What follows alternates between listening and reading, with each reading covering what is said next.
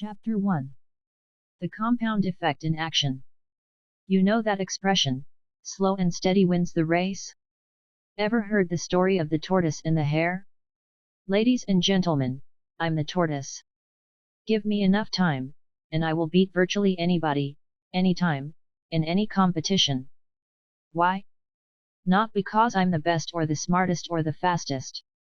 I'll win because of the positive habits I've developed, and because of the consistency I use in applying those habits. I'm the world's biggest believer in consistency. I'm living proof that it's the ultimate key to success, yet it's one of the biggest pitfalls for people struggling to achieve. Most people don't know how to sustain it. I do. I have my father to thank for that. In essence, he was my first coach for igniting the power of the compound effect. My parents divorced when I was 18 months old, and my dad raised me as a single father. He wasn't exactly the soft, nurturing type. He was a former university football coach, and he hardwired me for achievement. Thanks to Dad, wake-up calls were at 6 o'clock every morning. Not by a loving tap on the shoulder or even the sound of a radio alarm. No, I was awakened each morning by the repetitious pile-driving sound of iron pounding on the concrete floor of our garage, situated next to my bedroom. It was like waking up 12 feet from a construction zone. He'd painted a huge "No pain, no gain" sign on the wall of the garage, which he stared at while he did countless old-school strongman deadlifts, power cleans, lunges, and squats. Rain, sleet, or shine, Dad was out there in his shorts and tattered sweatshirt. He never missed a day. You could set your watch by his routine. I had more chores than a housekeeper and gardener put together. Upon returning from school, there was always a list of instructions to greet me: pull weeds, rake leaves, sweep the garage, dust, vacuum, do the dishes, you name it. And getting behind in school wasn't tolerated. That's just the way it was. Dad was the original no excuses guy. We weren't ever allowed to stay home from school sick, unless we were actually puking, bleeding, or showing bone. The term showing bone came from his coaching days. His players knew they weren't allowed to come out of the game unless they were seriously injured. One time his quarterback asked to be pulled out of the game.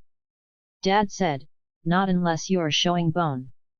The quarterback pulled back his shoulder pads, and sure enough, his collarbone was showing. Only then was he allowed to come off the field.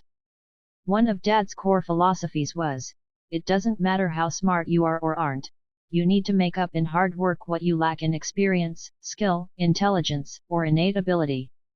If your competitor is smarter, more talented, or experienced, you just need to work 3 or 4 times as hard. You can still beat them. No matter what the challenge, he taught me to make up in hard work for wherever I might be disadvantaged. Miss free throws at the game? Do 1,000 free throws every day for a month. Not good at dribbling with your left hand? Tie your right hand behind your back and dribble 3 hours a day. Behind in your math? Hunker down, hire a tutor, and work like hell all summer until you get it. No excuses. If you aren't good at something, work harder, work smarter. He walked his talk, too. Dad went from being a football coach to a top salesperson. From there he became the boss, and ultimately, went on to own his own company. But I wasn't given loads of instruction. From the beginning, Dad let us figure it out. He was all about taking personal responsibility. He didn't hammer on us every night about homework, we just had to show up with the results. And, when you did, you were celebrated. If we got good grades, Dad took us to Pring's, an ice cream parlor where you could get these king banana splits, 6 scoops of ice cream and all the fixings. Many times my siblings didn't fare as well in school, so they didn't get to go. Getting to go was a big deal, so you worked your butt off to win the trip. Dad's discipline served as an example for me. Dad was my idol, and I wanted him to be proud of me. I also lived in fear of disappointing him. One of his philosophies is, be the guy who says no. It's no great achievement to go along with the crowd. Be the unusual guy, the extraordinary guy. That's why I never did drugs. He never harped on me about it, but I didn't want to be that guy who just went along because everyone else was doing it. And I didn't want to let Dad down. Thanks to Dad, by age 12, I'd mastered a schedule worthy of the most efficient CEO.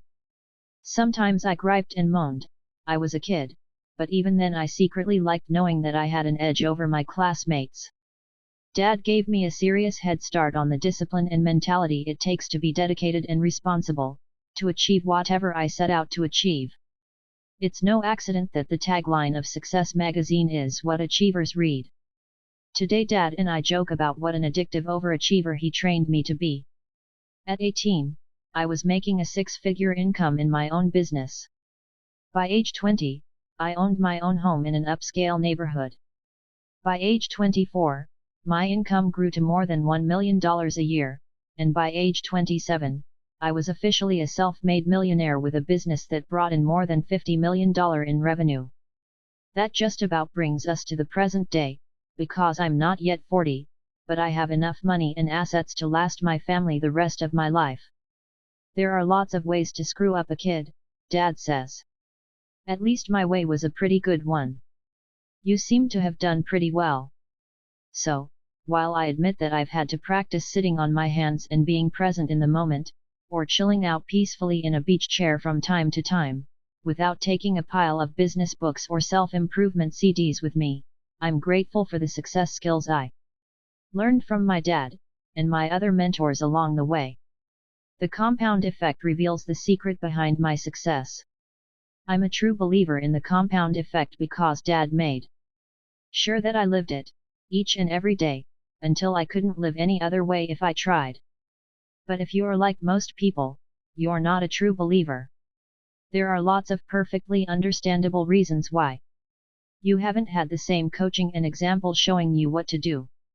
You haven't experienced the payoff of the compound effect. As a society, we have been deceived. We've been hypnotized by commercial marketing, which convinces you of problems you don't have and sells you on the idea of insta-fixes to cure them. We've been socialized to believe in the fairy tale endings found in movies and novels. We've lost sight of the good, old-fashioned value of hard and consistent work. Let's examine these hurdles one by one.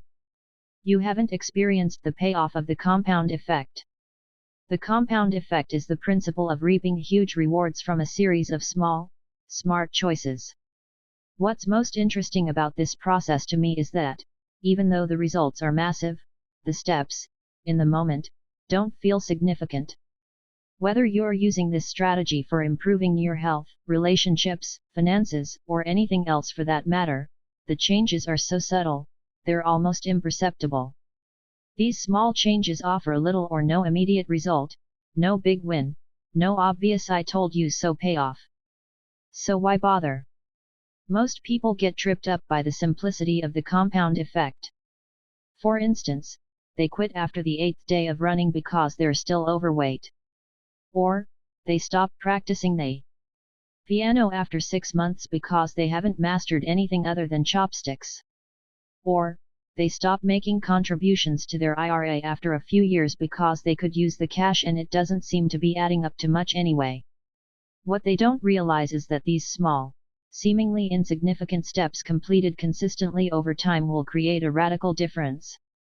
Let me give you a few detailed examples. Small, smart choices plus consistency plus time equals radical difference. The magic penny. If you were given a choice between taking $3 million in cash this very instant and a single penny that doubles in value every day for 31 days, which would you choose? If you've heard this before, you know the penny gambit is the choice you should make. You know it's the course that will lead to greater wealth. Yet why is it so hard to believe choosing the penny will result in more money in the end? Because it takes so much longer to see the payoff. Let's take a closer look. Let's say you take the cold, hard cash and your friend goes the penny route. On day 5, your friend has 16 cents. You, however, have $3 million. On day 10, it's $5.12 versus your big bucks. How do you think your friend is feeling about her decision? You're spending your millions, enjoying the heck out of it, and loving your choice. After 20 full days, with only 11 days left, Penny Lane has only $5,243. How is she feeling about herself at this point? For all her sacrifice and positive behavior, she has barely more than $5,000. You, however, have $3 million. Then the invisible magic of the compound effect starts to become visible. The same small mathematical growth improvement each day makes the compounded penny worth $10,737,418.24 on day 31, more than 3 times your $3 million. In this example we see why consistency over time is so important. On day 29, you've got your $3 million, Penny Lane has around $2.7 million. It isn't until day 30 of this 31-day race that she pulls ahead, with $5.3 million. And it isn't until the very last day of this month-long ultramarathon that your friend blows you out of the water. She ends up with $10,737,418.24 to your $3 million. Very few things are as impressive as the magic of compounding pennies. Amazingly, this force is equally powerful in every area of your life. Here's another example. 3 friends. Let's take 3 buddies who all grew up together. They live in the same neighborhood, with very similar sensibilities. Each makes around $50,000 a year. They're all married and have average health and body weight, plus a little bit of that dreaded marriage flab. Friend number 1, let's call him Larry, plods along doing as he's always done. He's happy, or so he thinks, but complains occasionally that nothing ever changes. Friend number 2, Scott, starts making some small, seemingly inconsequential, positive changes. He begins reading 10 pages of a good book per day and listening to 30 minutes of something instructional or inspirational on his commute to work. Scott wants to see changes in his life, but doesn't want to make a fuss over it. He recently read an interview with Dr. Mehmet Ounce in Success magazine and chose one idea from the article to implement in his life. He's going to cut 125 calories from his diet every day. No big deal. We're talking maybe a cup of cereal less, trading that can of soda for a bottle of seltzer, switching from mayo to mustard on his sandwich. Doable. He's also started walking a couple thousand extra steps per day, less than a mile. No grand acts of bravery or effort. Stuff anyone could do. But Scott is determined to stick with these choices, knowing that even though they're simple, he could also easily be tempted to abandon them. Friend number 3, Brad, makes a few poor choices. He recently bought a new big screen TV so he can watch more of his favorite programs. He's been trying out the recipes he's seen on the Food Channel. The cheesy casseroles and desserts are his favorites. Oh, and he installed a bar in his family room and added 1 alcoholic drink per week to his diet. Nothing crazy, Brad just wants to have a little more fun. At the end of 5 months, no perceivable differences exist among Larry, Scott, or Brad. Scott continues to read a little bit every night and listen to audios during his commute. Brad is enjoying life and doing less. Larry keeps doing as he always has. Even though each man has his own pattern of behavior, 5 months isn't long enough to see any real decline or improvement in their situations. In fact, if you charted the 3 men's weights, you'd see a rounding error of 0. They'd look exactly equal. At the end of 10 months, we still can't see noticeable changes in any of their lives. It's not until we get to the end of the 18th month that the slightest differences are measurable in these 3 friends' appearances. But at about month 25, we start seeing really measurable, visible differences. At month 27, we see an expansive difference. And, by month 31, the change is startling. Brad is now fat while Scott is trim. By simply cutting 125 calories a day, in 31 months, Scott has lost 33 pounds. 31 months equals 940 days. 940 days x 125 calories / day equals 117,500 calories saved. 117,500 calories saved x 1 pound / 3,500 calories equals 33.5 pounds. Brad ate only 125 more calories more a day in that same time frame, and gained 33.5 pounds. Now he weighs 67 pounds more than Scott. But the differences are more significant than weight. Scott's invested almost 1,000 hours reading good books and listening to self-improvement audios. By putting his newly gained knowledge into practice, he's earned a promotion and a raise. Best of all, his marriage is thriving. Brad? He's unhappy at work, and his marriage is on the rocks. And Larry? Larry is pretty much exactly where he was 2.5 years ago, except now he's a little more bitter about it. The phenomenal power of the compound effect is that simple. The difference between people who employ the compound effect for their benefit compared to their peers who allow the same effect to work against them is almost inconceivable. It looks miraculous. Like magic or quantum leaps. After 31 months, or 31 years, the person who uses the positive nature of the compound effect appears to be an overnight success.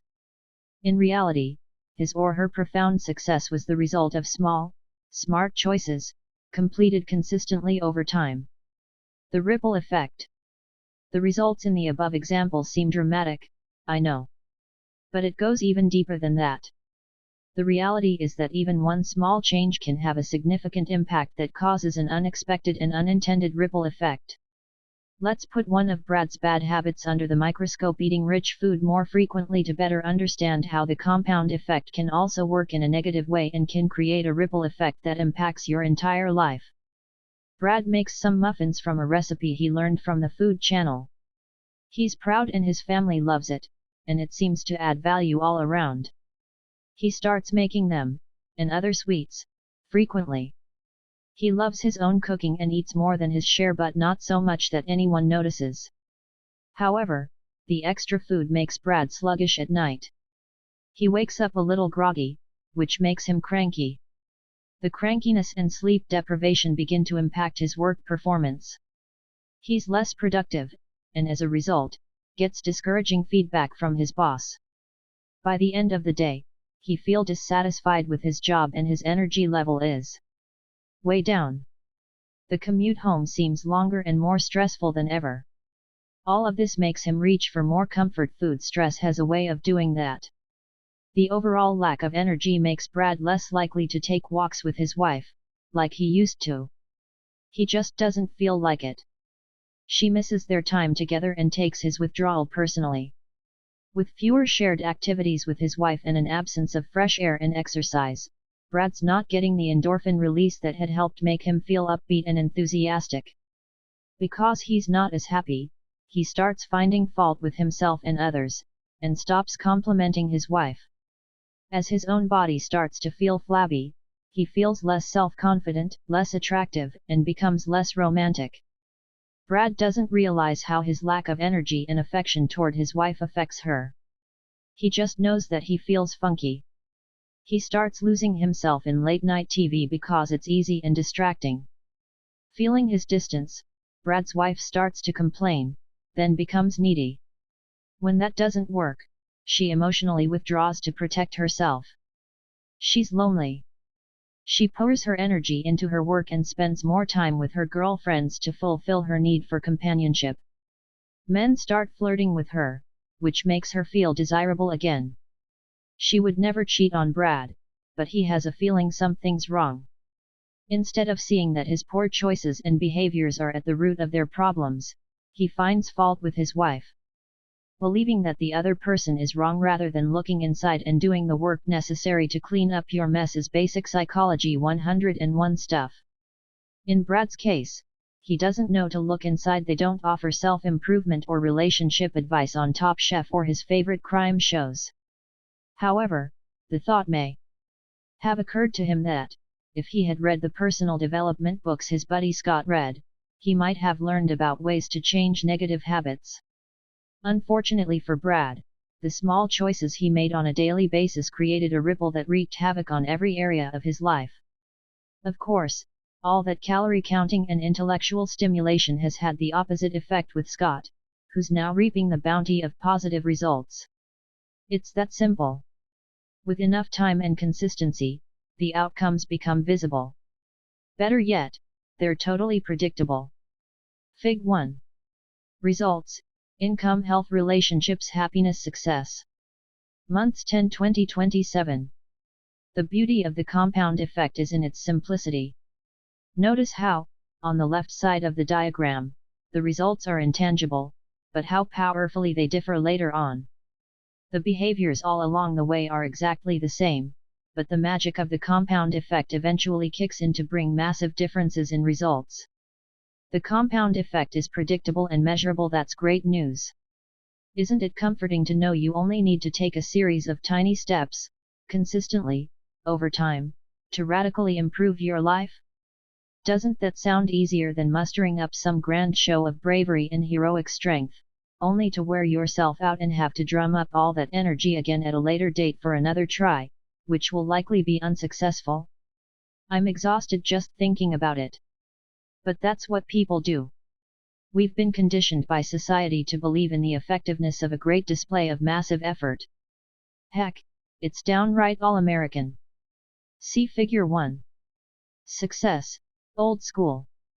The most challenging aspect of the compound effect is that we have to keep working away for a while, consistently and efficiently, before we can begin to see the payoff.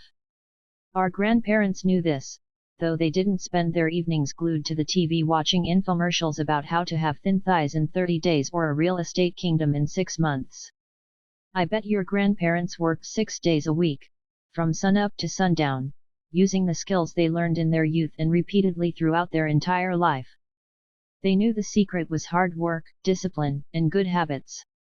It's interesting that wealth tends to skip a generation. Overwhelming abundance often leads to a lackadaisical mentality, which brings about a sedentary lifestyle. Children of the wealthy are especially susceptible. They weren't the ones who developed the discipline and character to create the wealth in the first place, so it makes sense that they may not have the same sense of value for wealth or understand what's necessary to keep it. We frequently see this entitlement mentality in children of royalty, movie stars, and corporate executives, and to a lesser degree, in children and adults everywhere. As a nation, our entire populace seems to have lost appreciation for the value of a strong work ethic. We've had 2, if not 3, generations of Americans who have known great prosperity, wealth, and ease. Our expectations of what it really takes to create lasting success, things like grit, hard work, and fortitude, aren't alluring, and thus have been mostly forgotten. We've lost respect for the strife and struggle of our forefathers. The massive effort they put forth instilled discipline, chiseled their character, and stoked the spirit to brave new frontiers. The truth is, complacency has impacted all great empires, including, but not limited to, the Egyptians, Greeks, Romans, Spanish, Portuguese, French, and English. Why? Because nothing fails like success. Once dominant empires have failed for this very reason. People get to a certain level of success and get too comfortable. Having experienced extended periods of prosperity, health, and wealth, we become complacent. We stop doing what we did to get us there. We become like the frog in the boiling water that doesn't jump to his freedom because the warming is so incremental and insidious that he doesn't notice he's getting cooked. If we want to succeed, we need to recover our grandparents' work ethic. It's time to restore our character, if not for the sake of saving America, at least for your own greater success and achievement. Don't buy into the genie in a lamp idea. You can sit on your couch waiting to attract checks in your mailbox, rub crystals together, walk on fire, channel that 2,000-year-old guru, or chant affirmations if you want to, but much of that is hocus-pocus commercialism manipulating you by appealing to your weaknesses. Real and lasting success requires work and lots of it. I have a quick, real-time story to illustrate this nothing fails like success concept. A great new restaurant opened up close to my home on the beach in San Diego. In the beginning, the place was always immaculate. The hostess had a big, welcoming smile for everyone, the service was impeccable, the manager came over and assured it, and the food was sensational. Soon, people started lining up to eat there and would often wait more than an hour to be seated.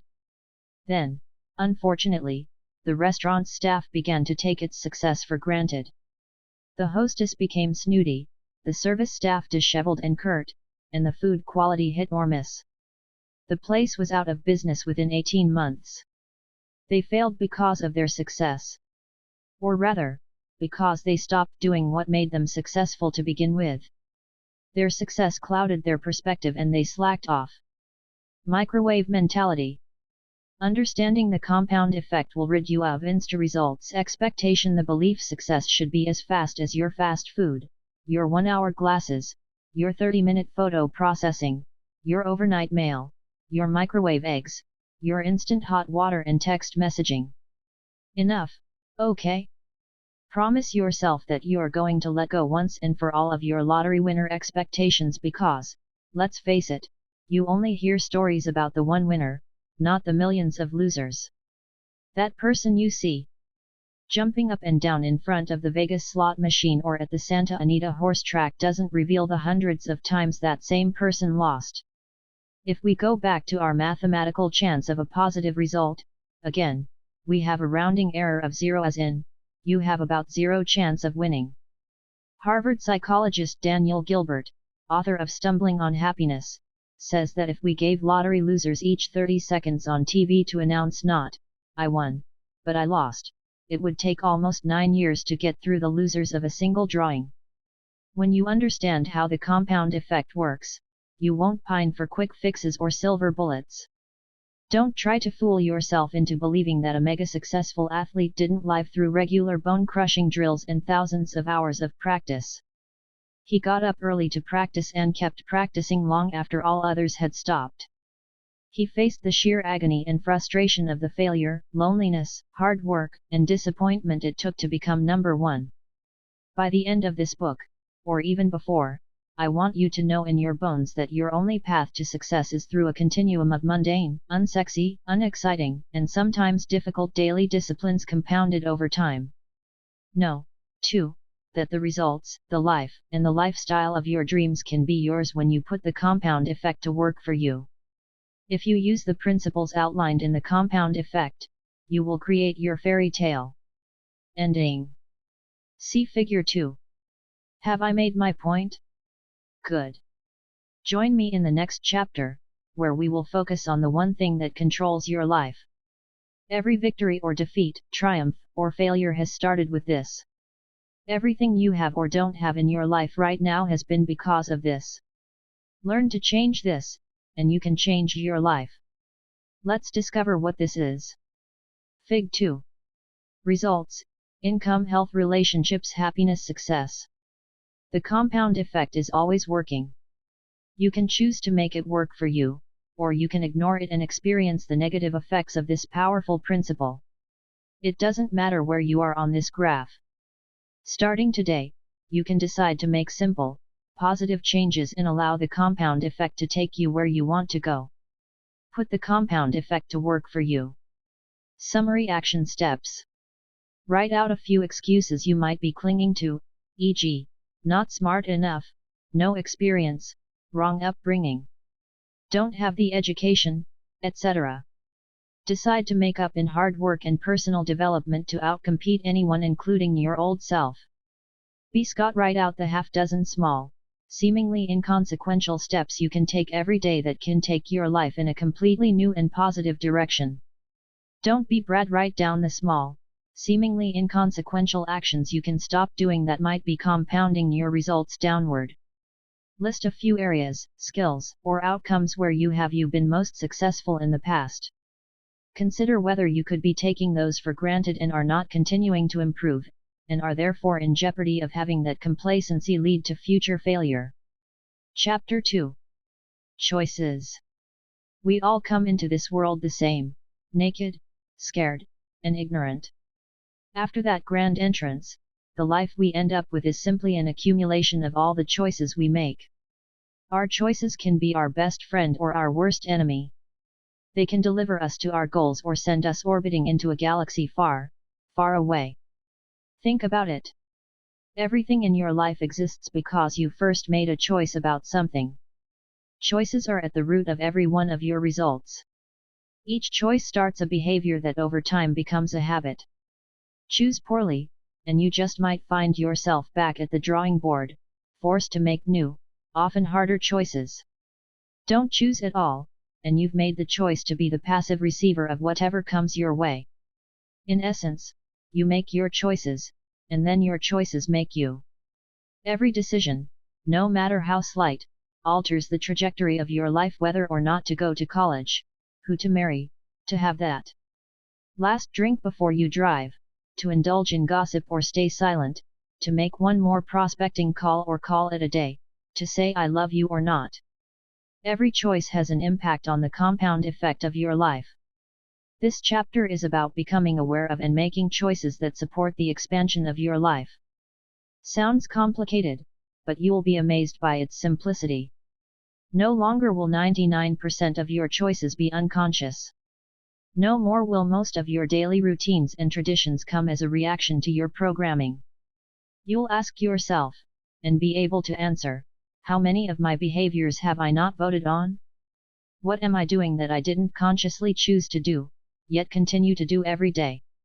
By employing the same idiot-proof strategies I've used to catapult my own life and career, strengthened by the compound effect, you'll be able to loosen the mysterious grip of the things that are unwinding your life and pulling you in the wrong direction. You'll be able to hit the pause button before stumbling into idiot territory. You'll experience the ease of making decisions that lead to behaviors and habits that support you, every time. Your biggest challenge isn't that you've intentionally been making bad choices. Heck, that would be easy to fix. Your biggest challenge is that you've been sleepwalking through your choices. Half the time, you're not even aware you're making them. Our choices are often shaped by our culture and upbringing. They can be so entwined in our routine behaviors and habits that they seem beyond our control. For instance, have you ever been going about your business, enjoying your life, when all of a sudden you made a stupid choice or series of small choices that ultimately sabotaged your hard work and momentum, all for no apparent reason?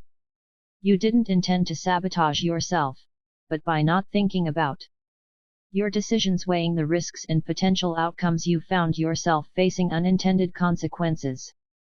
Nobody intends to become obese, go through bankruptcy, or get a divorce, but often, if not always, those consequences are the result of a series of small, poor choices. Elephants don't bite. Have you ever been bitten by an elephant? How about a mosquito? It's the little things in life that will bite you. Occasionally, we see big mistakes threaten to destroy a career or reputation in an instant. The famous comedian who rants racial slurs during a stand-up routine, the drunken anti-Semitic antics of a once celebrated humanitarian, the anti-gay rights senator caught soliciting gay sex in a restroom, the admired female tennis player who uncharacteristically threatens an official with a tirade of expletives. Clearly, these types of poor choices have major repercussions. But even if you've pulled such a whopper in your past, it's not extraordinary massive steps backward or the tragic single moments that we're concerned with here. For most of us, it's the frequent, small, and seemingly inconsequential choices that are of grave concern. I'm talking about the decisions you think don't make any difference at all. It's the little things that inevitably and predictably derail your success. Whether they're boneheaded maneuvers, no biggie behaviors, or are disguised as positive choices, those are especially insidious. These seemingly insignificant decisions can completely throw you off course because you're not mindful of them. You get overwhelmed, space out, and become unaware of the little actions that take you way off course. The compound effect works, all right. It always works, remember? But in this case it works against you because you're sleepwalking. For instance, you inhale a soda and bag of potato chips and suddenly realize only after you polished off the last chip that you blew an entire day of healthy eating and you weren't even hungry. You get caught up and lose 2 hours watching mindless TV. Scratch that, let's give you some credit and make it an educational documentary before realizing you spaced on preparing for an important presentation to land a valuable client. You blurt out a knee-jerk lie to a loved one for no good reason, when the truth would have worked just fine. What's going on? You've allowed yourself to make a choice without thinking. And as long as you're making choices unconsciously, you can't consciously choose to change that ineffective behavior and turn it into productive habits. It's time to wake up and make empowering choices. Thanksgiving year-round. It's easy to point fingers at others, isn't it? I'm not getting ahead because of my lame boss. I would have gotten that promotion if it hadn't been for that backstabbing coworker. I'm always in a bad mood because my kids are driving me crazy. And we're particularly gifted in the finger-pointing department when it comes to our romantic relationships, where the other person is the one who needs to change. A few years back, a friend of mine was complaining about his wife. From my observation, she was a terrific lady, and he was lucky to have her. I told him as much, but he continued to point out all the ways she was responsible for his unhappiness. That's when I shared an experience that had literally changed my marriage. One Thanksgiving, I decided to keep a Thanksgiving journal for my wife. Every day for an entire year I logged at least one thing I appreciated about her: the way she interacted with her friends, how she cared for our dogs, the fresh bed she prepared, a succulent meal she whipped up, or the beautiful way she styled her hair that day. Whatever. I looked for the things my wife was doing that touched me, or revealed attributes, characteristics, or qualities I appreciated. I wrote them all down secretly for the entire year. By the end of that year, I'd filled an entire journal. When I gave it to her the following Thanksgiving, she cried, calling it the best gift she'd ever received. Even better than the BMW I'd given her for her birthday. The funny thing was that the person most affected by this gift was me. All that journaling forced me to focus on my wife's positive aspects. I was consciously looking for all the things she was doing right. That heartfelt focus overwhelmed anything I might have otherwise complained about. I fell deeply in love with her all over again, maybe even more than ever, as I was seeing subtleties in her nature and behavior instead of her more obvious qualities. My appreciation, gratitude, and intention to find the best in her was something I held in my heart and eyes each day. This caused me to show up differently in my marriage, which, of course, made her respond differently to me. Soon, I had even more things to write in my Thanksgiving journal. As a result of choosing to take a mere 5 minutes every day or so to document all the reasons why I was grateful for her, we experienced one of the best years of our marriage, and it's only gotten better. After I shared my experience, my friend decided to keep a Thanksgiving journal about his wife. Within the first few months, he completely turned around his marriage. Choosing to look for and focus on his wife's positive qualities changed his view of her, which changed how he interacted with her. As a result, she made different choices about the way she responded to him. The cycle perpetuated. Or, shall we say, compounded. Owning 100%. We are all self-made men and women, but only the successful take credit for it. I was 18 when I was introduced to the idea of personal responsibility at a seminar, and the concept completely transformed my life. If you threw out the rest of this book and only practiced this one concept, within 2 to 3 years the changes in your life would be so great, your friends and family would have difficulty remembering the old you. In that seminar I attended at 18, the speaker asked, "What percentage of shared responsibility do you have in making a relationship work?" I was a teenager, so wise in the ways of true love. Of course I had all the answers. 50/50. I blurted out. It was so obvious. Both people must be willing to share the responsibility evenly or someone's getting ripped off. 51/49, yelled someone else, arguing that you'd have to be willing to do more than the other person. Aren't relationships built on self-sacrifice and generosity? 80/20, yelled another. The instructor turned to the easel and wrote 100/0 on the paper in big black letters. You have to be willing to give 100% with zero expectation of receiving anything in return, he said. Only when you are willing to take 100% responsibility for making the relationship work will it work. Otherwise, a relationship left to chance will always be vulnerable to disaster. Whoa! This wasn't what I was expecting. But I quickly understood how this concept could transform every area of my life. If I always took 100% responsibility for everything I experienced, completely owning all of my choices and all the ways I responded to whatever happened to me, I held the power. Everything was up to me. I was responsible for everything I did, didn't do, or how I responded to what was done to me. I know you think you take responsibility for your life. I've yet to ask anybody who doesn't say, of course, I take responsibility for my life. But then you look at how most people operate in the world, there's a lot of finger pointing, victimhood, blaming, and expecting someone else or the government to solve their problems. If you've ever blamed traffic for being late, or decided you are in a bad mood because of something your kid, spouse, or coworker did, you're not taking 100% personal responsibility. You arrived late because the printer was busy? Maybe you shouldn't have waited until the last minute? Coworker messed up the presentation? Shouldn't you have double-checked it yourself before delivering it? Not getting along with your unreasonable team?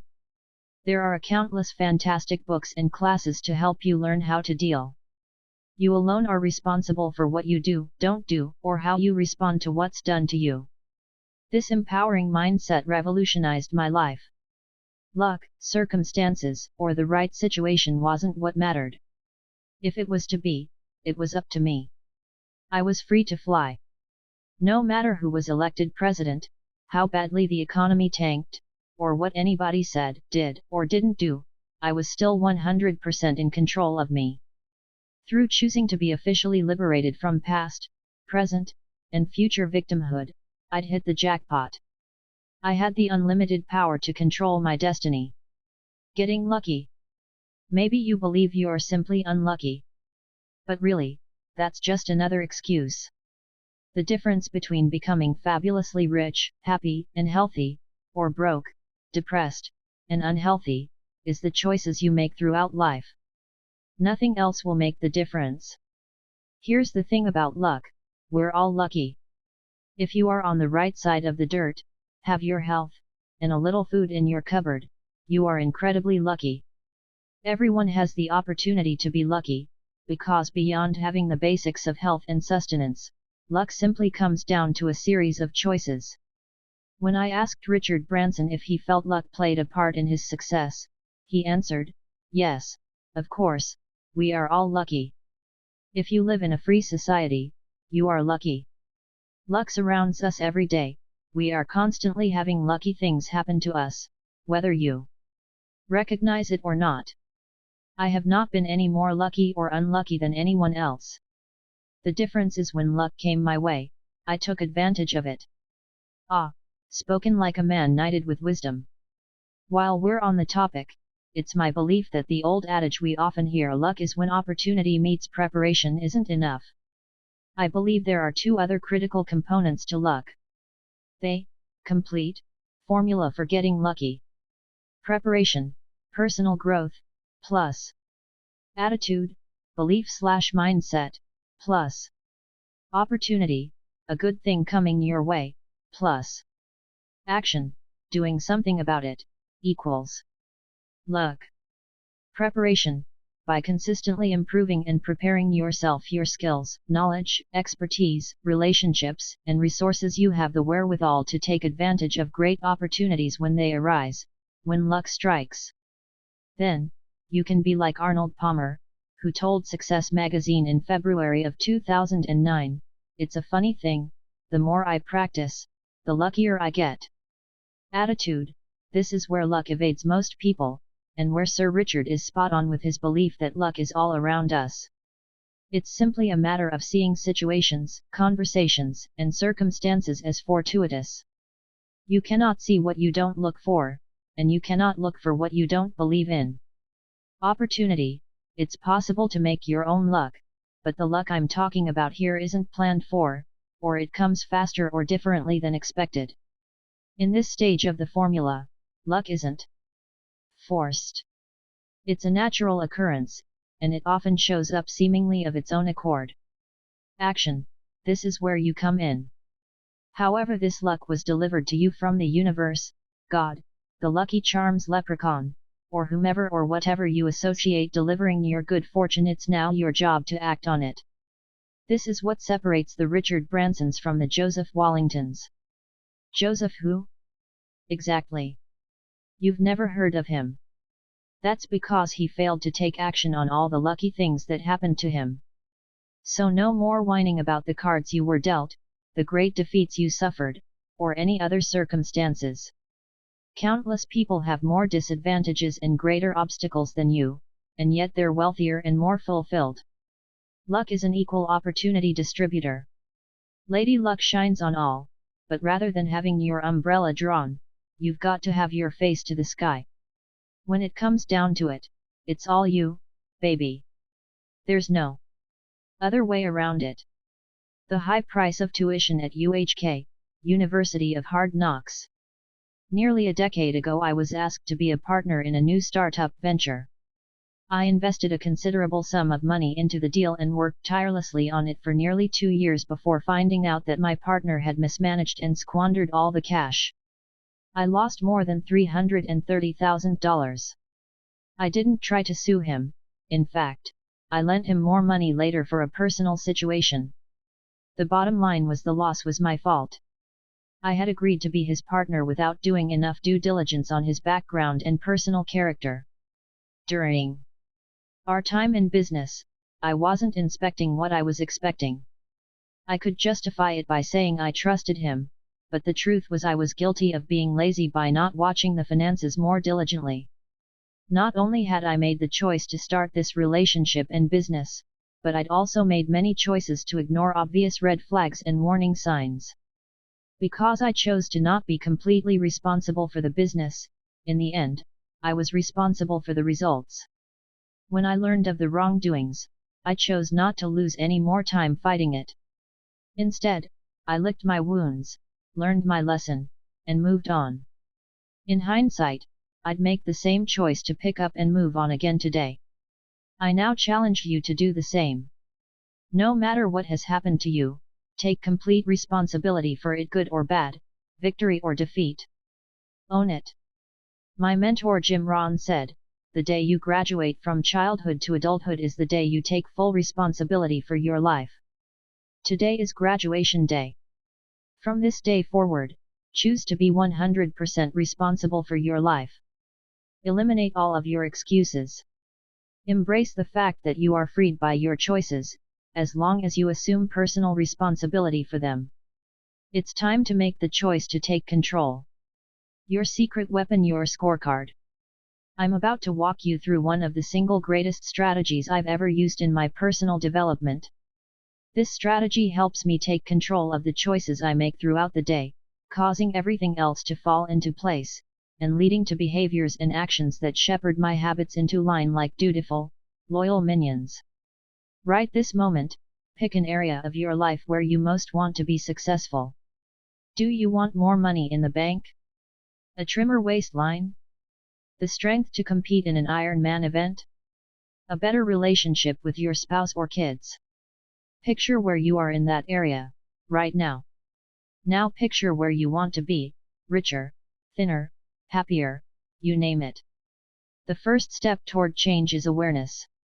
If you want to get from where you are to where you want to be, you have to start by becoming aware of the choices that lead you away from your desired destination. Become very conscious of every choice you make today so you can begin to make smarter choices moving forward.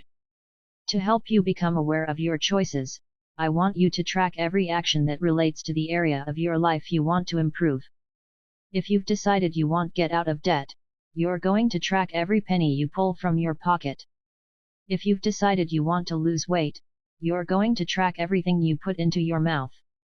If you've decided to train for an athletic event, you're going to track every step you take, every workout you do. Simply carry around a small notebook, something you'll keep in your pocket or purse at all times, and a writing instrument. You're going to write it all down. Every day. Without fail. No excuses, no exceptions. As if Big Brother's watching you. As if my dad and I will come and make you do 100 push-ups every time you miss. Doesn't sound like much, I know, writing things down on a little piece of paper. But tracking my progress and missteps is one of the reasons I've accumulated the success I have. The process forces you to be conscious of your decisions. But as Jim Rohn would say, what's simple to do is also simple not to do. The magic is not in the complexity of the task, the magic is in the doing of simple things repeatedly and long enough to ignite the miracle of the compound effect. So, beware of neglecting the simple things that make the big things in your life possible. The biggest difference between successful people and unsuccessful people is that successful people are willing to do what unsuccessful people are not. Remember that.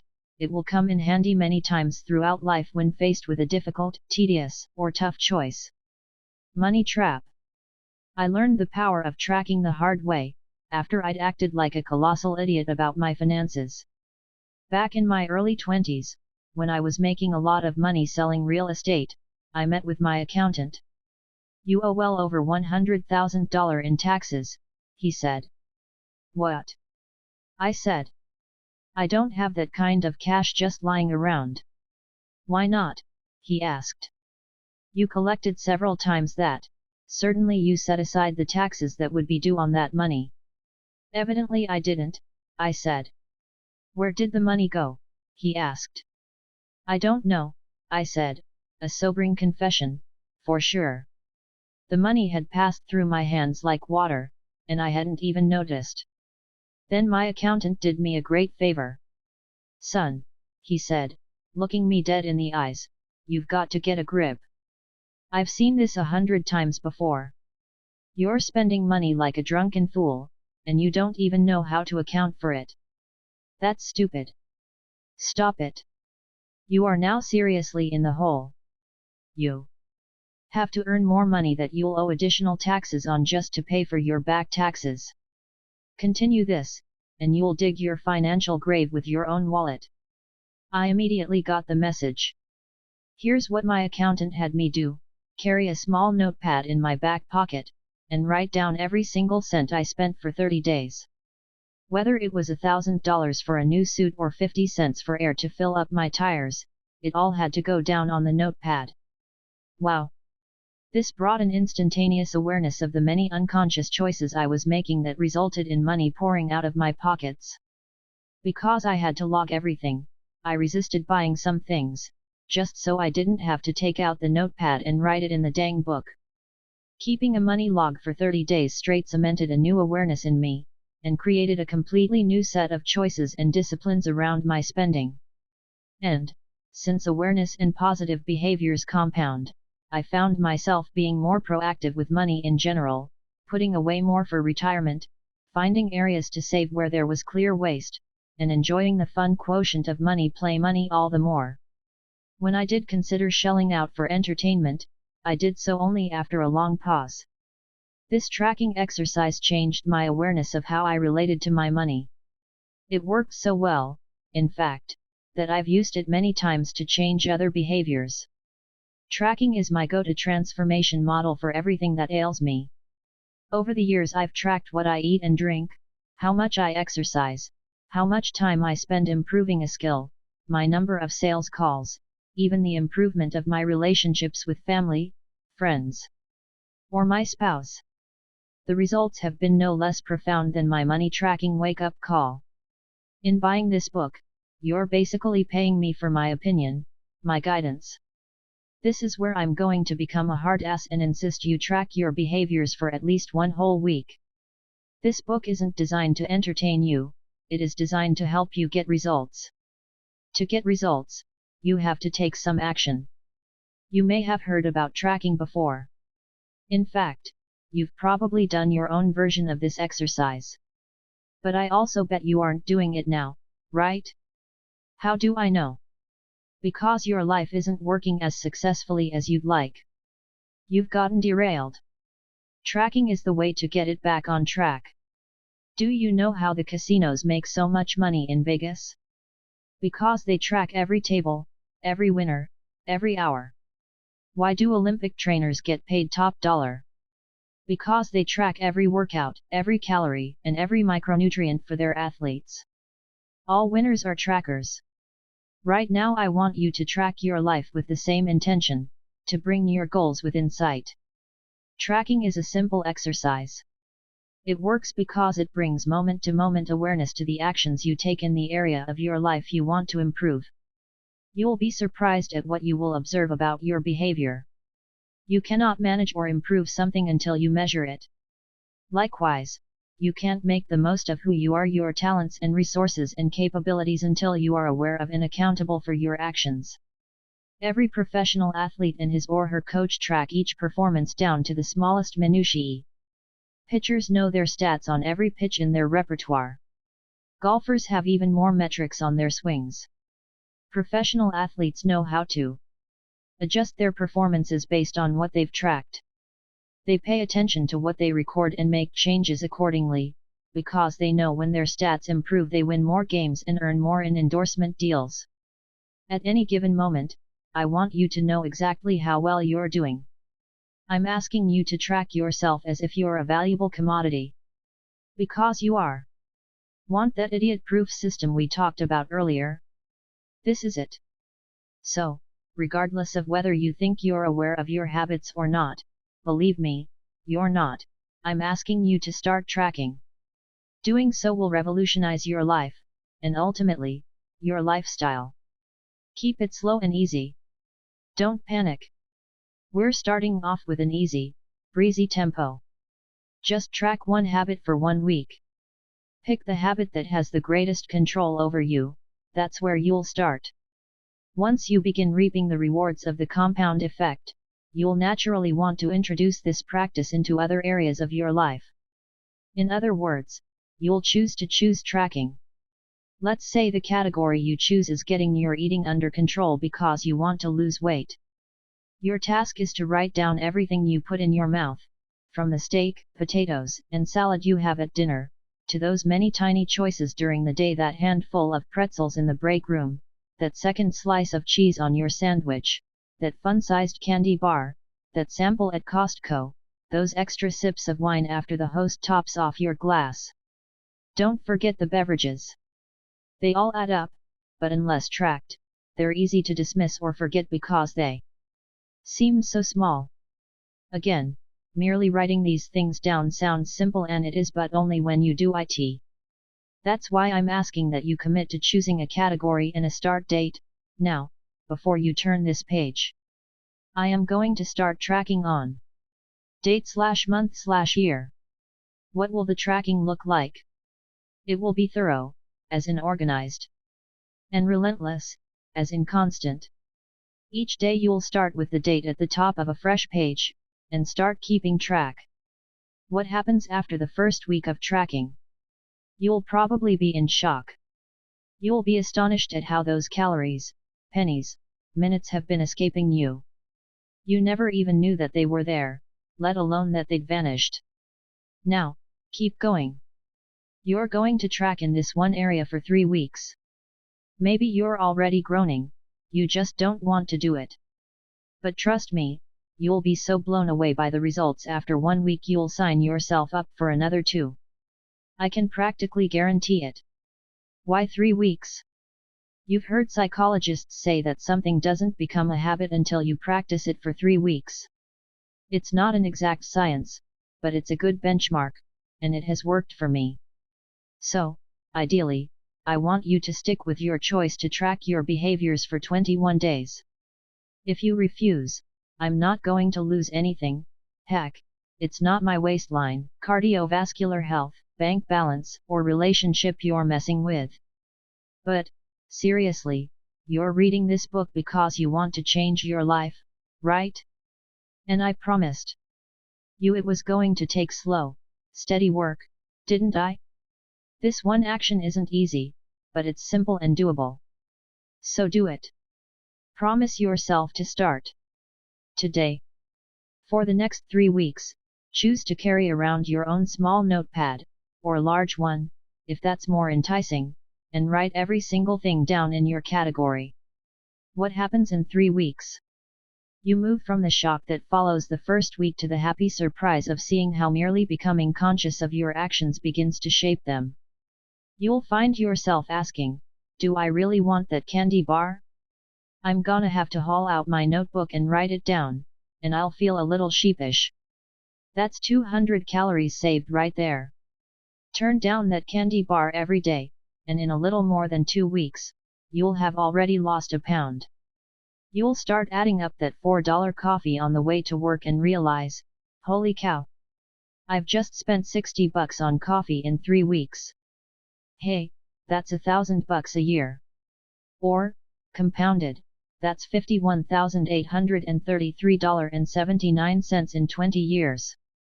How much do you really need to stop for coffee? See Figure 3. Come again?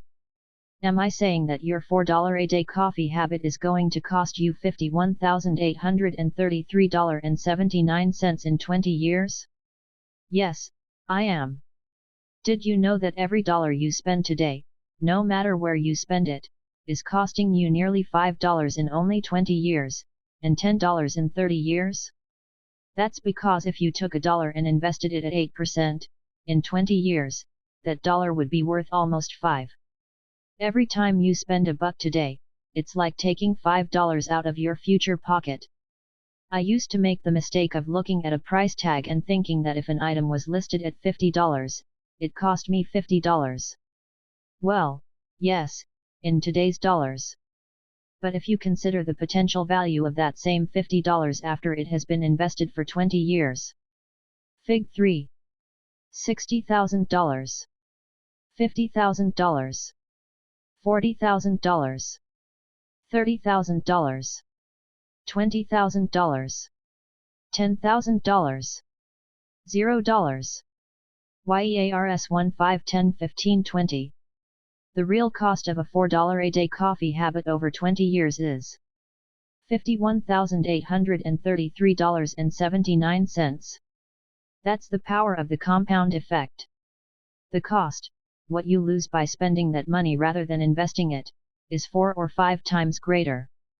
In other words, every time you look at an item that costs $50 you have to ask, is this item worth $250?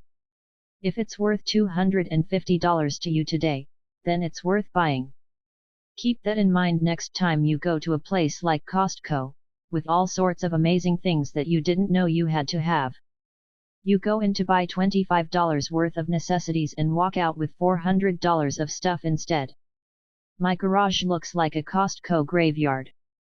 Next time you walk into one of those bargain basement stores, assess things from this future value standpoint. Chances are you'll put down that $50 crepe maker so future you will have $250 more in the bank. Make the correct choice every day, every week for many years, and you can quickly see how you can become financially abundant. When you track with this awareness, you'll find yourself showing up in your life very differently. You'll be able to ask yourself, is having a coffee once every workday worth the eventual price of a Mercedes?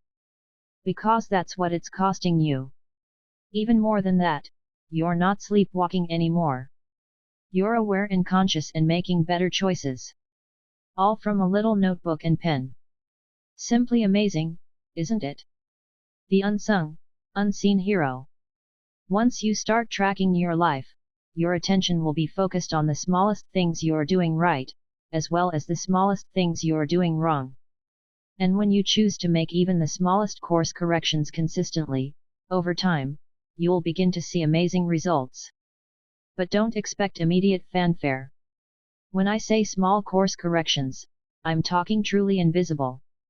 Chances are no one's going to notice them anytime soon. There will be no applause. No one's going to send you a congratulations card or a trophy for these disciplines. And yet, eventually, their compounding effect will result in an exceptional payoff. It's the littlest disciplines that pay off over time, the effort and preparation for the great triumph that happened when no one was looking. And yet the results are exceptional. A horse wins by a nose, but gets 10 times the prize money. Is the horse 10 times faster? No, just a little bit better. But it was those extra laps around the track, the extra discipline in the horse's nutrition, or the extra work by the jockey that made the results a slight bit better with compounded rewards.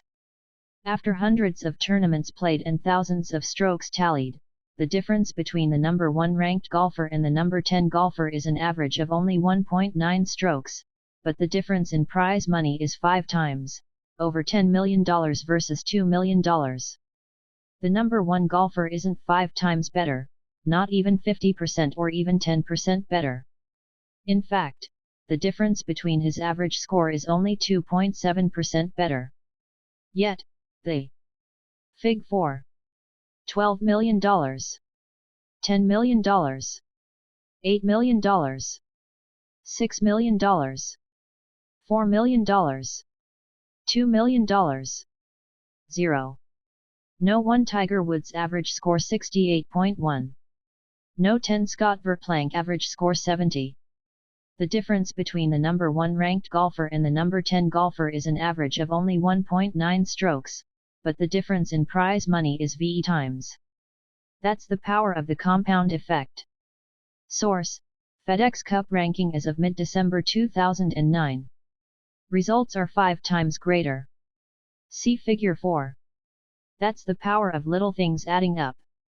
It's not the big things that add up in the end, it's the hundreds, thousands, or millions of little things that separate the ordinary from the extraordinary. To be 1 stroke better requires countless little things that don't get accounted for when you're putting on the green jacket. Let me give you a few more ways tracking small changes can result in huge payoffs. Take a walk. I was mentoring a CEO of a sizable company doing more than $100 million in sales annually. Phil was an entrepreneur and founder of the company. The company was doing fine, but I detected a lack of engagement, trust, and enthusiasm in the culture of his organization.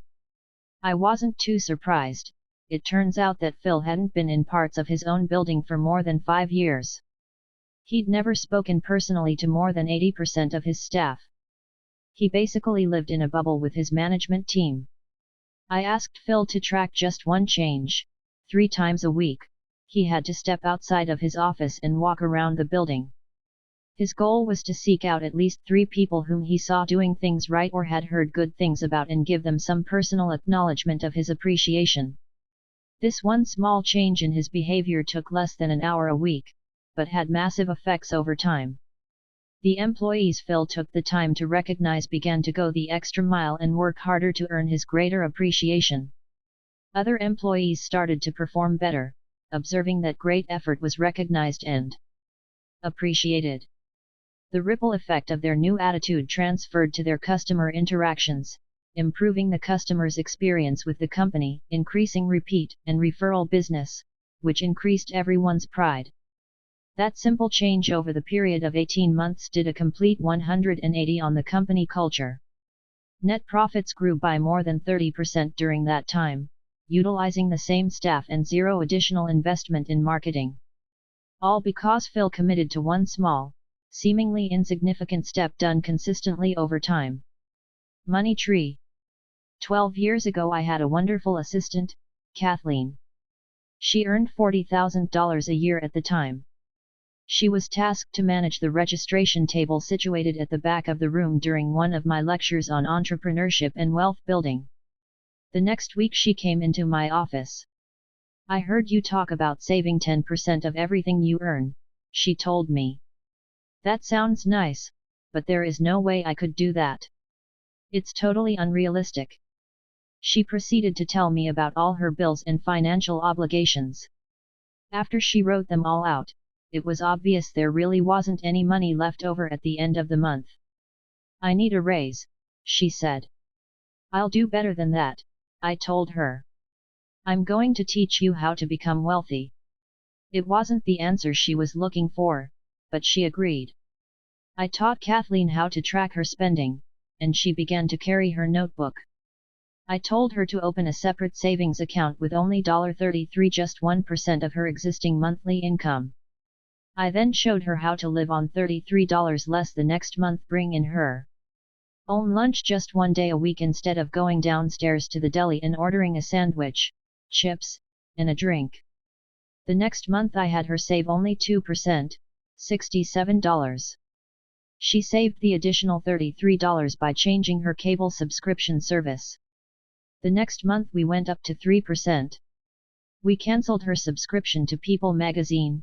It was time to study her own life, and instead of going to Starbucks twice a week, I told Kathleen to buy the Starbucks beans and other fancy fixings and make her own coffee in the office. She grew to like that even better. Me too. By the end of the year, Kathleen was saving 10% of every dollar she earned without noticing a significant impact on her lifestyle. She was amazed. That one discipline also had a ripple effect on many other disciplines in her life. She calculated what she spent on mind-numbing entertainment and began investing that money on personal growth instead. After feeding her mind with several hundred hours of inspirational and instructional content, her creativity started to soar. She brought me several ideas on how we could make and save more money in our organization. She presented me with a plan that she would implement in her spare time, if I promised to reward her with 10% of all the money-saving strategies and 15% of all the new revenue strategies that proved profitable. By the end of the second year, she was earning more than $100,000 a year on the same $40,000 base salary. Kathleen eventually started her own independent contract service business that took off. I ran into Kathleen at an airport 2 years ago. She now earns more than $250,000 a year and has saved and created more than $1 million in assets. She's a millionaire. All starting from the choice to take one small step and start saving $33 a month. Time is of the essence. The earlier you start making small changes, the more powerfully the compound effect works in your favor. Suppose your friend listened to Dave Ramsey's advice and began putting $250 a month into an IRA when she got her first job after graduating from college at age 23. You, on the other hand, don't start saving until you're 40. Or maybe you started saving a little earlier but cleaned out your retirement account because you didn't notice any great gains.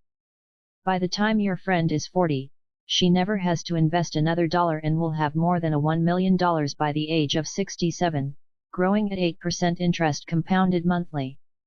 You continue to invest $250 every month until you reach 67, the normal retirement age for Social Security for those born after 1960. That means you're saving for 27 years in contrast to her 17 years. When you're ready to retire, you'll have less than $300,000 and will have invested $27,000 more than your friend. Even though you saved for many more years and invested much more cash, you still ended up with less than a third of the money you could have had. That's what happens when we procrastinate and neglect necessary behaviors, habits, and disciplines. Don't wait another day to start the small disciplines that will lead you in the direction of your goals. See Figure 5. Are you telling yourself that you're starting so late that you're already way behind the 8 ball and can never catch up? That's just another tired tape in your head. It's time to turn it off. It's never too late to reap the benefits of the compound effect. Suppose you've always wanted to play the piano, but feel it's too late because you're about to turn 40. If you start. Fig 5. Friend. The power of the compound effect. Friend you. Age year-end balance. Age year-end balance. 23-1 $3,112.48. 23-10. 24-2 $6,483.30. 24-20.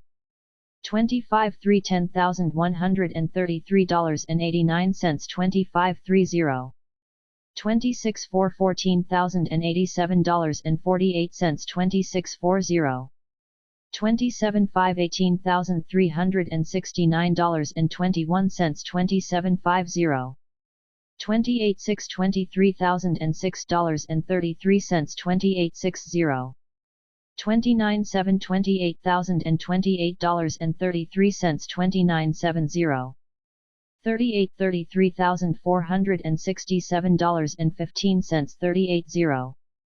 31-9 $39,357.38. 31-90.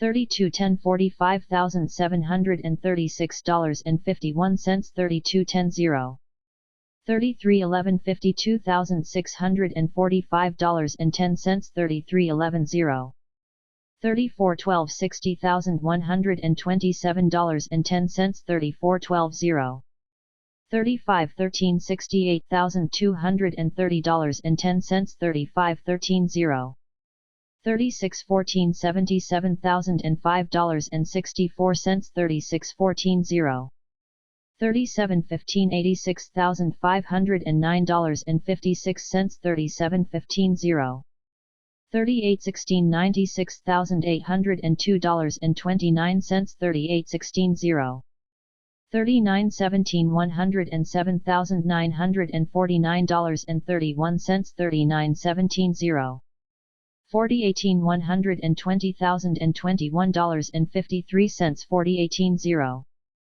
4119 $129,983.26 4119 $3,112.48 4220 $140,771.81 $4226,483.30 4321 $152,455.80 4321 $10,133.89 4422 $165,109.55 4422 $14,087.48 4523 $178,813.56 4523 $18,369.21 4624 $193,655 4624 $23,006.33 4725 $209,728.27 4725 $28,028.33 4826 $227,135.61 4826 $33,467.15 4927 $245,987.76 4927 $39,357.38 5028 $266,404.62 5028 $45,736.51 5129 $288,516.07 5129 $52,645.10 5230 $312,462.77 5230 $60,127.10 5331 $338,397.02 5331 $68,230.10 5432 $366,483.81 5432 $77,005.64 5533 $396,901.78 5533 $86,509.56 5634 $429,844.43 5634 $96,802.29 5735 $465,521.31 5735 $107,949.31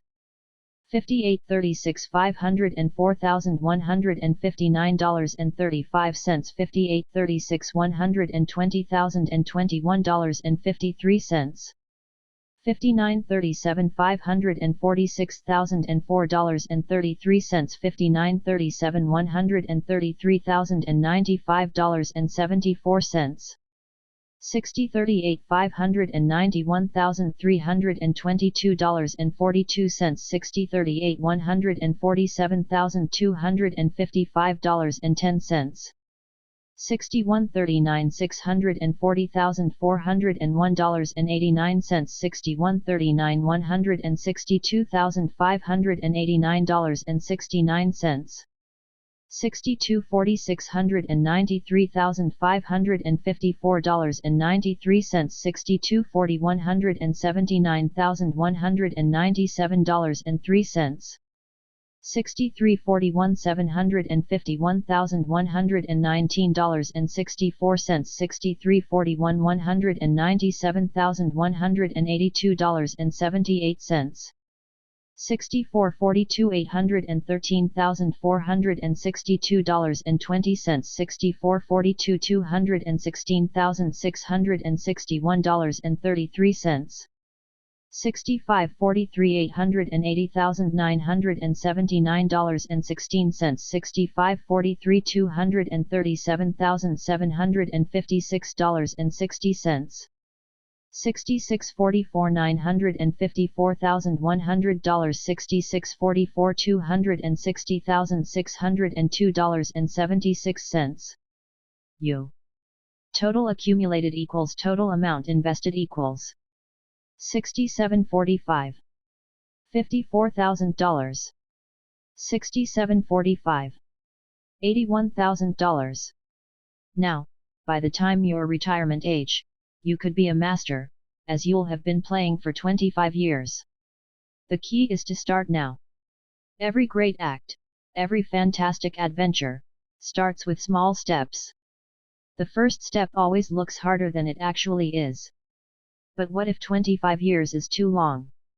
What if you've only got time or patience for 10 years? In Brian Tracy's book Focal Point, Omicom, 2002, he models how to improve any area of your life by 1000%. Not 10% or even 100%, but 1000%. Let me outline it for you. All you have to do is improve yourself, your performance, and your output and earnings by 0.1% each workday.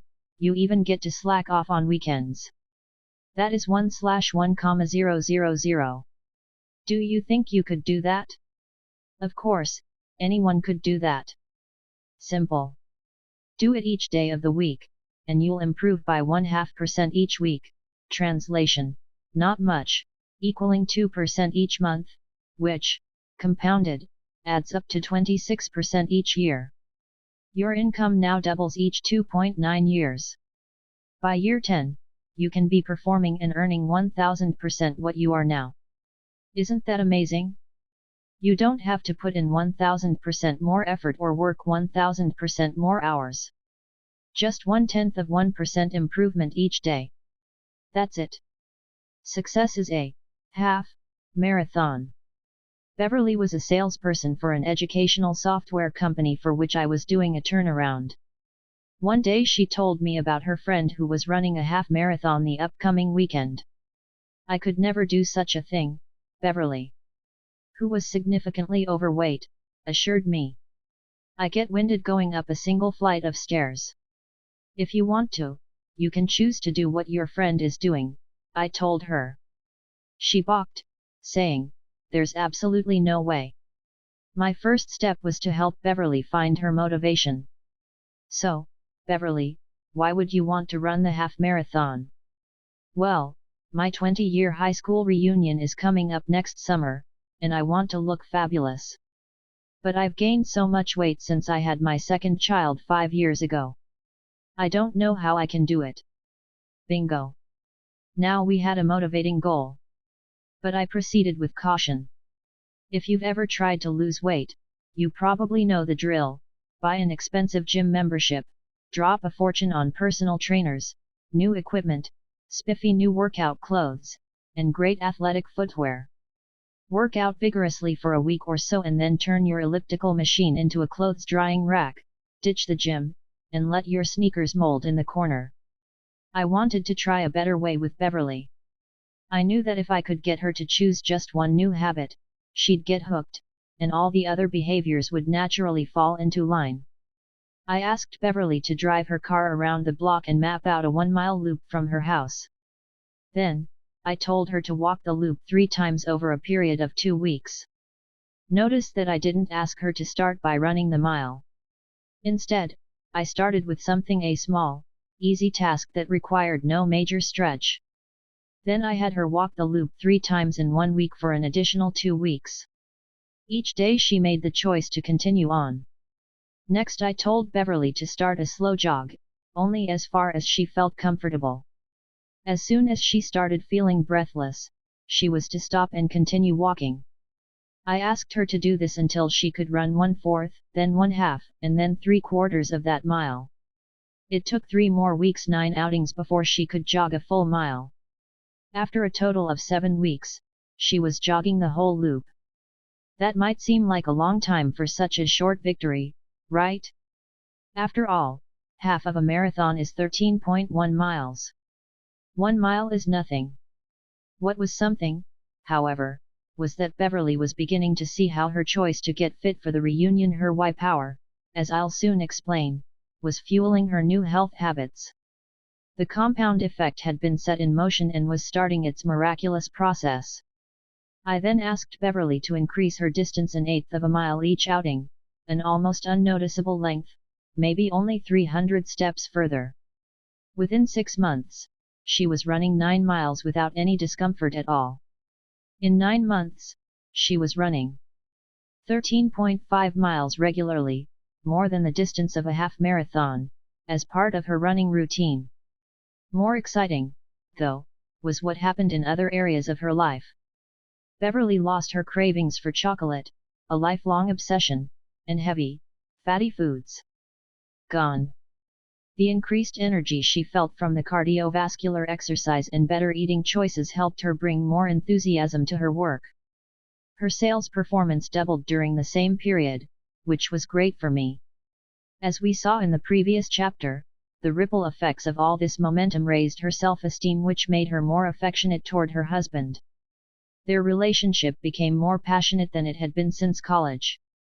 Because she had renewed energy, her interaction with her children became more active and animated. She noticed she no longer had time to hang out with her Debbie Downer friends, who still gathered together after work for greasy appetizers and drinks. She made new healthy friends in a running club she joined, which led to a whole host of additional positive choices, behaviors, and habits. Following that first conversation in my office and Beverly's decision to find her Y power and commit to a series of small steps, she lost more than 40 pounds, becoming a walking, and running, billboard for fit and empowered women. Today, Beverly runs full marathons. Your life is the product of your moment-to-moment choices. In our Success CD, May 2010, TV's Biggest Loser fitness trainer Jillian Michaels shared with me a powerful childhood story. When I was a kid, my mom would have these elaborate Easter egg hunts for me. I would run around the house, and when I would get close to a hidden egg, she'd say, "Oh, you're warm. You know, you get closer to it, oh, you're on fire." And then you move away from the egg and she'd go, "Oh, you're cold, you're freezing." I teach contestants that, on a moment-to-moment basis, I need them to think about their happiness and their ultimate goal as being warm, how every choice and every decision they make in the moment is getting them closer to that ultimate goal. Since your outcomes are all a result of your moment-to-moment choices, you have incredible power to change your life by changing those choices. Step by step, day by day, your choices will shape your actions until they become habits, where practice makes them permanent. Losing is a habit. So is winning. Now let's work on permanently instilling winning habits into your life. Eliminate sabotaging habits and instill the needed positive habits, and you can take your life in any direction you desire, to the heights of your greatest imagination. Let me show you how. Put the compound effect to work for you. Summary action steps. What area, person, or circumstance in your life do you struggle with the most? Start journaling all the aspects of that situation that you are grateful for. Keep a record of everything that reinforces and expands your gratitude in that area. Where in your life are you not taking 100% responsibility for the success or failure of your present condition? Write down 3 things you have done in the past that have messed things up. List 3 things you should have done but didn't. Write out 3 things that happened to you but you responded poorly. Write down 3 things you can start doing right now to take back responsibility for the outcomes of your life. Start tracking at least one behavior in one area of your life you'd like to change and improve, e.g., money, nutrition, fitness, recognizing others, parenting, any area. Chapter 3. Habits. A wise teacher was taking a stroll through the forest with a young pupil and stopped before a tiny tree. "Pull up that sapling," the teacher instructed his pupil, pointing to a sprout just coming up from the earth. The youngster pulled it up easily with his fingers. "Now pull up that one," said the teacher, indicating a more established sapling that had grown to about knee-high to the boy. With little effort, the lad yanked and the tree came up, roots and all. "And now, this one," said the teacher, nodding toward a more well-developed evergreen that was as tall as the young pupil. With great effort, throwing all his weight and strength into the task, using sticks and stone he found to pry up the stubborn roots, the boy finally got the tree loose. "Now," the wise one said, "I'd like you to pull this one up." The young boy followed the teacher's gaze, which fell upon a mighty oak so tall the boy could scarcely see the top. Knowing the great struggle he'd just had pulling up the much smaller tree, he simply told his teacher, "I am sorry, but I can't." "My son, you have just demonstrated the power that habits will have over your life," the teacher exclaimed. "The older they are, the bigger they get, the deeper the roots grow, and the harder they are to uproot. Some get so big, with roots so deep, you might hesitate to even try." Creatures of habit. Aristotle wrote, "We are what we repeatedly do." Merriam-Webster defines habit this way: an acquired mode of behavior that has become nearly or completely involuntary. There's a story about a man riding a horse, galloping quickly. It appears that he's going somewhere very important. A man standing along the roadside shouts, "Where are you going?" The rider replies, "I don't know. Ask the horse." This is the story of most people's lives. They're riding the horse of their habits, with no idea where they're headed. It's time to take control of the reins, and move your life in the direction of where you really want to go. If you've been living on autopilot and allowing your habits to run you, I want you to understand why. And I want you to let yourself off the hook. After all, you're in good company. Psychological studies reveal that 95% of everything we feel, think, do, and achieve is a result of a learned habit. We're born with instincts, of course, but no habits at all. We develop them over time. Beginning in childhood, we learned a series of conditioned responses that led us to react automatically, as in, without thinking, to most situations. In your day-to-day life, living automatically has its definite positives. If you had to consciously think about every step of each ordinary task, making breakfast, driving the kids to school, getting to work, and so on, your life would grind to a halt. You probably brush your teeth twice a day on autopilot.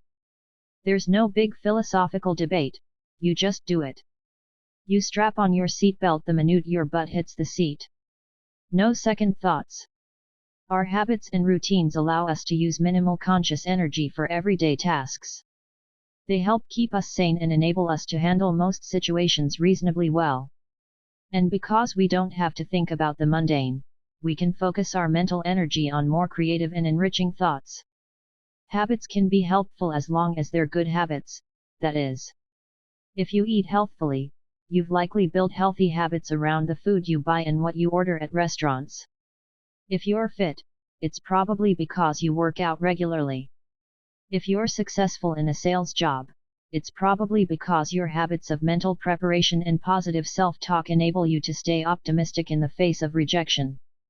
I've met and worked with many great achievers, CEOs, and superstars, and I can tell you they all share one common trait: they all have good habits. That's not to say they don't have bad habits, they do. But not many. A daily routine built on good habits is the difference that separates the most successful amongst us from everyone else. And doesn't that make sense? From what we've already discussed, you know successful people aren't necessarily more intelligent or more talented than anyone else. But their habits take them in the direction of becoming more informed, more knowledgeable, more competent, better skilled, and better prepared. My dad used Larry Bird as an example to teach me about habits when I was a kid. Larry Legend is known as one of the greatest professional basketball players. But he wasn't known for being the most athletically talented player. Nobody would have described Larry as graceful on the basketball court. Yet, despite his limited natural athletic ability, he led the Boston Celtics to 3 world championships and remains one of the best players of all time. How did he do it? It was Larry's habits, his relentless dedication to practice and to improve his game. Bird was one of the most consistent free throw shooters in the history of the NBA. Growing up, his habit was to practice 500 free throw shots every morning before school. With that kind of discipline, Larry made the most of his God-given talents and kicked the butts of some of the most gifted players on the court. Like Larry Bird, you can condition your automatic and unconscious responses to be those of a developed champion. This chapter is about choosing to make up for what you lack in innate ability with discipline, hard work, and good habits. It's about becoming a creature of champion habits. With enough practice and repetition, any behavior, good or bad, becomes automatic over time. That means that even though we developed most of our habits unconsciously, by modeling our parents, responding to environmental or cultural associations, or creating coping mechanisms, we can consciously decide to change them. It stands to reason that since you learned every habit you have, you can also unlearn the ones that aren't serving you well. Ready? Here goes. Start by thinking your way out of the instant gratification trap. We understand that scarfing Pop-Tarts won't slenderize our waistlines. We realize that logging 3 hours a night watching Dancing with the Stars and NCIS leaves us with 3 fewer hours to read a good book or listen to a terrific audio. We get that merely purchasing great running shoes doesn't make us marathon ready. We're a rational species, at least that's what we tell ourselves. So why are we so irrationally enslaved by so many bad habits? It's because our need for immediate gratification can turn us into the most reactive, non-thinking animals around. If you took a bite of a Big Mac and immediately fell to the ground clutching your chest from a heart attack, you might not go back for that second bite. If your next puff of a cigarette instantly mutated your face into that of a weathered 85-year-old, chances are you'd pass on that, too. If you failed to make that 10th call today and were immediately fired and bankrupted, suddenly picking up the phone would be a no-brainer. And, if that first forkful of cake instantly put 50 pounds on your frame, saying no thank you to dessert would be the true piece of cake. The problem is that the payoff or instant gratification derived from bad habits often far outweighs what's going on in your rational mind concerning long-term consequences. Indulging in our bad habits doesn't seem to have any negative effects at all in the moment. You don't have that heart attack, your face doesn't shrivel up, you're not standing in the unemployment line, and your thighs aren't thunderous. But that doesn't mean you haven't activated the compound effect. It's time to wake up and realize that the habits you indulge in could be compounding your life into repeated disaster. The slightest adjustments to your daily routines can dramatically alter the outcomes in your life. Again, I'm not talking about quantum leaps of change or a complete overhaul of your personality, character, and life. Super small, seemingly inconsequential adjustments can and will revolutionize everything. The best illustration I can give you to emphasize the power of small adjustments is that of a plane traveling from Los Angeles to New York City. If the nose of the plane is pointed only 1% off course, almost an invisible adjustment when the plane's sitting on the tarmac in Los Angeles, it will ultimately end up about 150 miles off course, arriving either upstate Indiana, Albany, or in Dover, Delaware. Such is the case for your habits. A single poor habit, which doesn't look like much in the moment, can ultimately lead you miles off course from the direction of your goals and the life you desire. See Figure 6. Most people drift through life without devoting much conscious energy to figuring out specifically what they want and what they need to do to take themselves there. I want to show you how to ignite your passion and help you aim your unstoppable creative power in the direction of your heart's dreams and desires. Uprooting bad habits that have grown into mighty oaks is going to be arduous and difficult. To see the process through will require. Fig 6. The power of small adjustments. A 1% change in course results Indiana being 150 miles off course. Something greater than even the most relentless determination. Willpower alone won't cut it. Finding your mojo, your why power. Assuming willpower is what you need to change your habits is akin to trying to keep a hungry grizzly bear out of your picnic basket by covering it with a napkin. To fight the bear of your bad habits, you need something stronger. When you're having trouble doing the hard work of achieving your goals, it's common to believe you simply lack willpower. I disagree. It's not enough to choose to be successful. What's going to keep you consistent with the new positive choices you need to make? What's going to stop you from falling back into your mindless bad habits? What's going to be different this time versus the times you've tried and failed before? As soon as you get the slightest bit uncomfortable, you're going to be tempted to slide back into your old, comfortable routine. You've tried willpower before and it's failed you. You've set resolutions and you've let them go.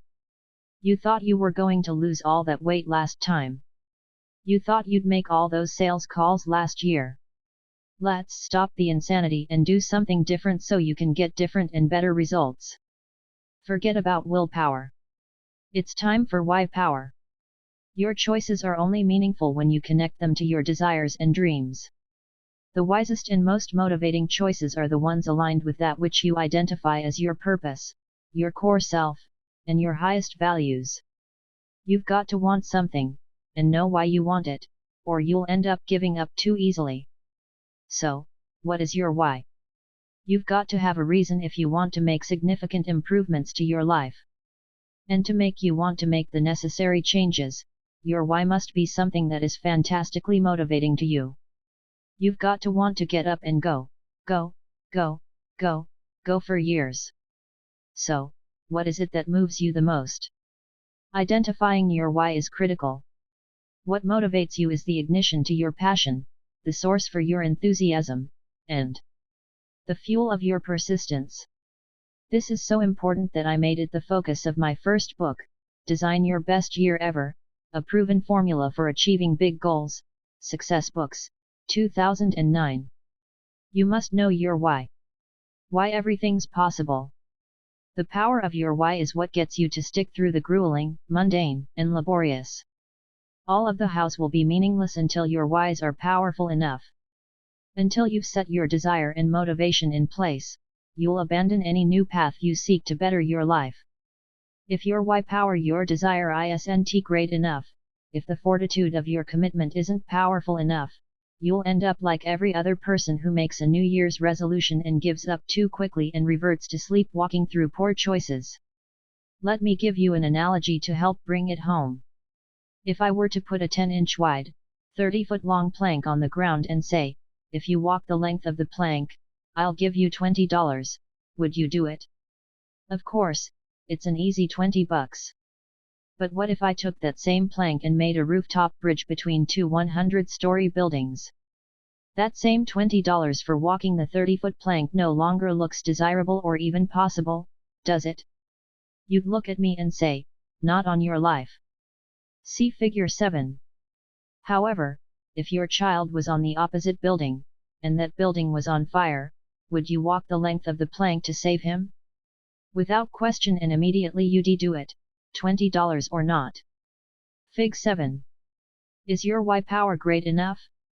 Why is it that the first time I asked you to cross that sky-high plank, you said no way, yet, the second time you wouldn't hesitate? The risks and the dangers are the same. What changed? Your why changed your reason for wanting to do it. You see, when the reason is big enough, you will be willing to perform almost anyhow. To truly ignite your creative potential and inner drive, you have to look beyond the motivation of monetary and material goals. It's not that those motivations are bad, in fact, they're great. I'm a connoisseur of nice things. But material stuff can't really recruit your heart, soul, and guts into the fight. That passion has to come from a deeper place. And, even if you acquire the shiny object, you won't capture the real prize: happiness and fulfillment. In my interview with peak performance expert Anthony Robbins, Success, January 2009, he said, "I have seen business moguls achieve their ultimate goals, but still live in frustration, worry, and fear. What's preventing these successful people from being happy? The answer is they have focused only on achievement and not fulfillment. Extraordinary accomplishment does not guarantee extraordinary joy, happiness, love, and a sense of meaning. These two skill sets feed off each other, and makes me believe that success without fulfillment is failure." Well said. That's why it's not enough to choose to be successful. You have to dig deeper than that to find your core motivation, to activate your superpower. Your why power. Core motivation. The access point to your why power is through your core values, which define both who you are and what you stand for. Your core values are your internal compass, your guiding beacon, your personal GPS. They act as the filter through which you run all of life's demands, requests, and temptations, making sure they're leading you toward your intended destination. Getting your core values defined and properly calibrated is one of the most important steps in redirecting your life toward your grandest vision. If you haven't already clearly defined your values, you may find yourself making choices that conflict with what you want. If, for example, honesty is a big thing for you, but you hang out with liars, there's a conflict. When your actions conflict with your values, you'll end up unhappy, frustrated, and despondent. In fact, psychologists tell us that nothing creates more stress than when our actions and behaviors aren't congruent with our values. Defining your core values also helps make life simpler and more efficient. Decision-making is also easier when you are certain of your core values. When faced with a choice, ask yourself, does this align with my core values? If it does, do it. If not, don't, and don't look back. All fretting and indecision are eliminated. Find your fight. People are either motivated by something they want or something they don't want. Love is a powerfully motivating force. But so is hate. Contrary to social correctness, it can be good to hate. Hate disease, hate injustice, hate ignorance, hate complacency, and so on. Sometimes identifying an enemy lights your fire. Some of my greatest motivation, determination, and dogged persistence came when I had an enemy to fight. In history, the most transformational stories and political revolutions came about as a result of fighting an enemy. David had Goliath. America had the British. Luke had Darth Vader. Rocky had Apollo Creed. 20-somethings have the man. Rush Limbaugh has the liberals. Lance Armstrong has cancer. Apple has Microsoft. Microsoft has Apple. We could go on and on, but you get the point. Enemies give us a reason to stand tall with courage. Having to fight challenges your skills, your character, and your resolve. It forces you to assess and exercise your talents and abilities. Without a motivating fight, we can become fat and lazy, we lose our strength and purpose. Some of my mentorship clients worry that their why power derives from less than noble goals. They feel guilty for wanting to prove the naysayers wrong. Or wanting to get back at the person who said they'd never amount to anything, or beat the competition, or finally one-up a sibling who always dominated them. But, really, it doesn't matter what the motivation is, as long as it is legal and moral. You don't have to be motivated for great humanitarian reasons. What matters is that you feel fully motivated. Sometimes that motivation can help you use a powerfully negative emotion or experience to create an even more powerful and successful end. This is certainly true of one of history's most celebrated football coaches, Pete Carroll. When we featured Carroll in Success magazine in September of 2008, he explained his early motivation like this: "When I grew up, I was a little dink. I couldn't do much because I was just too small. It took me a couple years to get in a place where I could be competitive. All that time, I was living with the fact that I was much better and I needed to fight to prove it. I was frustrated because I knew I could be special. Carroll's need to fight ultimately brought out his greatness. Our March 2010 issue of Success magazine featured an interview with acclaimed actor Anthony Hopkins. I was surprised to learn that his extraordinary talent and determination blossomed from anger. Hopkins admitted to being a horrible student, burdened with dyslexia and attention deficit hyperactivity disorder before such diagnoses existed. He was shackled with the label problem child. I was a source of worry for my parents, Hopkins revealed. I had no apparent future because schooling and education were important, but I didn't seem to have the ability to grasp what was being taught to me. My cousins were all brilliant, I felt resentful and rejected by a whole society and was very depressed. Hopkins harnessed his anger. At first it propelled him to fight to achieve success outside of academics or athletics. He discovered he had a glimmer of talent in acting. So, he used his anger toward the belittling labels he'd been given to fuel his commitment to the craft of acting. Today, Hopkins is considered one of the greatest actors alive. As a result of the fame and fortune he's acquired, Hopkins has been able to help countless people in the fight to recover from substance abuse, in addition to supporting important environmental work. Though, initially, it wasn't grounded in a noble cause, his fight was clearly worthwhile. We can all make powerful choices. We can all take back control by not blaming chance, fate, or anyone else for our outcomes. It's within our ability to cause everything to change. Rather than letting past hurtful experiences sap our energy and sabotage our success, we can use them to fuel positive, constructive change. Goals. As I mentioned before, the compound effect is always working, and it will always take you somewhere. The question is, where? You can harness this relentless force and have it carry you to new heights. But you must know where you want to go.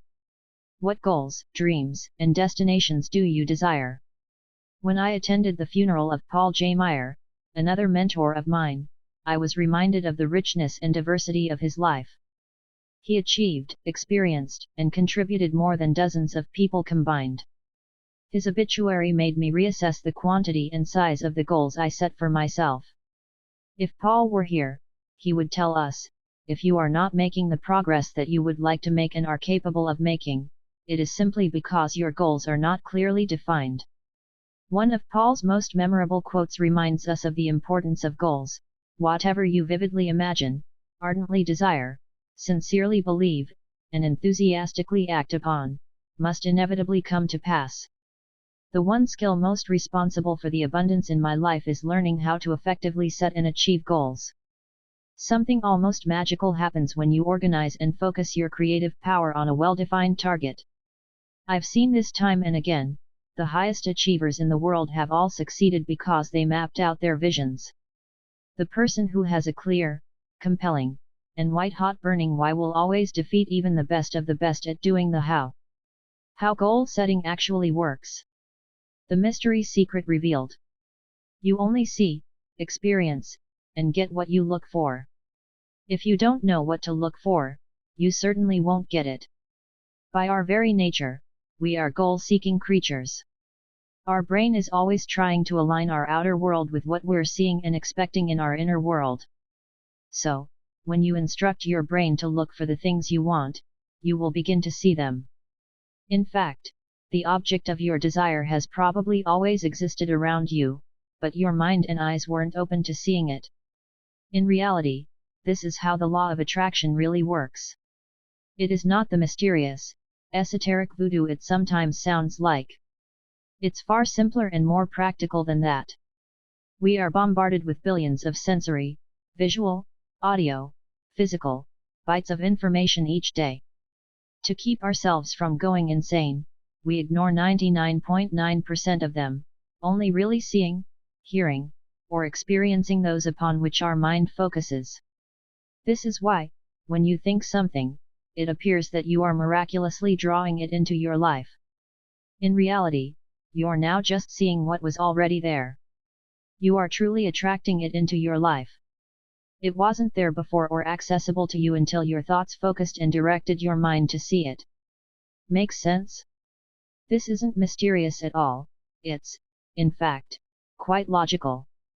Now, with this new perception, whatever your mind is thinking internally is what it will focus on and all of a sudden see within that 99.9% of remaining space.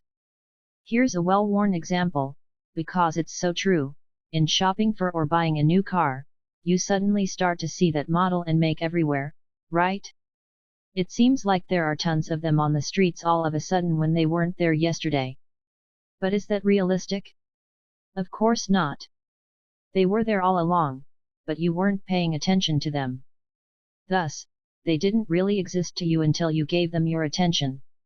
When you define your goals, you give your brain something new to look for and focus on. It's as if you are giving your mind a new set of eyes from which to see all the people, circumstances, conversations, resources, ideas, and creativity surrounding you.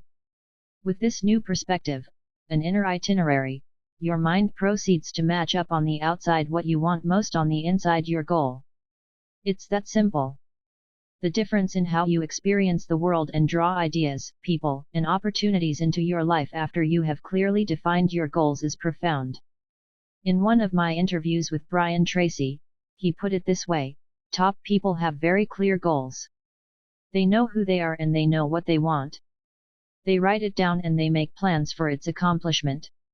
Unsuccessful people carry their goals around in their head like marbles rattling around in a can, and we say a goal that is not in writing is merely a fantasy. And everybody has fantasies, but those fantasies are like bullets with no powder in the cartridge. People go through life shooting blanks without written goals, and that's the starting point.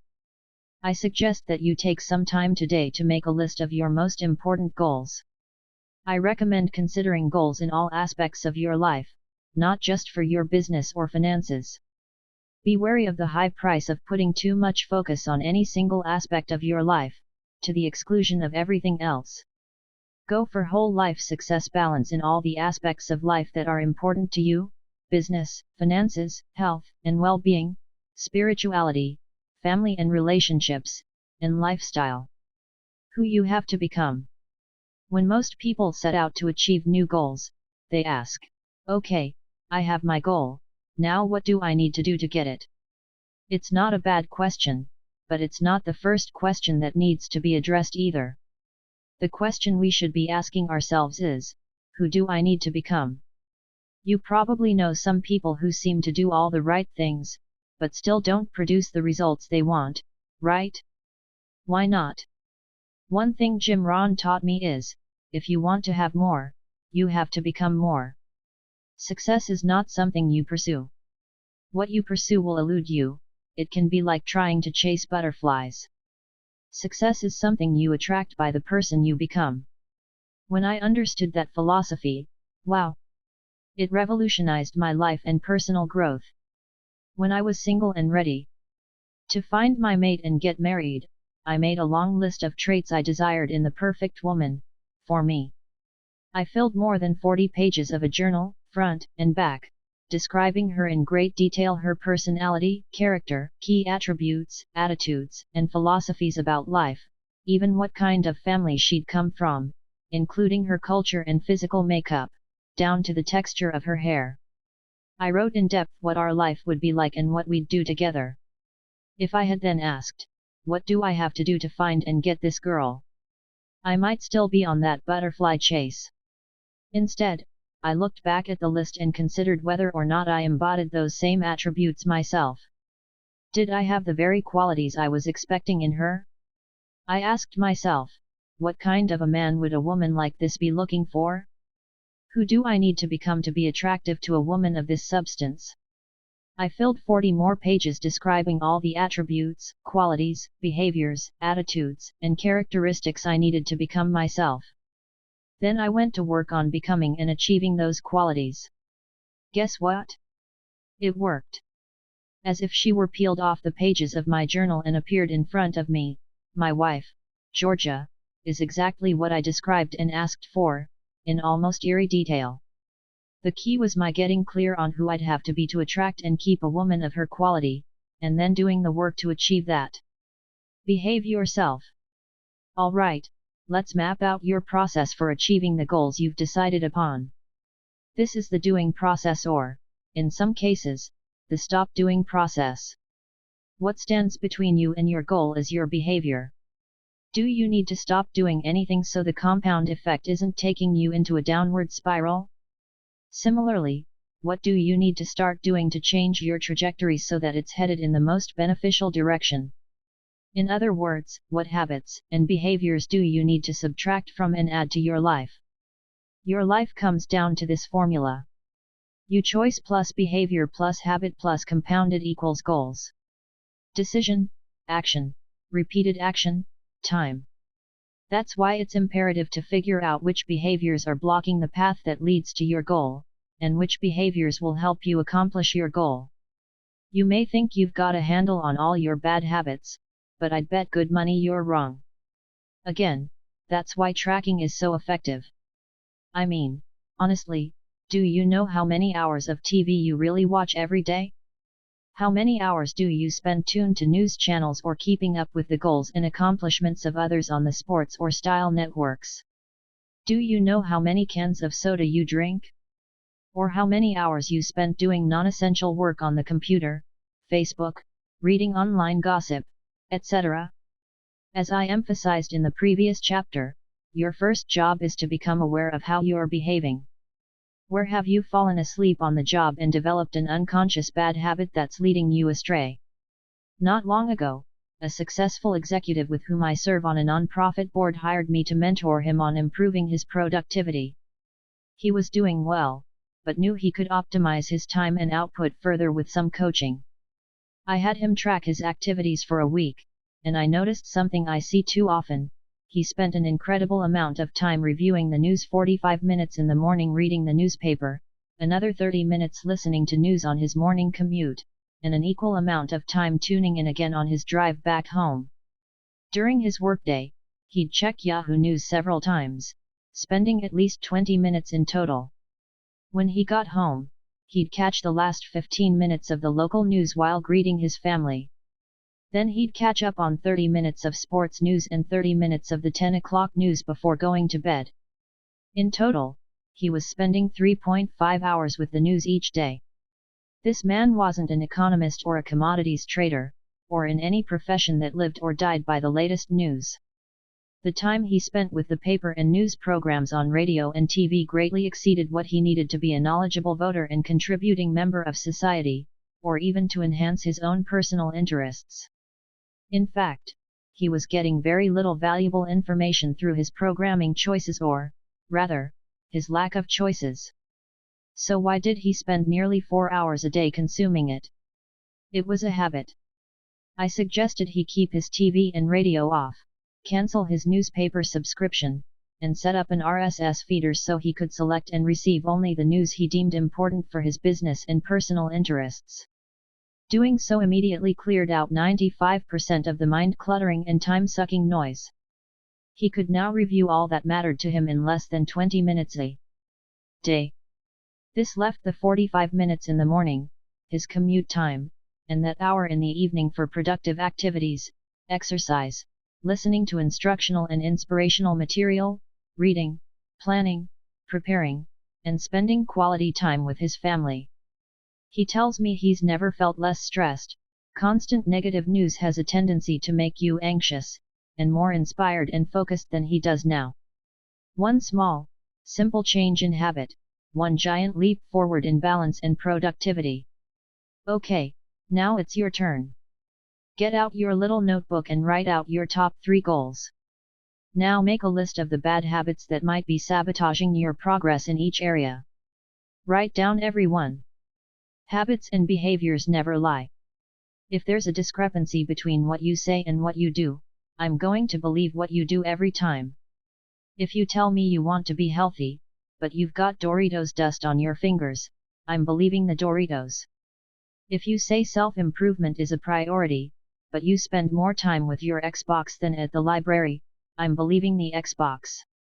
If you say you're a dedicated professional, but you show up late and unprepared, your behavior rats you out every time.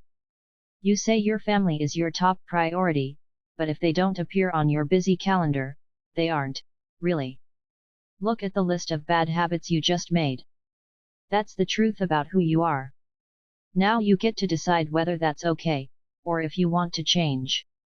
Next, add to that list all the habits you need to adopt that, practiced and compounded over time, will result in you gloriously achieving your goals. Making this list isn't about wasting energy by getting judgmental and regretful. It's about taking a clear-headed look at what you want to improve. I'm not going to leave you there. However, let's uproot those sabotaging bad habits and plant new, positive, and healthy ones in their place. Game Changers: 5 Strategies for Eliminating Bad Habits. Your habits are learned, therefore, they can be unlearned. If you want to sail your life in a new direction, you have to first pick up the anchors of bad habits that have been weighing you down. The key is to make your why power so strong that it overwhelms your urges for instant gratification. And for that, you need a new game plan. The following are my all-time favorite game changers. 1. Identify your triggers. Look at your list of bad habits. For each one you've written down, identify what triggers it. Figure out what I call the big 4S: the who, the what, the where, and the when underlying each bad behavior. For example, are you more likely to drink too much when you're with certain people? Is there a particular time of day when you just have to have something sweet? What emotions tend to provoke your worst habits: stress, fatigue, anger, nervousness, boredom? When do you experience those emotions? Who are you with? Where are you, or what are you doing? What situations prompt your bad habits to surface: getting in your car, the time before performance reviews, visits with your in-laws, conferences, social settings, feeling physically insecure, deadlines? Take a closer look at your routines. What do you typically say when you wake up? When you're on a coffee or lunch break? When you've gotten home from a long day? Again, get out your notebook or use the Bad Habit Killer worksheet here, which you can also download for free at www.thecompoundeffect.com/free. And write down your triggers. This simple action alone increases your awareness exponentially. But, of course, this isn't the whole enchilada, because as we've discussed, increasing your awareness of a bad habit isn't enough to break it. 2. Clean house. Get to scrubbin'. And I mean this literally and figuratively. If you want to stop drinking alcohol, remove every drop of it from your house, and your vacation house, if you have one. Get rid of the glasses, any fancy utensils or doodads you use when you drink, and those decorative olives, too. If you want to stop drinking coffee, heave the coffee maker, and give that bag of gourmet grounds to a sleepy neighbor. If you're trying to curb your spending, take an evening and cancel every catalog or retail offer that flies in through your mailbox or your inbox, so you won't even need to muster the discipline to walk it from the front door to the recycle bin. If you want to eat more healthfully, clean your cupboards of all the crap, stop buying the junk food and stop buying into the argument that it's not fair to deny the other people in your family junk food just because you don't want it in your life. Trust me, everyone in your family is better off without it. Don't bring it into the house, period. Get rid of whatever enables your bad habits. 3. Swap it. Look again at your list of bad habits. How can you alter them so that they're not as harmful? Can you replace them with healthier habits or drop kick them altogether? As in, for good. Anyone who knows me knows that I love something sweet after a meal. If there is ice cream in the house, the something sweet turns into a triple scoop banana split with all the fixings, 1,255 calories. Instead, I replace that bad habit with 2 Hershey's Kisses, 50 calories. I'm still able to satisfy the sweet tooth without having to spend the extra hour on the treadmill just to get back to even. My sister-in-law started a habit of eating crunchy and salty junk food when she watched TV.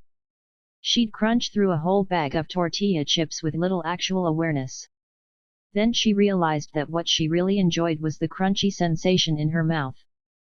She decided to replace her bad habit with crunching on carrot and celery sticks, and raw broccoli spears. She got the same joyful sensation, and her FDA-recommended vegetable servings at the same time.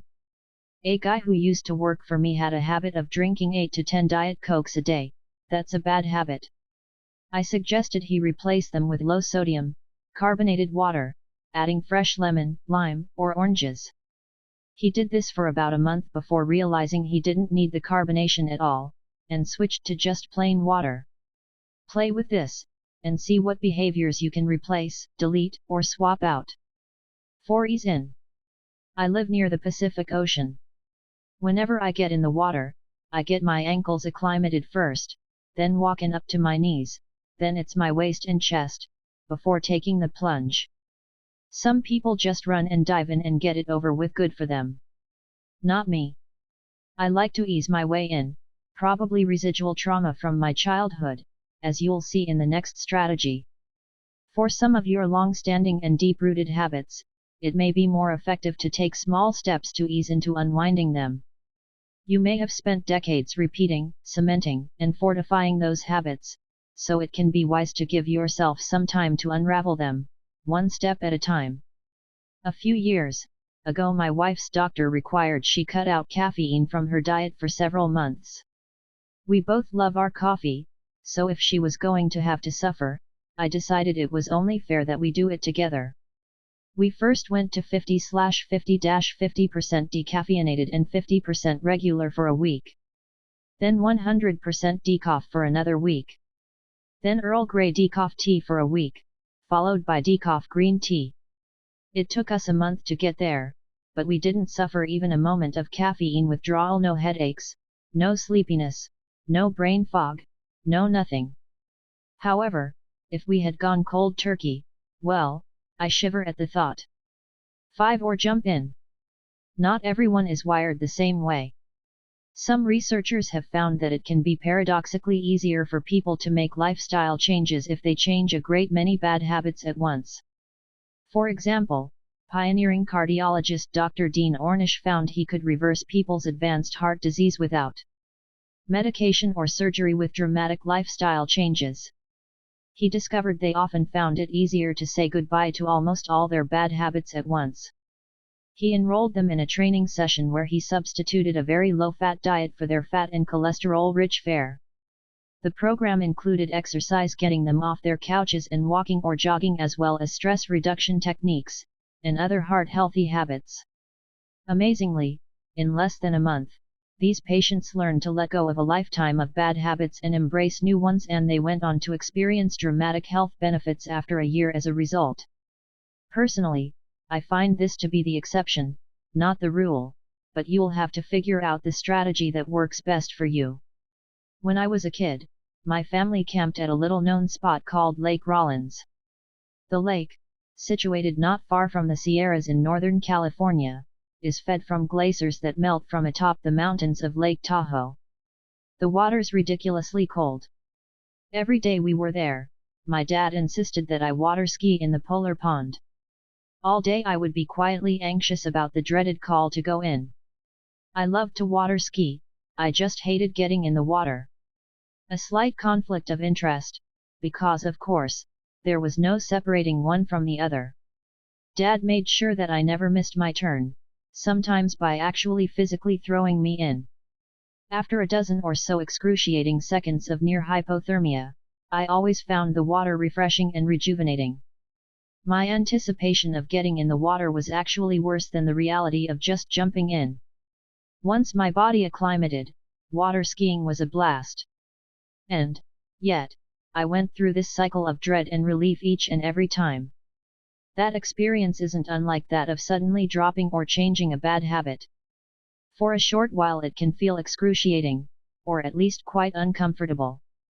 But just as the body adjusts to a changing environment through a process called homeostasis, we have a similar homeostatic ability to adjust to unfamiliar behavior changes. And usually, we can regulate ourselves physiologically and psychologically to the new circumstances quite quickly. Sometimes waiting in just won't do. Sometimes you really do have to jump in.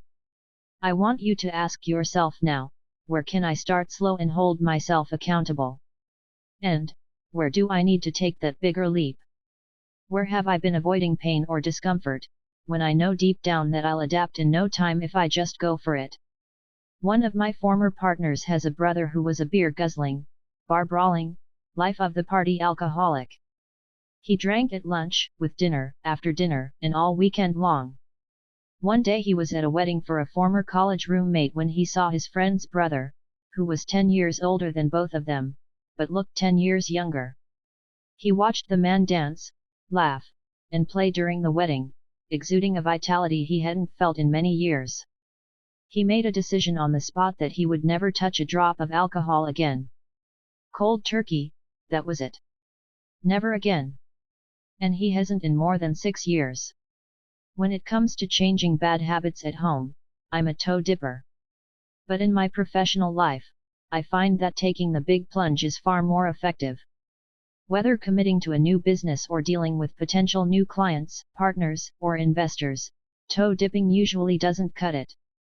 Each time, I think of Lake Rollins and know it will be painful at first, but I remember that within little time, it will be exhilarating, and well worth the temporary discomfort. Run a vice check. I'm not suggesting you cut out every bad thing in your life. Most everything is good in moderation. But, how can you tell whether a bad habit is becoming the boss of you? I believe in testing my vices. Every so often I go on a vice fast. I pick one vice, and check to be sure I'm still the alpha dog in our relationship. My vices are coffee, ice cream, wine, and movies. I already told you about my ice cream obsession. When it comes to wine, I want to be sure I'm enjoying a glass and celebrating the day, not drowning a bad mood. About every 3 months, I pick one vice and abstain for 30 days, this probably stems from my Catholic Lent upbringing. I love proving to myself that I'm still in charge. Try this yourself. Pick a vice, something you do in moderation, but you know doesn't contribute to your highest good, and take yourself on a 30-day wagon run. If you find it seriously difficult to abstain for those 30 days, you may have found a habit worth cutting out of your life. Game Changers: 7 Techniques for Installing Good Habits. Now that we have helped you eliminate the bad habits that are taking you in the wrong direction, we need to create new choices, behaviors, and ultimately habits that will finally take you in the direction of your grandest desires. Eliminating a bad habit means removing something from your routine. Installing a new, more productive habit requires an entirely different skill set. You're planting the tree, watering it, fertilizing it, and making sure it's properly rooted. Doing so takes effort, time, and practice. Here are my favorite techniques for putting good habits in place. Leadership expert John C. Maxwell said, "You will never change your life until you change something you do daily. The secret of your success is found in your daily routine." According to research, it takes 300 instances of positive reinforcement to turn a new habit into an unconscious practice. That's almost a year of daily practice. Fortunately, as we talked about earlier, we know we've got a much better chance of cementing a new habit into our lives after 3 weeks of diligent focus. That means that if we bring special attention to a new habit daily for the first 3 weeks, we have a far better chance of making it a lifelong practice. The truth is, you can change a habit in a second, or you can still be trying to break it after 10 long years. The first time you touched a hot stove, you instantly knew you'd never make that a habit. The shock and pain was so intense that it forever changed your awareness. You knew you'd be conscious for the rest of your life around hot stoves. The key is staying aware. If you really want to maintain a good habit, make sure you pay attention to it at least once a day, and you're far more likely to succeed. 1. Set yourself up to succeed. Any new habit has to work inside your life and lifestyle. If you join a gym that's 30 miles away, you won't go. If you're a night owl but the gym closes at 6 p.m., it won't work for you. Your gym must be close and convenient, and fit into your schedule. If you want to lose weight and eat healthier, make sure your fridge and pantry are stocked with healthy options. Want to make sure you don't binge on vending machine snacks when you get midday hunger pangs? Keep nuts and healthy snacks in your desk drawer. The easiest thing to grab when you're hungry is empty carbs. One strategy I use is to have protein on hand. I cook up a bunch of chicken on Sunday, and package it and have it ready for the week. One of my most distracting and destructive habits is my email addiction. Seriously, this is no laughing matter. I can lose hours of focus every day with the massive amounts of email flooding my inbox if I'm not vigilant about staying organized and focused. To set up the discipline of my new habit of only checking email 3 times a day, I turned off all alarms, all automatic receive functions, and shut the program down when I'm not in one of those 3 windows of allocated time. I have to build the walls around that time vortex, lest I keep falling in all day. 2. Think addition, not subtraction. When I interviewed Montel Williams for Success, he told me about the strict diet he maintains because of the disease that afflicts him, multiple sclerosis. Montel has adopted something called the add-in principle, and I think it's a wildly effective tool for anyone with any goal. It's not so much what you attempt to take out of your diet, he explained to me. It's what you put in instead.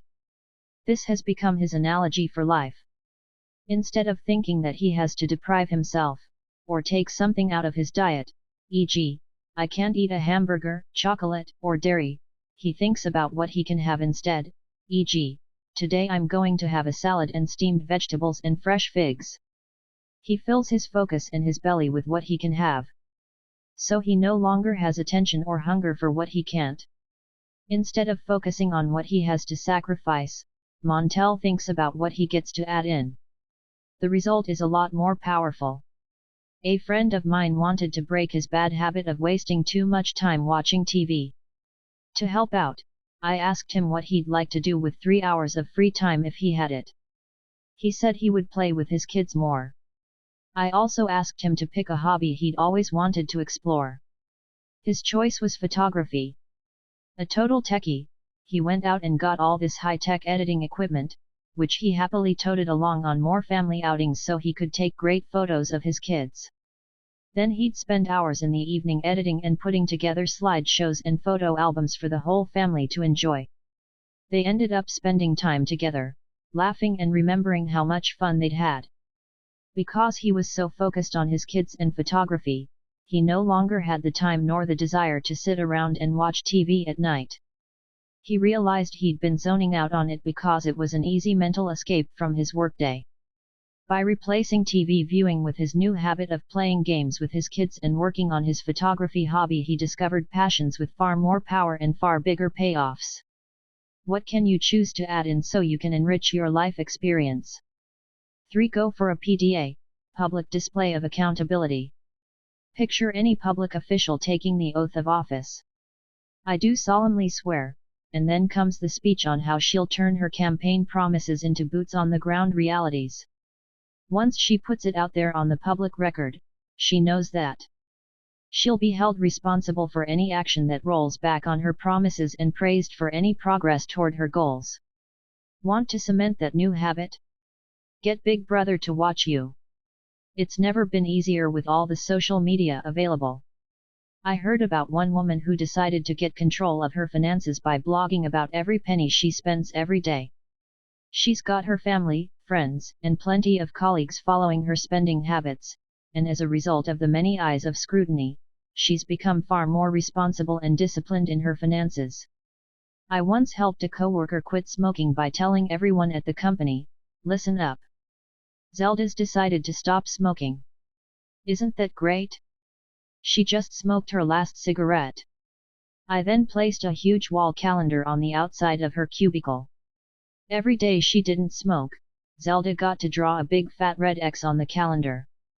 Coworkers took notice and started to cheer her on, and the parade of big red X's started to fill up the chart, which took on a life of its own. Zelda didn't want to quit on that chart, quit on her coworkers, or quit on herself. But she did quit smoking. Tell your family. Tell your friends. Tell Facebook and Twitter. Get the word out that there's a new sheriff in town, and you're in charge. 4. Find a success buddy.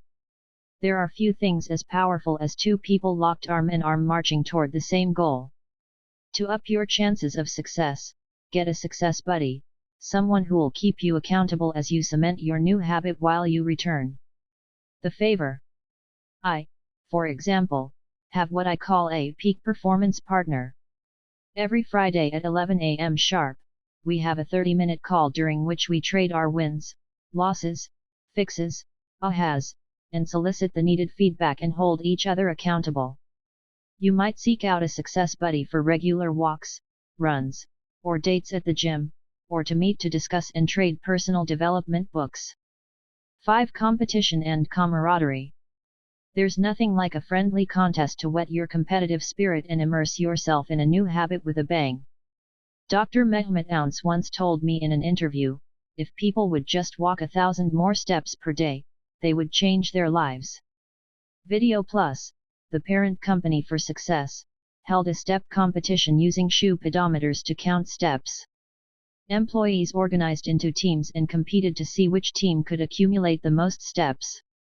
It was amazing to me that people who didn't previously exercise for their own health or benefit suddenly started walking 4, 5, or 6 miles a day. At lunch, they walked in the parking lot. If they knew they had a conference call, suddenly they were out doing it on their cell phones while they walked. Because of the competition, they found ways to increase their activity. Everyone's steps were tracked, and the whole office could see who was slacking off and who was stepping up. People's step tallies increased every day. Yet as soon as the competition was over, I was fascinated to observe that the step count completely dropped off the cliff by more than 60% just 1 month after the competition. When the competition was reorganized again, the step count shot right back up. All it took was a little competition to keep people's engines revved, and they got a wonderful sense of community and shared experience and camaraderie in the bargain. What kind of friendly competition can you organize with your friends, colleagues, or teammates? How can you inject fun rivalry and a competitive spirit into your new habit? 6. Celebrate. All work and no play make Jack a dull boy, and it's a recipe for backsliding. There should be a time to celebrate, to enjoy some of the fruits of your victories along the way. You can't go through this thing sacrificing yourself with no benefit. You've got to find little rewards to give yourself every month, every week, every day, even something small to acknowledge that you've held yourself to a new behavior. Maybe time to yourself to take a walk, relax in the bath, or read something just for fun. For bigger milestones, book a massage or have dinner at your favorite restaurant. And promise yourself a nice big pot of gold when you reach the end of the rainbow. Change is hard, yippee! There is one thing that 99% of failures and successful folks have in common: they all hate doing the same things. The difference is successful people do them anyway. Change is hard. That's why people don't transform their bad habits, and why so many people end up unhappy and unhealthy.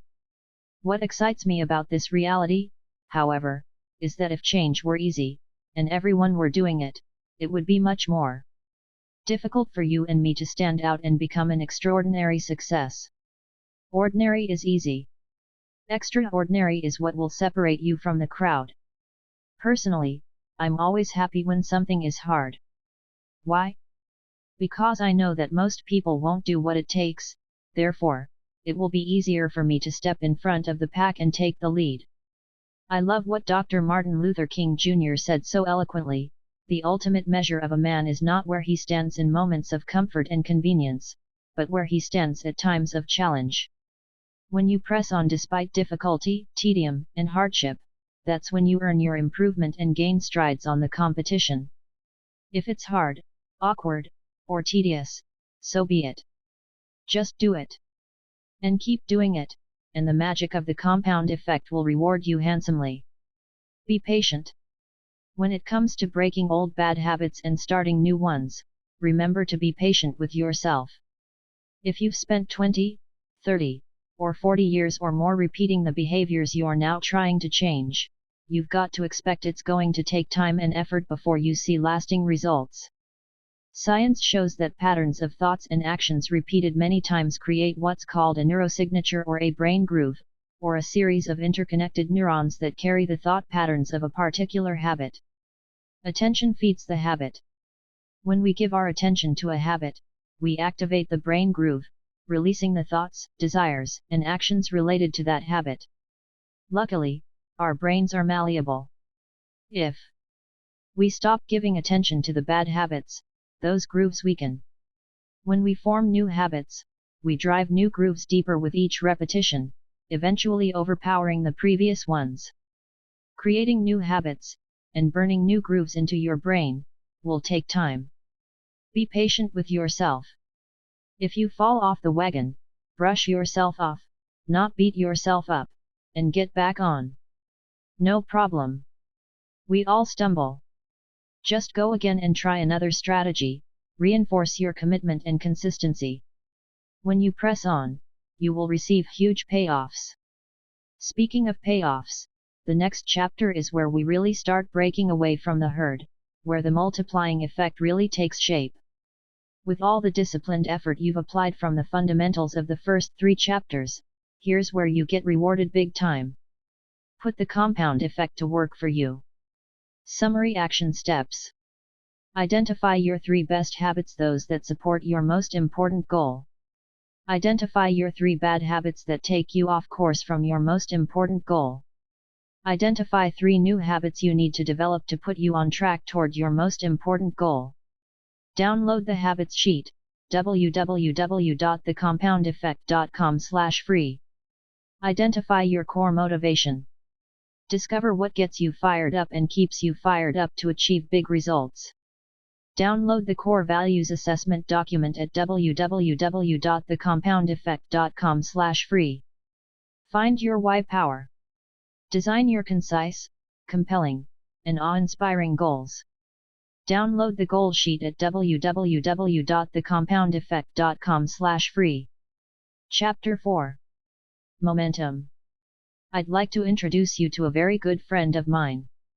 This friend, also close to Bill Gates, Steve Jobs, Richard Branson, Michael Jordan, Lance Armstrong, Michael Phelps, and every other superachiever, will impact your life like no other. I'd like to introduce you to MO, or Big MO, as I like to call it. Big MO is, without doubt, one of the most powerful and enigmatic forces of success. You can't see or feel MO, but you know when you've got it. You can't count on MO showing up to every occasion, but when it does, wow! Big MO can catapult you into the stratosphere of success. And once you've got MO on your side, there's almost no way anyone can catch you. I'm excited about this chapter. When you implement the ideas outlined ahead, your payoff will be 1,000 times, or more, what you paid for this book. Seriously, these ideas are big. Harnessing the power of Big MO. If you remember your high school physics class, you do, don't you? You'll recall Newton's first law, also known as the law of inertia.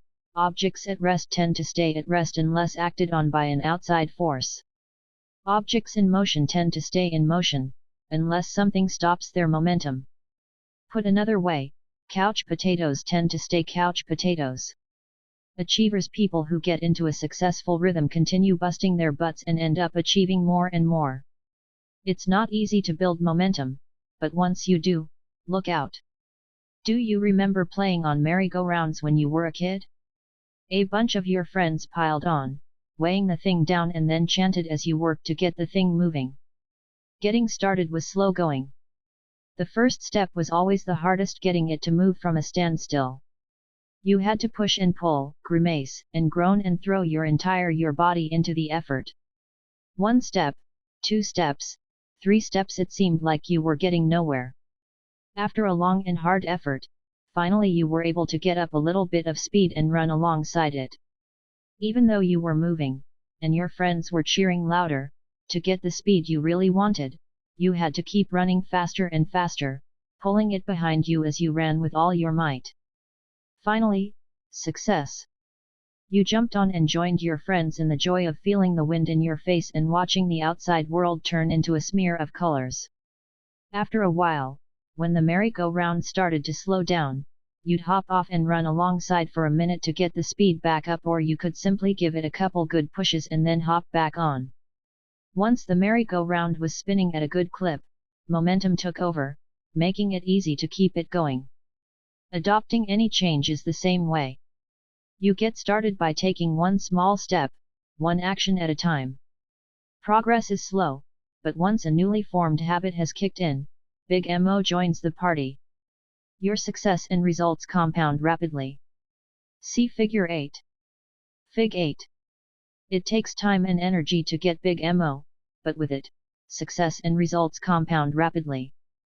The same thing happens when a rocket ship launches. The space shuttle uses more fuel during the first few minutes of its flight than it does the rest of the entire trip. Why? Because it has to break free from the pull of gravity. Once it does, it can glide in orbit. The hard part? Getting off the ground. Your old ways and your old conditioning are just like the inertia of the merry-go-round or the pull of gravity. Everything just wants to stay at rest. You'll need a lot of energy to break your inertia and get your new enterprise underway. But once you get momentum, you will be hard to stop, virtually unbeatable, even though you are now putting out considerably less effort while receiving greater results. Ever wonder why successful people tend to get more successful, the rich get richer, the happy get happier, the lucky get luckier? They've got Mo. When it rains, it pours. But momentum works on both sides of the equation. It can work for you or against you. Since the compound effect is always working, negative habits, when left unchecked, can build up steam and send you into a tailspin of unlucky circumstances and consequences. That's what our friend Brad from Chapter 1 experienced. He gained 33 pounds with a few small bad habits, and experienced major job and marriage stress because of the negative momentum those habits generated. The law of inertia says objects at rest tend to stay at rest. That's the compound effect working against you. The more time you spend sitting on that couch watching 2.5 Men, the harder it will be for you to get up and get moving. So let's start right now. How do you get Big Mo to pay you a visit? You build up to it. You get into the groove, the zone, by doing the things we've covered so far. 1. Making new choices based on your goals and core values. 2. Putting those choices to work through new positive behaviors. 3. Repeating those healthy actions long enough to establish new habits. 4. Building routines and rhythms into your daily disciplines. 5. Staying consistent over a long enough period of time, then, bang! Big Mo kicks in your door. That's a good thing. And you're virtually unstoppable. Think about swimmer Michael Phelps, who won a legendary 8 gold medals at the 2008 Summer Olympics in Beijing. How did he do it? Working with his coach, Bob Bowman, Phelps honed his talents over the course of 12 years. Together, they built routines and rhythms, and developed a consistency of performance that prepared Phelps to catch momentum just at the right time, the Olympic Games. Phelps and Bowman's symbiotic relationship is legendary for its scope and ambition and its utter predictability. Bowman required such consistency when it came to practice that one of Phelps' most vivid memories is when Bowman allowed him to finish a training session 15 minutes early so he could get ready for a middle school dance. That's one time in 12 years. No wonder Phelps was so unbeatable in the pool. Chances are you have an iPod. Ever think about the evolution that made it possible for that little gizmo to wind up in your pocket? Apple was around a long time before they launched the iPod. While Mac computers have always had an intensely loyal following, they still comprise a small fraction of the overall PC market. The iPod certainly wasn't the first MP3 player out there. Apple was actually late to the game. But they had something powerful going for them: the consistency of their efforts in maintaining customer loyalty, a steadfast commitment to high quality, innovative design, and ease of use. They made the MP3 player simple, cool, easy to use and play with, and promoted it through entertaining and inventive ad campaigns. It worked. It hit a nerve. But, the iPod wasn't an overnight success. In 2001, the year Apple released the iPod, they went from 30% revenue growth the year previous to minus 33%. The following year, 2002, was also a negative revenue growth year at minus 2%. But 2003 saw a shift to a positive 18%. Growth came again in 2004, up to 33%. And in 2005, they caught MO, and bang! Apple catapulted to 68% revenue growth and now holds more than 70% of the MP3 player market share. As you know, Big MO has since helped them dominate the smartphone market, with the iPhone, and digital music distribution with iTunes. This momentum has also given them a resurgence of growth in their original market of personal computers. With Big MO on their side, I wouldn't be surprised to see them expand into other markets. Google was a small, struggling search engine for a while. Today it, too, owns more than 60% of its market. YouTube, the video sharing space created in February 2005, officially launched in November of that year. But it wasn't until they featured the Lazy Sunday digital short that originally aired on Saturday Night Live that people started going to YouTube in huge numbers to find it. That YouTube video clip went viral. It got more than 5 million views before NBC asked to have it taken down. Then, there was no way to catch them. They had MO. Today YouTube owns more than 60% of the video market. Google caught up with YouTube's two young founders and paid them $1.65 billion to buy their MO. Wow!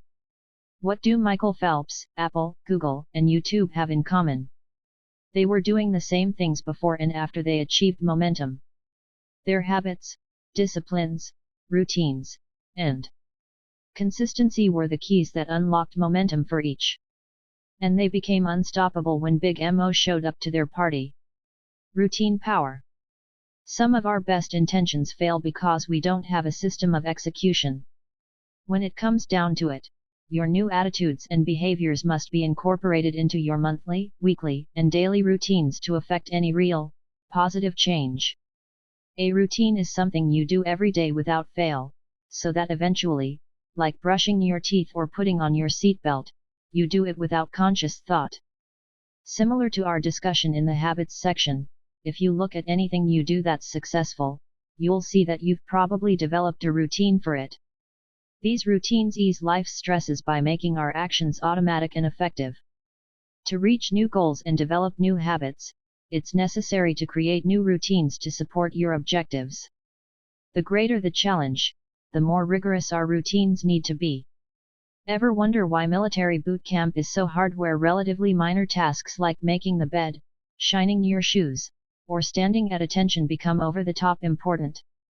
Building routines to prep soldiers for combat is the most effective way to elicit efficient, productive, and reliable performance under intense pressure.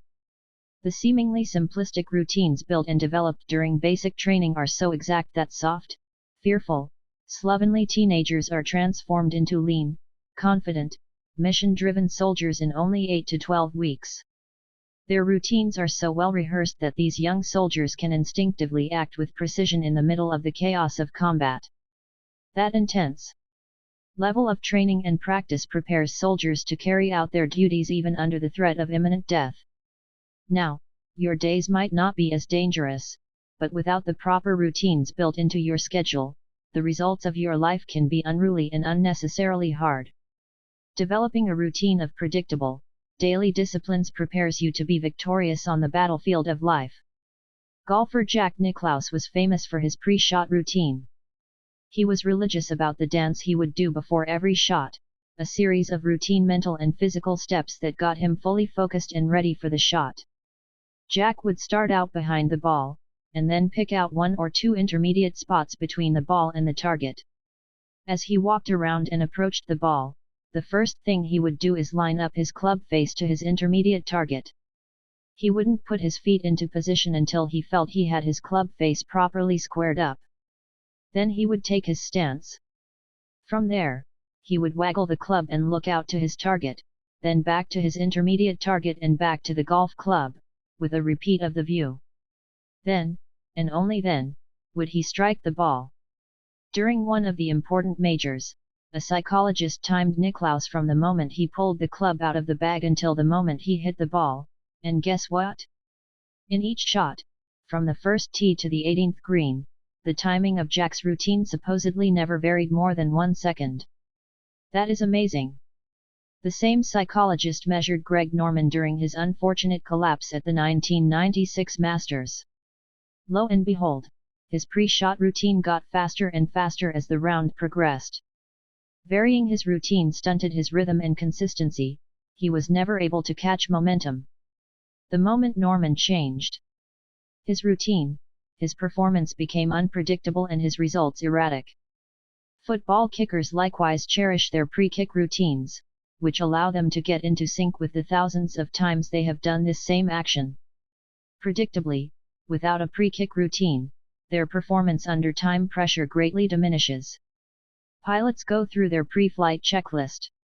Even when a pilot has logged thousands of hours and the plane just came in with a perfect performance review from a previous destination, the pilot goes through a pre-flight checklist every time without fail. This not only prepares the plane, but, more important, centers the pilot and prepares him for the upcoming performance. Of all the high achievers and business owners I've worked with, I've seen that, along with good habits, each has developed routines for accomplishing necessary daily disciplines. It's the only way any of us can predictably regulate our behavior. There simply isn't any way around it. A daily routine built on good habits and disciplines separates the most successful among us from everyone else. A routine is exceptionally powerful. To create profitable and effective routines, you must first decide what behaviors and habits you want to implement. Take a moment to review your goals from Chapter 3, as well as the behaviors you want to add and subtract. Now it's your turn to be Jack Nicklaus and figure out your best pre-shot routine.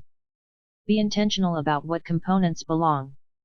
Once you establish, say, a morning routine, I want you to consider it cast in concrete until further notice. You get up. You do it, no argument. If someone or something interrupts you, start back at the beginning to anchor your foundation for the performance that follows. Bookend your days. The key to becoming world-class in your endeavors is to build your performance around world-class routines. It can be difficult, even futile, to predict or control what will show up in the middle of your workday. But you can almost always control how your day starts and ends. I have routines for both. I'll share aspects of each here to give you some ideas and to help you better understand the power and importance of building your new behaviors into disciplined routines. Starting with my goals in mind, I designed my behaviors and routines accordingly. Perhaps in sharing some of what works for me, you'll identify strategies you'd like to try. Rise and shine. My morning routine is my Jack Nicklaus pre-shot preparation. It sets me up for the entire day. Because it happens every morning, it's locked in and I don't have to think about it. My iPhone alarm goes off at 5 a.m., confession, sometimes 5:30 a.m., and I hit the snooze button. Then I know I have 8 minutes. Why 8? I have no idea, ask Steve Jobs, he programmed it.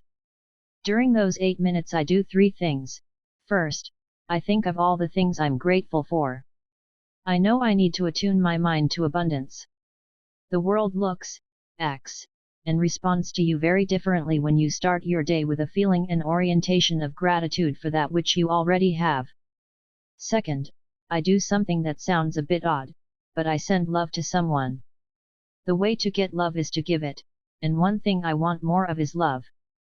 I give love by thinking of one person, anyone, it could be a friend, relative, coworker, or someone I just met in the supermarket, it doesn't matter, and then I send them love by imagining all that I wish and hope for them.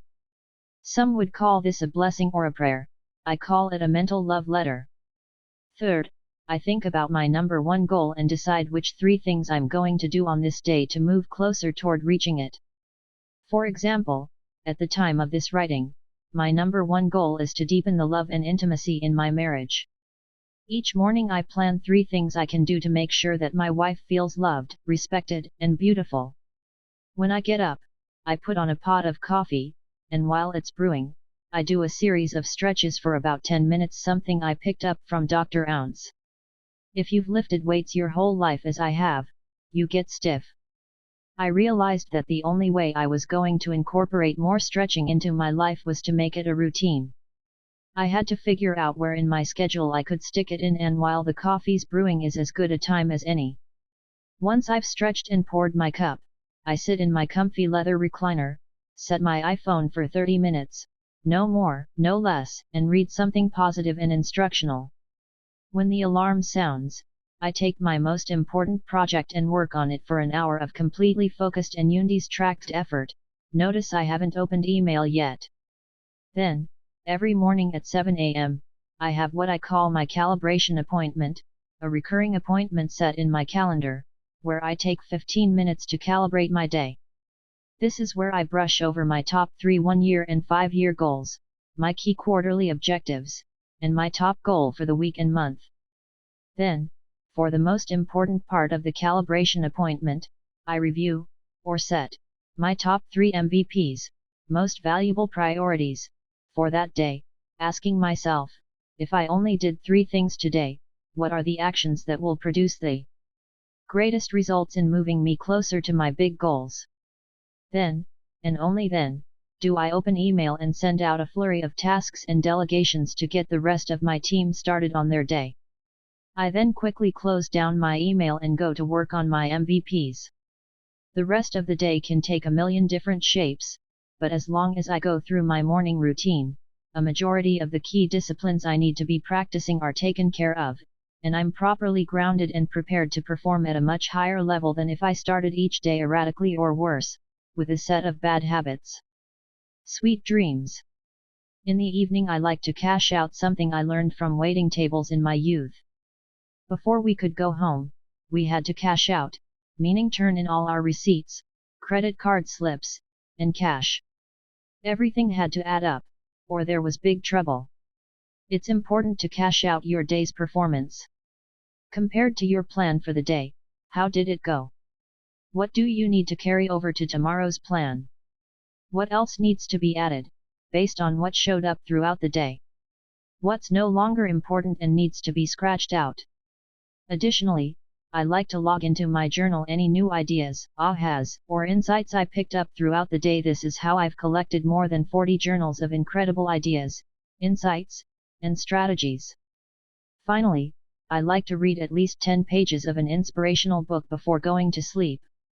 I know the mind continues to process the last information consumed before bedtime, so I want to focus my attention on something constructive and helpful in making progress with my goals and ambitions. That's it. All hell can break loose throughout the day, but because I control the bookends, I know I'm always going to start and finish strong. Shake it up. Every so often I like to interrupt my routines. Otherwise, life gets stale and I plateau. An easy example is working out with weights. When I work out the same weight at the same time, doing the same repetitive movements week after week, my body stops showing compounded results. I get bored, lose my passion, and big MO is a no-show. That's why it's important to mix it up, challenge yourself in new ways, and freshen up your experience. Right now I'm working on adding more adventure into my life. I set weekly, monthly, and yearly goals to do something I wouldn't normally do.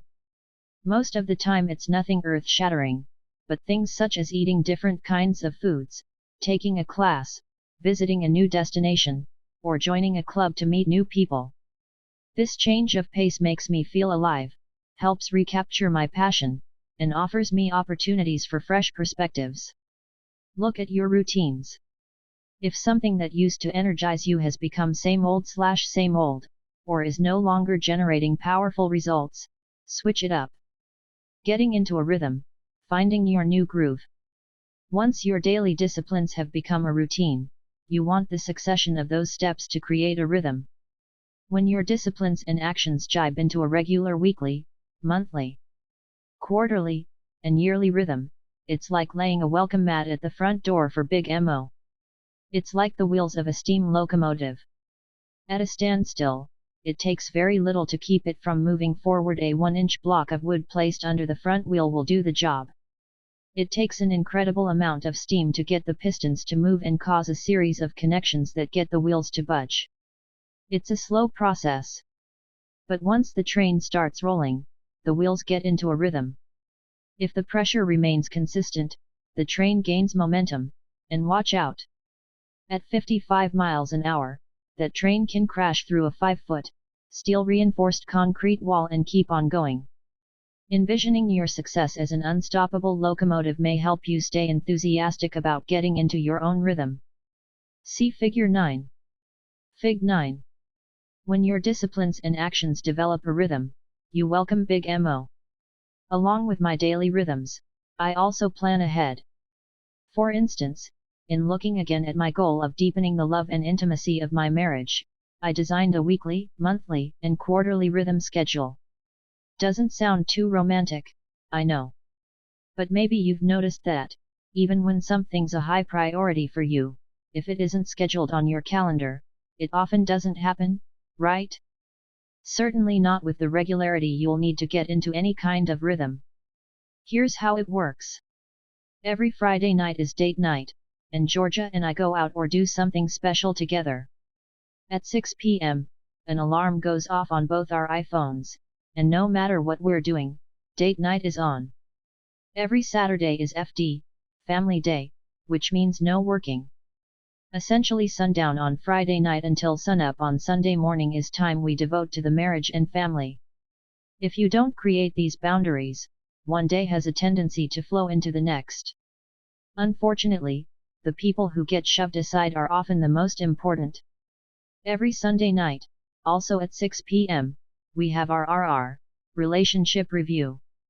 This is a practice I picked up from relationship experts Linda and Richard Eyre during an interview I did with them for our October 2009 Success audio series. During this time, we discuss the previous week's wins, losses, as well as the adjustments we need to make in our relationship.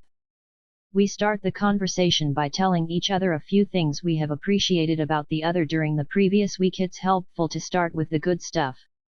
Then, using an idea I picked up from my interview with Jack Canfield, we ask each other, on a scale of 1 to 10, 10 being the best, how would you rate our relationship this week? This gets the discussion of wins and losses flowing. Oh, boy! Then we discuss the adjustments that need to be made through this follow-up question. What would it take to make your experience a 10?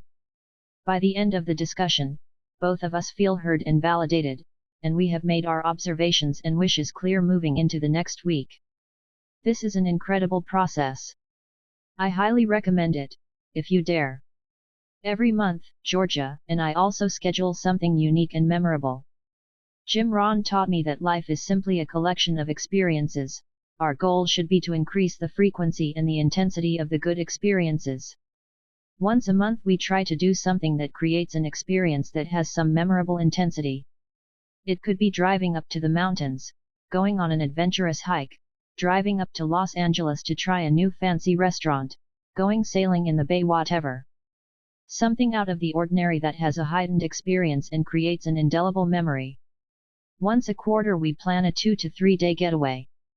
I like to do a quarterly review of all my goals and life patterns, and this is a great time to do a deeper check-in on how things are going in our relationship.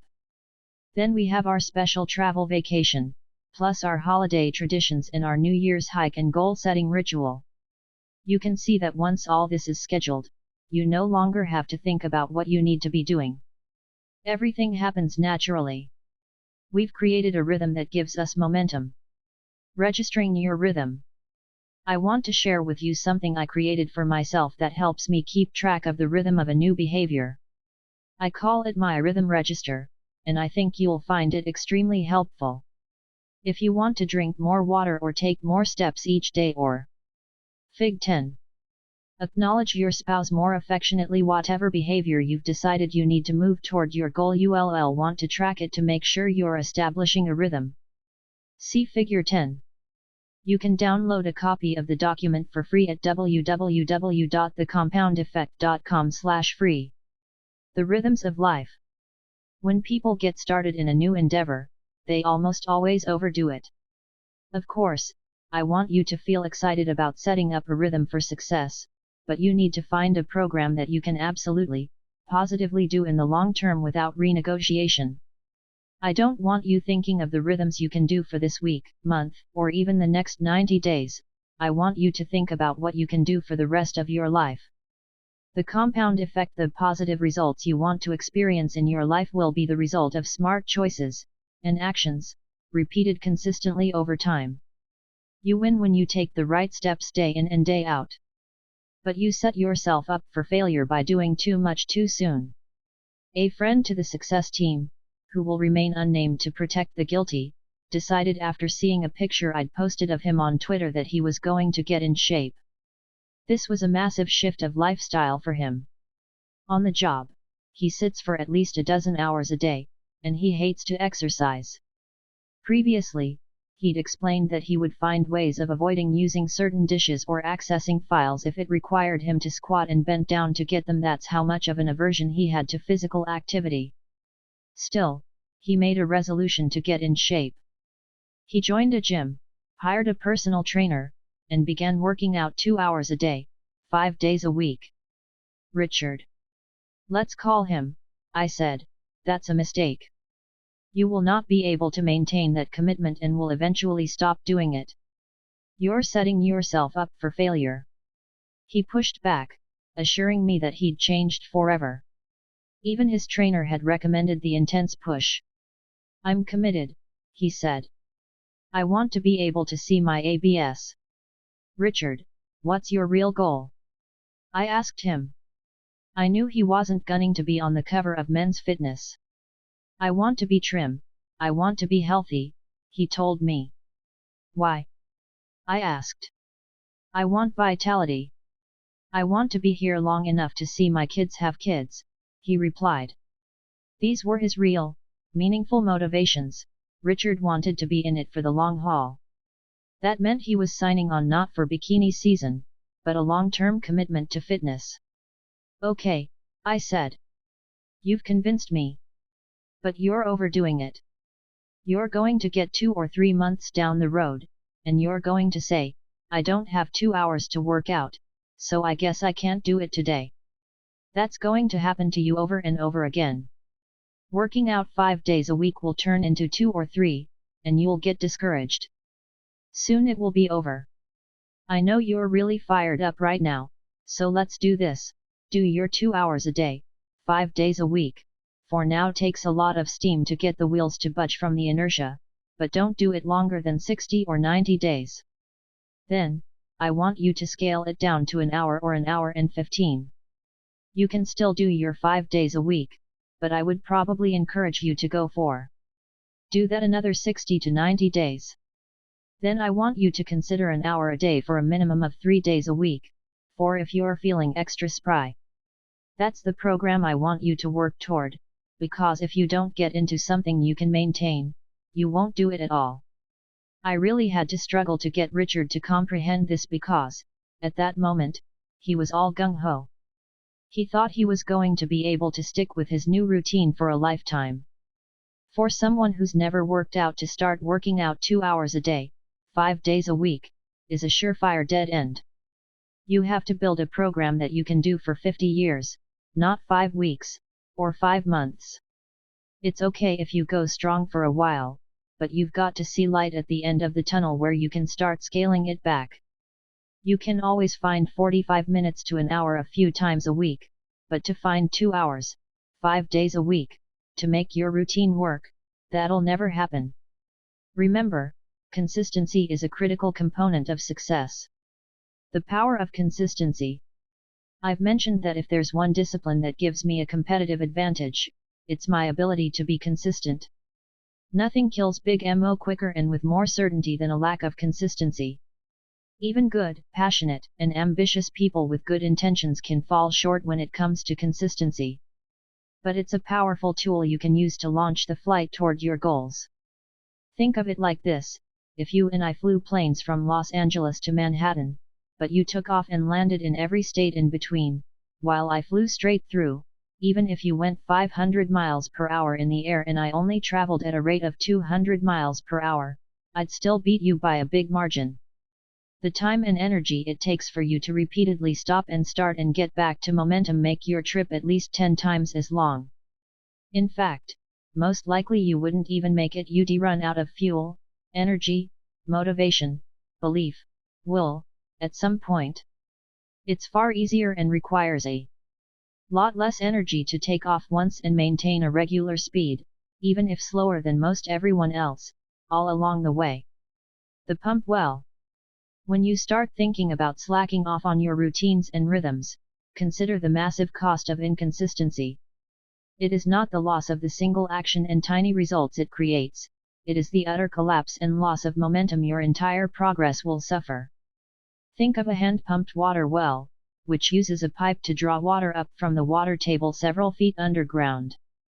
To get the water to the surface, you have to pump the well's lever to create the suction that brings the water above the ground and out of the spout. See Figure 11. Fig 11. Consistency is the key to achieving and maintaining momentum. When most people start a new endeavor, they grab the lever and start pumping really hard.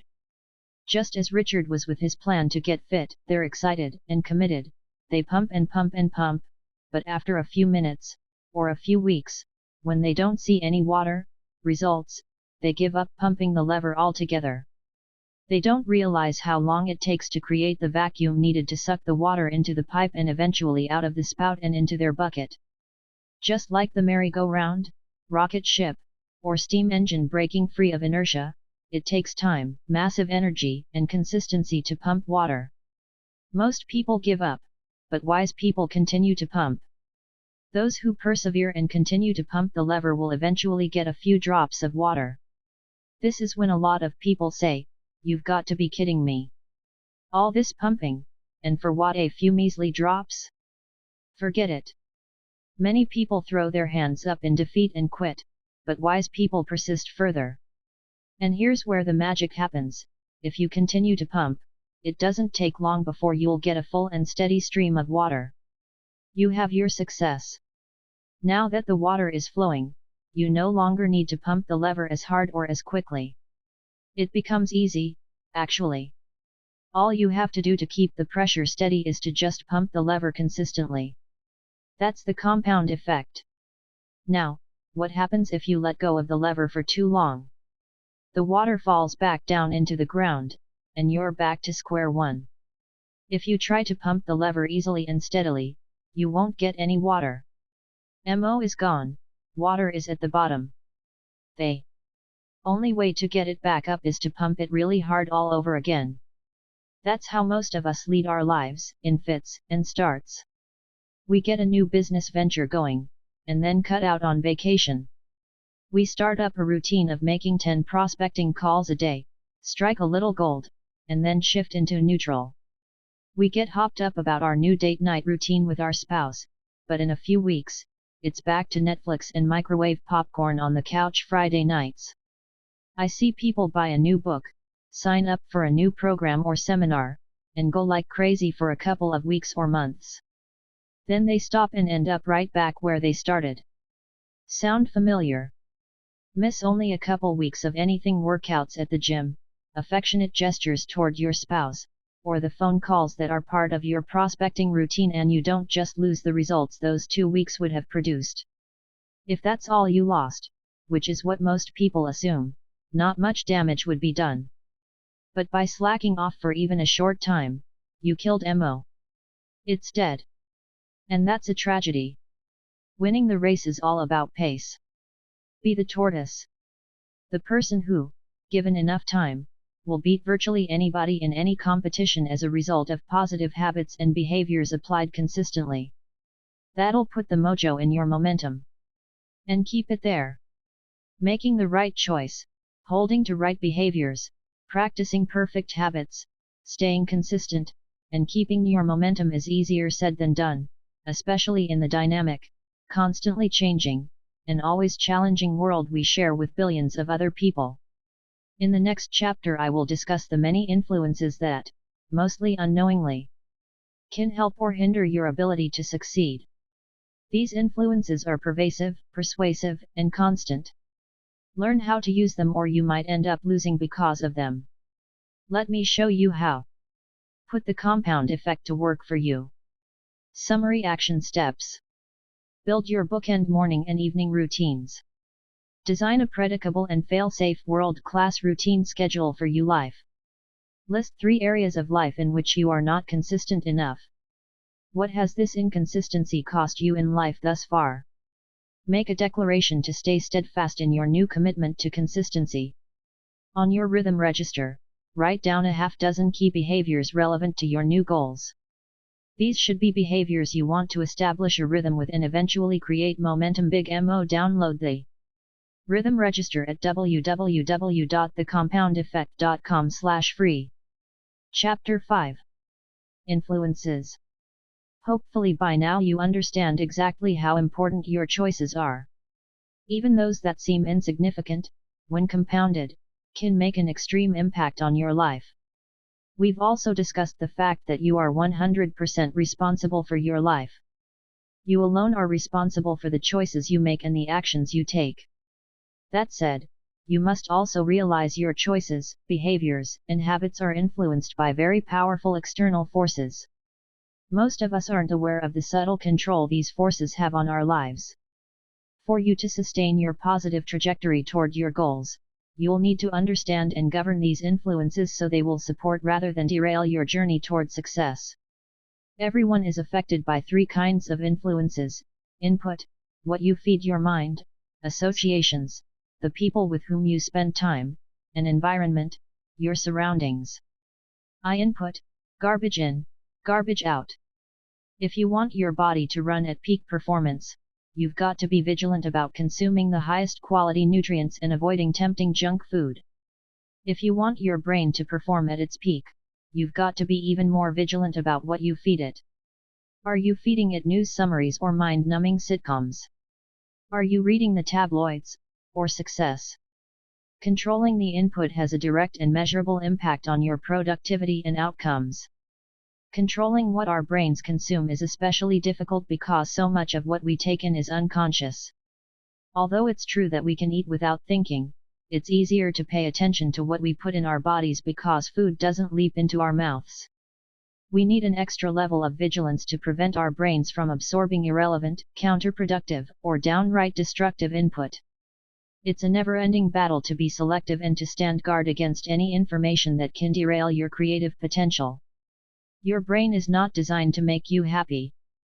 Your brain has only one agenda in mind: survival. It is always watching for signs of lack and attack.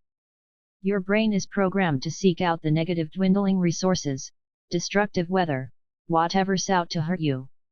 So when you switch on that radio on the way to work and get bombarded with all those reports about robberies, fires, attacks, the tanking economy, your brain lights up. It now will spend all day chewing over that feast of fear, worry, negativity. Same deal when you tune into the evening news after work. More bad news? Perfect. Your mind will stew on that all night long. Left to its own devices, your mind will traffic in the negative, worrisome, and fearful all day and night. We can't change our DNA, but we can change our behavior. We can teach our minds to look beyond lack and attack. How? We can protect and feed our mind. We can be disciplined and proactive about what we allow in. Don't drink dirty water. You get in life what you create. Expectation drives the creative process. What do you expect? You expect whatever it is you're thinking about. Your thought process, the conversation in your head, is at the base of the results you create in life. So the question is, what are you thinking about? What is influencing and directing your thoughts? The answer: whatever you're allowing yourself to hear and see. This is the input you are feeding your brain. Period. See Figure 12. Your mind is like an empty glass, it'll hold anything you put into it. You put in sensational news, salacious headlines, talk show rants, and you're pouring dirty water into your glass. If you've got dark, dismal, worrisome water in your glass, everything you create will be filtered through that muddy mess, because that's what you'll be thinking about. Garbage. Fig 12. Flush out the negative, dirty water, with positive, inspirational, and supportive ideas, clean water. In, garbage out.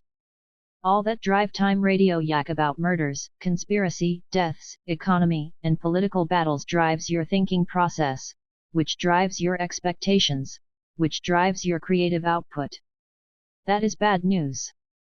But just like a dirty glass, if you flush it with clean, clear water under the faucet long enough, eventually you'll end up with a glass of pure, clear water. What is that clear water? Positive, inspirational, and supportive input and ideas. Stories of aspiration, people who, despite challenges, are overcoming obstacles and achieving great things. Strategies of success, prosperity, health, love, and joy. Ideas to create more abundance, to grow, expand, and become more. Examples and stories of what's good, right, and possible in the world. That's why we work so hard at Success Magazine.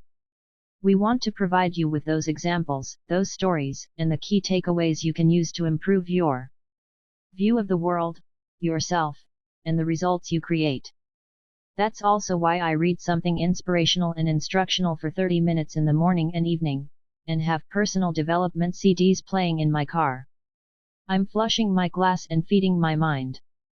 Does this give me an edge over the guy who gets up and first thing reads the newspaper, listens to news radio on his commute to and from work, and watches the evening news before going to bed? You bet it does. And it can for you, too. Step 1. Stand guard. Unless you decide to hole up in a cave or on a desert island, you're going to get dirty water in your glass.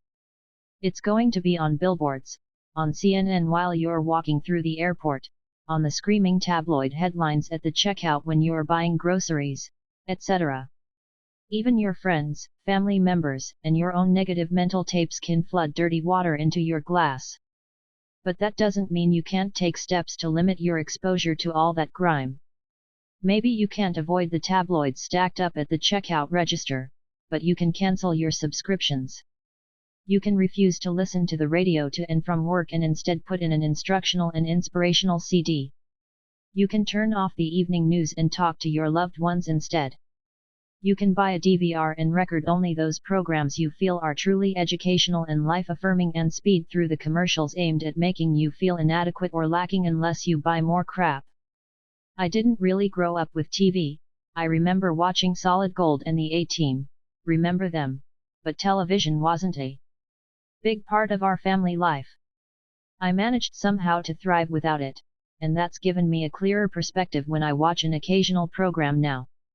Sure, I'll laugh along with the sitcom, but afterward, I feel the same as if I ate fast food bloated and malnourished. And I can't get over how commercials prey on our psychology, our fears, pains, needs, and weaknesses. If I walk through life thinking that I'm not enough just as I am, that I need to buy this, that, and the other thing to be okay, how can I expect to create amazing results? It's estimated that Americans, 12 and older, spend 1,704 hours watching TV per year. That averages out to 4.7 hours per day. We're spending almost 30% of our waking hours watching TV. Almost 33 hours per week, more than one whole day each week. It's the equivalent of watching TV for 2 solid months out of every 12. Wow! And people wonder why they can't get ahead in life? Put yourself on a media diet. The media thrives on taking us hostage.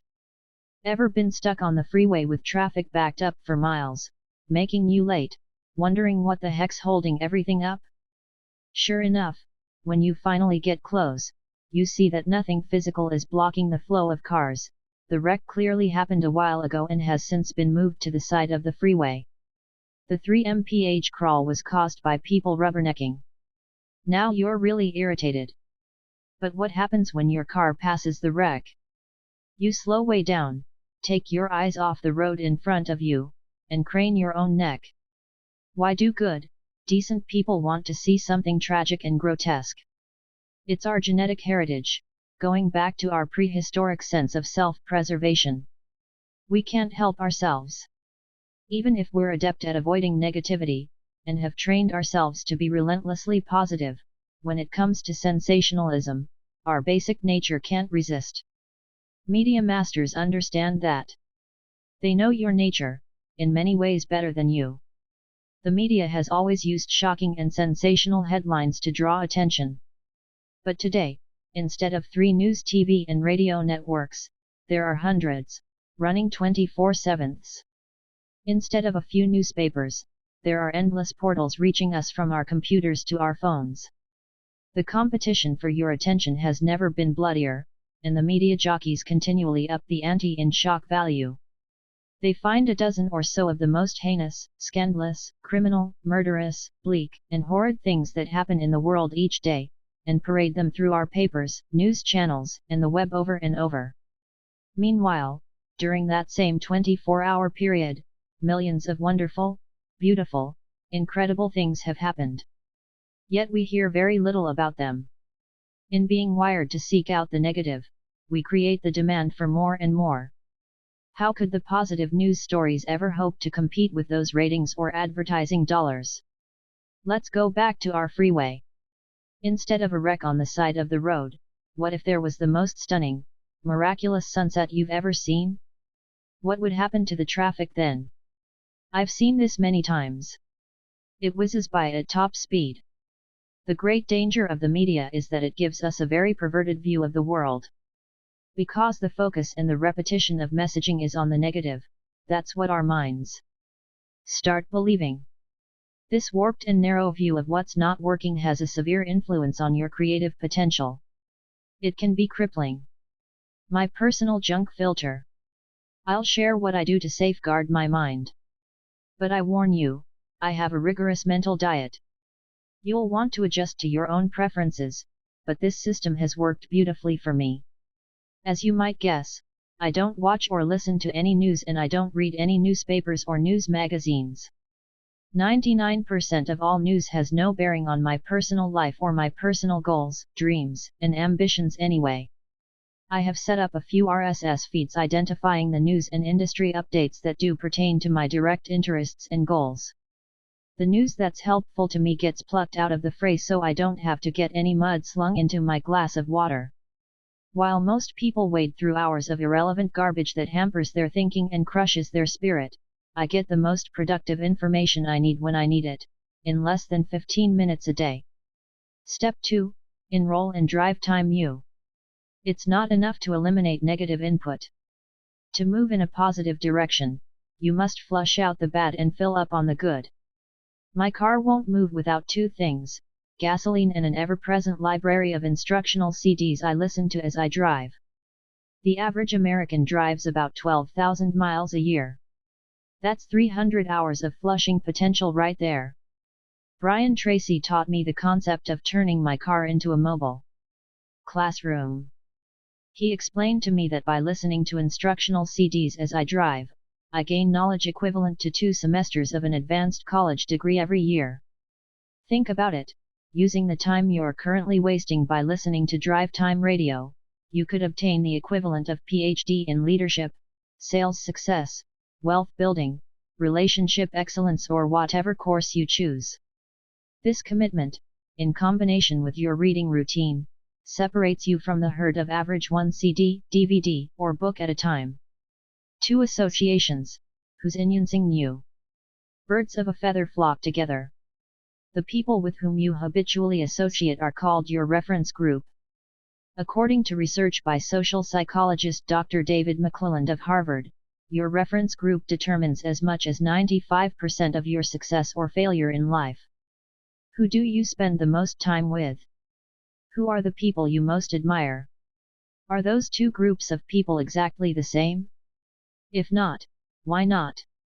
Jim Rohn taught that we become the combined average of the 5 people we hang around the most.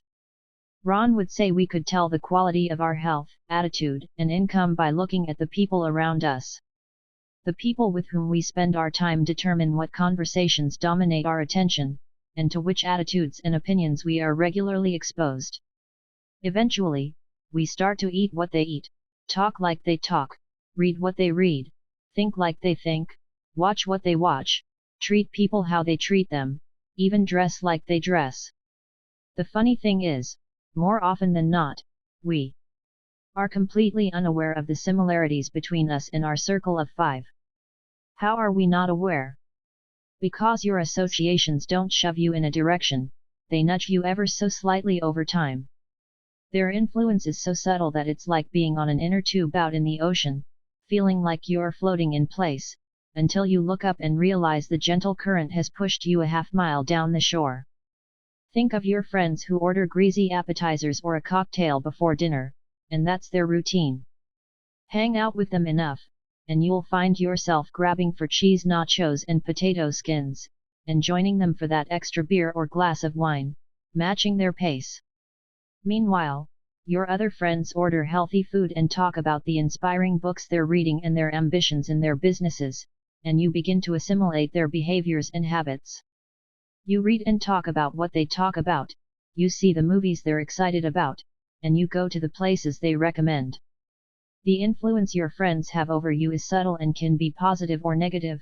Either way, the impact is incredibly powerful. Watch out! You cannot hang out with negative people and expect to live a positive life. So, what is the combined average income, health, or attitudes of the 5 people you spend most of your time with? Does the answer frighten you? If so, the best way to increase your potential for whatever traits you desire is to spend the majority of your time with people who already possess those traits.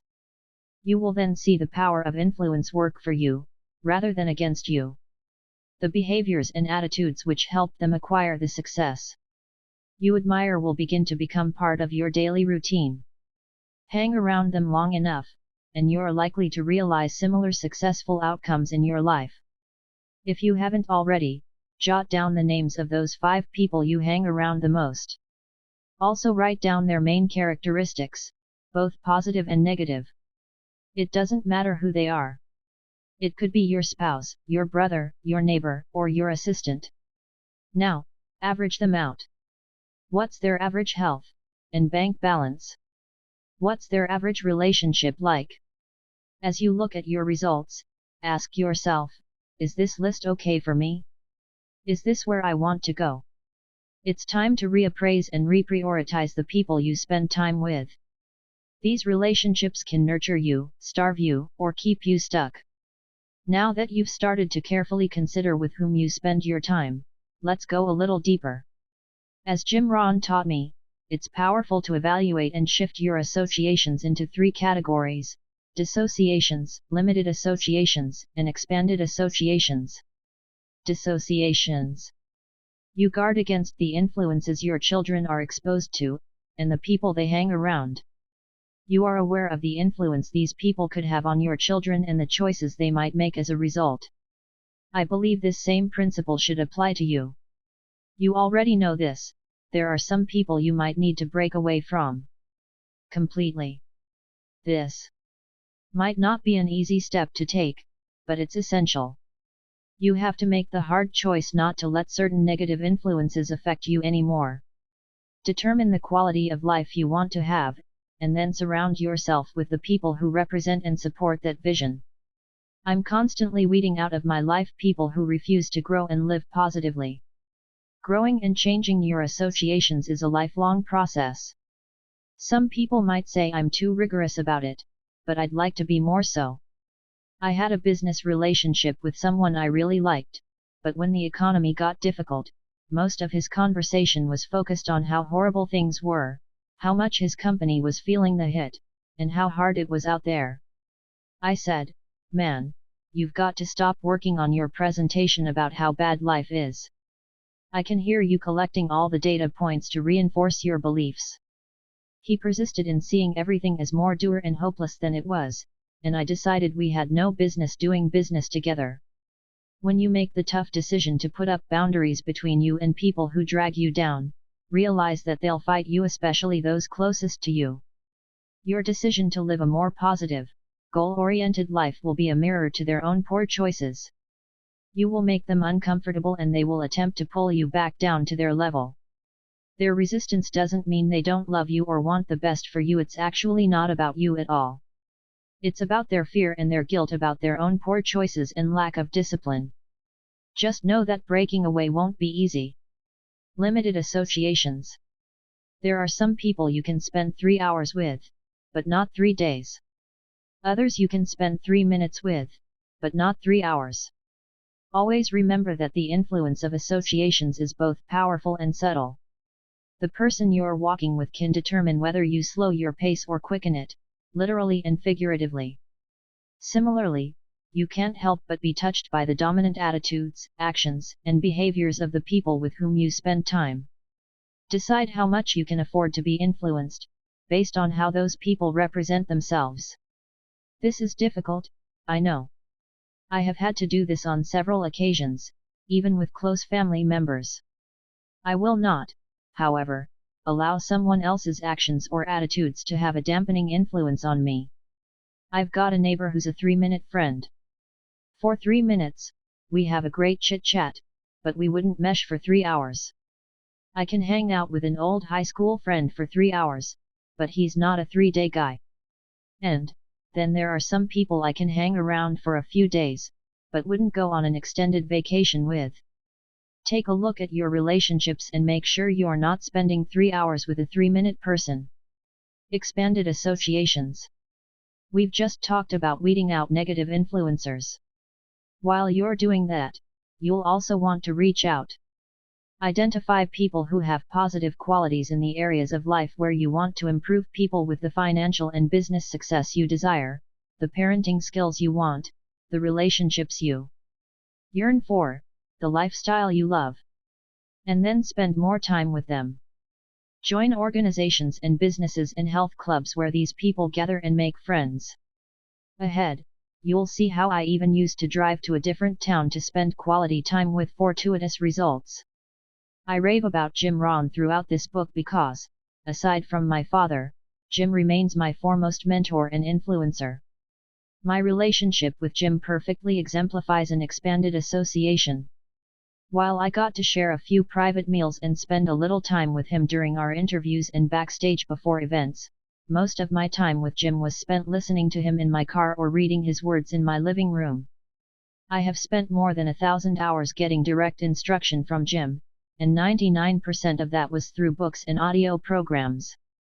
What's exciting about that is, no matter where you are in your life, may be busy at home with small children or caretaking aging parents, working long hours with people with whom you have little in common, or living out in the country far from the nearest office building, you, too, can have almost any mentor you want, if he or she has gathered their best thoughts, stories, and ideas into books, CDs, DVDs, and podcasts.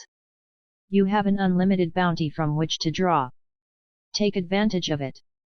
If you want to have a better, deeper, more meaningful relationship, ask yourself, who has the type of relationship I want? How can I spend more time with that person? Who can I meet who can positively influence me? Let their glow rub off on you. Befriend the person you think is the biggest, baddest, most successful person in your field. What do they read? Where do they go for lunch? How can that association influence you? You can build these expanded associations by joining networking groups, Toastmasters, and similar organizations. Find the charity organizations, symphonies, country clubs, where the people you want to emulate gather. Find a peak performance partner. Another way to increase your exposure to expanded associations is by teaming up with a peak performance partner, someone as equally committed to study and personal growth as you. This person should be someone you trust, someone bold enough to tell you what they really think about you, your attitudes, and performance. It could be that this person is a longtime friend, but he or she may be someone who doesn't know you well at all. The point is to get, and give, an unbiased, honest, outside perspective. My current accountability partner is my good friend Landon Taylor.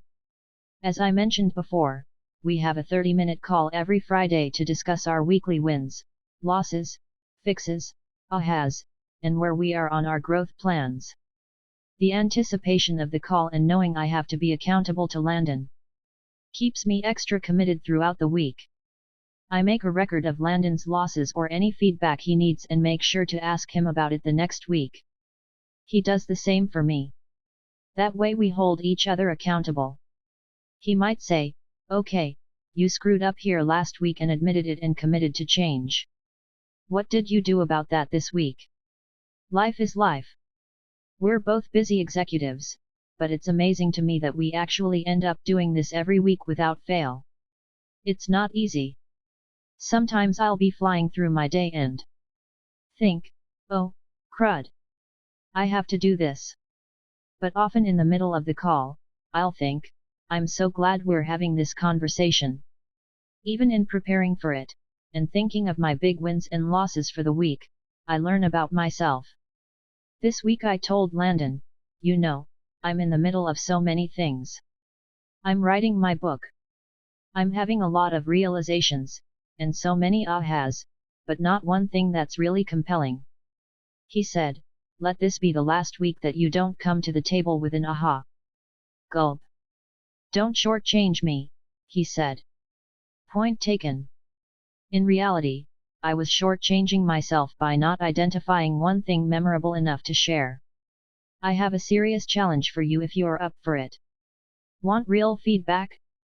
Find people who care enough about you to be brutally honest with you. Ask them these questions. How do I show up to you? What do you think my strengths are? In what areas do you think I can improve? Where do you think I sabotage myself? What's one thing I can stop doing that would benefit me the most? What's the one thing I should start doing? Invest in mentorship. Paul J. Meyer is another man who served as a mentor to me. Paul passed away in 2009 at age 81. Whenever I thought I was really doing things, really playing at a high level, I'd get around Paul. He was my reality check. What he did before lunch was mind-boggling to me. I got to spend a lot of time with him. Paul bought one of my companies, and then I did a turnaround for one of his companies. He was a very powerful spirit in my life. After spending a couple of hours with Paul, hearing about all his plans and ventures and activities, my head would spin. Just trying to make sense of all he had going on exhausted me. After time with Paul, I'd want to go take a nap. But my association with him raised my game. His walking pace was my running pace. It expanded my ideas about how big I could play and how ambitious I could be. You have to get around people like that. You're never too good for a mentor. During my interview with Harvey Mackay, he told me, "I have had 20 coaches, if you can believe it. I have a speech coach, I have a writing coach, I have a humor coach, I've got a language coach, and on and on. I have always found it interesting that the most successful people, the truly top performers, are the ones willing to hire and pay for the best coaches and trainers there are. It pays to invest in your improved performance." Finding and engaging a mentor doesn't need to be a mysterious or intimidating process either. When I sat down with Ken Blanchard, he explained the simplicity of engaging a mentor. Success. January 2010. The first thing you want to remember with a mentor is that it doesn't need to take a lot of their time. The best advice I've ever gotten is in short clips, having lunch or breakfast with somebody, just telling them what I'm working on and asking their advice and all. You will be amazed how successful business people are willing to be mentors to people when it's not taking a lot of time. John Wooden reinforces the point that others desire to be mentors. Success. September 2008. Mentoring is your true legacy. It is the greatest inheritance you can give to others. And it should never end. It is why you get up every day. To teach and be taught. He went on to explain that mentorship is also a two-way street. An individual needs to be open to being mentored. It is our responsibility to be willing to allow our lives and our minds to be touched, molded, and strengthened by the people who surround us. Develop your own personal board of advisors. As part of my plan to be wiser, more strategic, and operate more effectively, as well as expand the time and interaction I have with high-minded leaders, I've been developing a board of advisors in my personal life.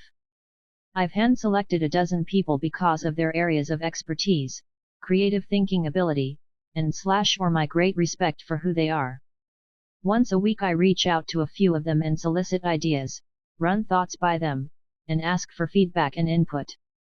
Having started this process, I can tell you the benefits I've already received have been profound, far more than I anticipated. It's surprising the genius people are willing to share when you show sincere interest. Who should be on your personal board of advisors? Seek out positive people who have achieved the success you want to create in your own life. Remember the adage, never ask advice of someone with whom you wouldn't want to trade places. 3. Environment. Changing your view changes your perspective. When I was in real estate, working in the East Bay of San Francisco, I lived and worked within a very limited demographic. I saw the same kinds of people operating at the same level over and over. I knew that I needed to find an elevated circle of associations in order to go where I wanted to go. I started driving across the bay to one of the richest and most beautiful spots on the planet, Tiburon in Marin County, north of San Francisco. If you've ever been to Monaco, that's what Tiburon looks like, but far quainter. It's a spectacular spot. I would go to a delightful seafood restaurant, Sam's on the Wharf. The food was great, but more importantly, the restaurant was popular with the area's more affluent residents. Aside from going to Sam's to expand my associations, I'd also sit on the wharf and look up at the hillside. I was mesmerized by the multi-million-dollar houses that hung off the cliffs. One in particular always caught my eye, a blue, 4-story home with an elevator and a whale lightning rod at the top. What would be the perfect house? I used to ask myself all the time. If someone could just give me one of them, which one would I pick? The answer was always the same: this beautiful blue one. It was in the perfect spot with a bright vista, the best of the bunch. On my way home from brunch one morning, I saw an open house sign and thought it'd be fun to check it out. One sign led to another as I followed them, zigzagging up the cliffs along the narrow streets. I finally reached the top of the hill and found the advertised home. As I entered and walked up to a spectacular bay window, the world opened up in front of me: the peninsula tip of Tiburon, Angel Island across the bay, Berkeley and the East Bay, the Bay Bridge, and the entire San Francisco skyline over to the Golden Gate Bridge in a 300-degree expanse. I walked out onto the balcony and looked around. Suddenly I realized that this was the very house I'd been looking at for years. This was the Blue House. I signed the contract on the spot. My dream house was now mine. I can't really say that I met anybody at Sam's who changed my life. However, that environment had a powerful effect on me. Seeing those homes up on the cliffs fueled my ambition and expanded my dreams. I ended up working harder than I ever thought possible to make those dreams come true, and they did. The dream in your heart may be bigger than the environment in which you find yourself. Sometimes you have to get out of that environment to see that dream fulfilled. It's like planting an oak sapling in a pot. Once it becomes root-bound, its growth is limited. It needs a great space to become a mighty oak. So do you. When I talk about your environment, I'm not just referring to where you live. I'm referring to whatever surrounds you. Creating a positive environment to support your success means clearing out all the clutter in your life. Not just the physical clutter that makes it hard for you to work productively and efficiently, although that's important too, but also the psychic clutter of whatever around you isn't working, whatever's broken, whatever makes you cringe. Each and every incomplete thing in your life exerts a draining force on you, sucking the energy of accomplishment and success out of you as surely as a vampire stealing your blood. Every incomplete promise, commitment, and agreement saps your strength because it blocks your momentum and inhibits your ability to move forward. Incomplete tasks keep calling you back to the past to take care of them. So think about what you can complete today. Additionally, when you're creating an environment to support your goals, remember that you get in life what you tolerate. This is true in every area of your life, particularly within your relationships with family, friends, and colleagues. What you have decided to tolerate is also reflected in the situations and circumstances of your life right now. Put another way, you will get in life what you accept and expect you are worthy of. If you tolerate disrespect, you will be disrespected. If you tolerate people being late and making you wait, people will show up late for you. If you tolerate being underpaid and overworked, that will continue for you. If you tolerate your body being overweight, tired, and perpetually sick, it will be. It's amazing how life will organize around the standards you set for yourself. Some people think they're the victims of other people's behavior, but in actuality, we have control over how people treat us. Protect your emotional, mental, and physical space so you can live with peace, rather than in the chaos and stress the world will hurl upon you. If you want to foster a disciplined routine of rhythms and consistency so that Big Mo not only pays a visit to your house but moves in, you have to be sure your environment is welcoming and supportive of your becoming, doing, and performing at world-class levels. While we're on the topic of world-class, in the next chapter, I want to help you take everything you've learned thus far and give you the secret to now accelerating your results. Getting greater results with only a little more effort may feel a little like cheating, like an unfair advantage. But who said life was fair? Chapter 6. Acceleration. When I lived in La Jolla, California, for exercise and a test of will, I would regularly my bike 2 miles straight up Mount Soledad. There are very few things you can do voluntarily that cause more pain and suffering than riding a bike up a steep mountain without stopping. There is a point at which you hit the wall and come face to face with your true inner character. Suddenly, all the projections and ideas you had about yourself are stripped away and you're left with the naked truth. Your mind starts inventing all sorts of convenient alibis on why it's okay to stop. It is then when you are faced with one of life's greatest questions: do you push through the pain and continue on, or will you crack like a walnut and give up? Lance Armstrong was the success cover feature in June 2009. I remember watching Lance during his first Tour de France victory. The Tour had entered the grueling mountain stages of the race. The other riders dismissed Lance, because he had never been a renowned climber. During the third mountain ascent through freezing rains, mist, and then hail, Lance got separated from his team. He was left fighting the top climbers in the world, alone. On the final ascent, 18 miles straight up into Sestriere, after 5.5 hours climbing mountains, every rider was suffering.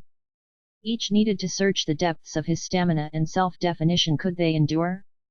It became a test of who could best survive the hardships and find the strength to keep going, who would crack and who wouldn't. With 5 miles to go, Lance was 32 seconds behind the leaders, an eternity while climbing a mountain on a bike. During a curve, Lance stood up and surged ahead until he caught the 2 leaders, both established world-class climbers. Having expended almost everything he had in him, Lance then launched an attack and gained several lengths on the leaders. He later said in his book It's Not About the Bike, My Journey Back to Life, Putnam, 2000, when you open a gap and your competitors don't respond, it tells you something. They're hurting. And when they're hurting, that is when you take them. Completely exhausted, struggling to breathe, his legs and arms burning with fatigue, Lance kept pounding the pedals. Some tried, but no one could catch him, they just didn't have it in them. At the finish line, with fists pumping in the air, the unexpected contender won the stage race and ultimately the Tour de France. In this chapter I want to talk to you about those moments of truth and how the compound effect can help you break through to new and greater levels of success faster than you imagined possible. When you've prepared, practiced, studied, and consistently put in the required effort, sooner or later you'll be presented with your own moment of truth. In that moment, you will define who you are and who you are becoming. It is in those moments where growth and improvement live, when we either step forward or shrink back, when we climb to the top of the podium and seize the medal, or we continue to applaud sullenly from the crowd for others' victories. We'll also look at how you can consistently deliver more than people expect, compounding your good fortune even further. Moments of truth. There is a point in every race when a rider encounters his real opponent and understands that it's himself, writes Lance in his autobiography. In my most painful moments on the bike, I am at my most curious, and I wonder each and every time how I will respond. Will I discover my innermost weakness, or will I seek out my innermost strength? When I was in real estate, I hit the wall several times a day. While driving to an expired listing property, after just getting pummeled by the last prospect, I'd start conjuring up all sorts of excuses to skip the sales call and head back to the office. While out canvassing a neighborhood, dogs would snarl at me or it looked like it might start to rain. I'd be in the midst of money time, 5 to 9 p.m., cold calling, and frequently get chewed out for interrupting someone's dinner or favorite TV show. I was sure I needed to take a break to go to the bathroom or get a glass of water. But instead of quitting, every time I hit one of those mental and emotional walls, I recognized that my competitors were facing the same challenges. I knew this was another moment that, if I kept going, I would be strides ahead of them. These were the defining moments of success and progress. It wasn't difficult, painful, or challenging when I was just running with the herd, just keeping up, but not really getting ahead. It's not getting to the wall that counts, it's what you do after you hit it. Lou Holtz, the famous football coach, knew it was what you did after you did your best that created victories. In one game his team was down 42-0 at halftime. During the halftime break, Lou showed his team a dramatic highlight reel of second efforts to block, tackle, and recover the ball. He then told the players that they were not on his team because they could give their all on every play. Every player on every team does that. He said they were on his team because of their ability to make that critical extra effort on each play. It's the extra effort after you have done your best that is the difference maker. His team went on to win the game in the second half. That is how you win. Muhammad Ali was one of the greatest fighters of all time, not only because of his speed and agility, but also because of his strategy.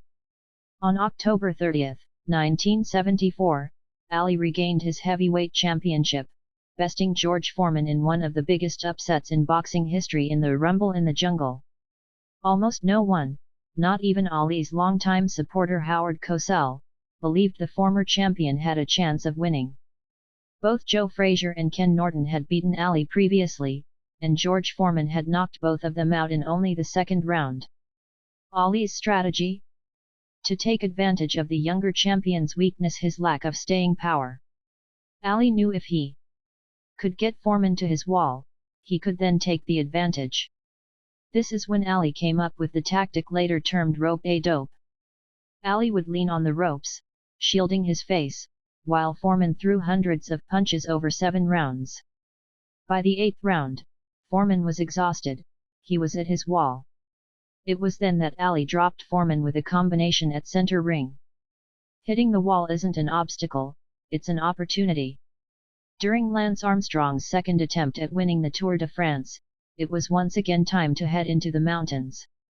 The first big climb would be where Lance had experienced a devastating crash earlier that same year, giving him a concussion and breaking his 7th lumbar vertebra during a wet day in the spring. Now it was raining yet again. Instead of being concerned or hesitant, he said, "This is perfect attacking weather, mainly because I know the others don't like it. I believe that nobody in the world is better at suffering. It's a good day for me." He was right. Lance brought home his second victory. When conditions are great, things are easy, there aren't any distractions, no one is interrupting, temptations aren't luring, and nothing is disturbing your stride. That too is when most everyone else does great. It's not until situations are difficult, when problems come up and temptation is great, that you get to prove your worthiness for progress. As Jim Rohn would say, don't wish it were easier, wish you were better. When you hit the wall in your disciplines, routines, rhythms, and consistency, realize that's when you are separating yourself from your old self, scaling that wall, and finding your new powerful, triumphant, and victorious self. Multiplying your results. I have an exciting opportunity for you. We've talked about how the simple disciplines and behaviors will compound over time, delivering amazingly powerful results for you. What if you could speed up the process and multiply your results? Would you be interested? I want to show you how just a little bit more effort can add exponentially to your outcomes. Let's say your weight training and your program calls for you to do 12 repetitions of a certain weight. Now, if you do the 12, you're fulfilling the expectation of your program. Great job! Stay consistent, and ultimately, you will see this discipline compound into powerful results for you. Yet, if you get to 12, even if you've hit your max, and you push out another 3 to 5 reps, your impact on that set will be multiplied several times. You won't just add a few reps to the aggregate of your workout. No. Those reps done after you hit your max will multiply your results. You've just pushed through the wall of your max. The previous reps just got you there. The real growth happens with what you do after you're at the wall. Arnold Schwarzenegger made famous a weight training method called the cheating principle. Arnold was a stickler for perfect technique. He contended that once you reached your maximum number of lifts in perfect form, adjusting your wrists or leaning back to recruit other muscles to assist the working muscles, cheating a little, would allow you to do 5 or 6 more reps, which would significantly improve the results of that set. You can also achieve this by having a workout partner who assists the last few reps you couldn't have done on your own. If you're a runner, you know the experience. You get to the goal you set for yourself that day, and you're feeling the burn, you're at your wall, but you go a little farther, a little longer. This little longer is really a massive expansion of your limits. You have multiplied the results of that single run. Take the magic penny we talked about in Chapter 1, the one that doubles in value each day, showing you the result of small compounded actions. If you just doubled that penny one extra time per week during those same 31 days, the compounded penny would result in $171 million instead of $10 million. Again, just extra effort in 4 days and the result was many times greater. That is how the math of doing just a little bit more than expected works. Viewing yourself as your toughest competitor is one of the best ways to multiply your results. Go above and beyond when you hit the wall. Another way to multiply your results is pushing past what other people expect of you, doing more than enough. Beat the expectations. Oprah is famous for using this principle, blasting beyond anyone's expectations with her generosity and ability to live and work in a big way. Do you remember how she launched her 19th season in September 2004? When it comes to Oprah, we know to expect some fanfare, but she blew everyone away. That season opener was all the media or anyone else talked about for days afterward. Let's go back in time for a minute. The audience members were selected because their friends and family members had written in saying each of them desperately needed a new car. Oprah opened the show by calling 11 people to the stage. She gave every one of them a car, a 2005 Pontiac G6. Then the real surprise, she surpassed everyone's expectations when she distributed gift boxes to the rest of the audience, saying one of the boxes contained a key to the 12th car. But when the audience members opened their boxes, every one of them had a set of keys. She screamed, "Everybody gets a car! Everybody gets a car!" While this might be her most famous example, Oprah continues to go beyond our expectations in most everything she does. In other segments, Oprah surprised a 20-year-old girl who had spent years in foster care in homeless shelters with a 4-year college scholarship, a makeover, and $10,000 in clothes. And she gave a family with 8 foster children who were going to be kicked out of their house $130,000 to pay for and repair their home. Now you might be saying, "Yeah, but she's Oprah, of course she can do those things." But the truth is there are plenty of others in Oprah's position with the finances and the fame who could do those things, but never venture into the realm of extraordinary. Oprah does. That's what makes her Oprah. Take a lesson from her. You can do more than expected in every aspect of your life. When it was time to propose to my wife, Georgia, I could have done what was expected and met with her father to ask for his daughter's hand in marriage. Instead, I decided to pay great respect to her father by preparing my speech in Portuguese. I got Georgia's sister to translate what I wanted to say. He understood English well enough, but wasn't entirely comfortable with it. All the way up to Los Angeles from San Diego, I rehearsed the words. I walked through the door carrying flowers and treats and asked her dad to join us in the living room. I then delivered my memorized speech. Thankfully, he said, yes. But I didn't stop there. On the way back, and over the next couple of days, I called each one of her 5 brothers and also asked for their blessing to join the family.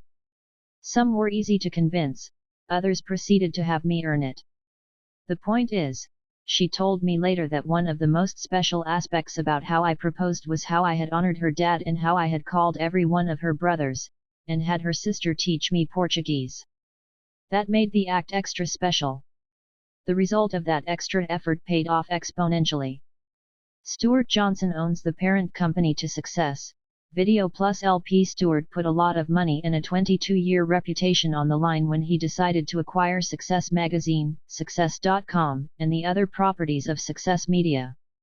During one of the most challenging economies in recent history, and as print publishing was being seen as unfavorable, the move in itself was bold and audacious, but then he did even more than could be expected. While the new business enterprise was still finding its legs, translation, still operating in the red, and his primary business was taking a couple steps backward like the rest of the world during the economic tsunami of 2008 and 2009, Stuart launched a non-profit foundation dedicated to kids. If he was going to make a commitment to helping teach the fundamentals of personal development to the world, he wanted to be especially sure that information would reach teenagers. So he launched the Success Foundation, www.successfoundation.org. He had the fundamental principles of personal achievement compiled into a book called Success for Teens and is distributing it for free through responsible partners and non-profit organizations to help nurture young minds. Stuart personally funded the administration and management of the Success Foundation, and for the first year, with the help of a few good friends, he funded the distribution of more than 1 million books. Today, that number is far greater and growing. Now, Stuart was already in for a heavy investment and big risk without the burdens of funding the new foundation. But the additional contribution and dedication to the foundation multiplied the statement of his commitment several-fold to potential partners, the press, his peers, and his own staff.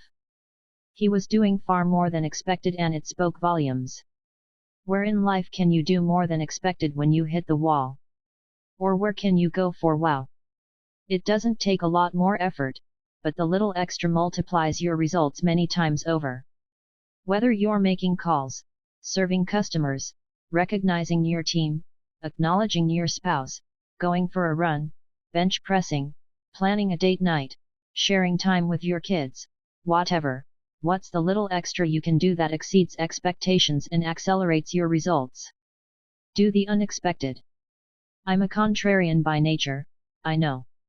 Tell me what everyone else does, what's the consensus and what's popular, and I will typically do the opposite. If everyone is zigging, I'm gonna zag. To me, what's popular is average, it's what's common. Common. Things deliver common results. The most popular restaurant is McDonald's, the most popular drink is Coca-Cola, the most popular beer is Budweiser, the most popular wine is Franzia, yeah, the stuff that comes in a box. Consume those popular things, and you'll be part of the common, average pack. But that's ordinary. There's nothing wrong with ordinary. I just prefer to shoot for extraordinary. For instance, everyone sends Christmas cards. But, since everyone does, it doesn't really have much emotional impact, in my opinion.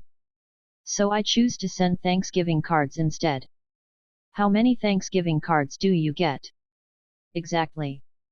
It makes a statement. And instead of bulk printed, computer-generated best wishes cards, I handwrite personal sentiments expressing how grateful I am for my relationship with that person and what he or she means to me. Same effort, but a much greater impact. Richard Branson built his career on doing the unexpected. I love to watch him launch a new company. Each stunt is bolder, scarier, and more unexpected than the last. Whether it's flying a hot air balloon around the globe or driving a tank down Fifth Avenue in New York to introduce Virgin Cola to the United States, Richard always delivers the unexpected.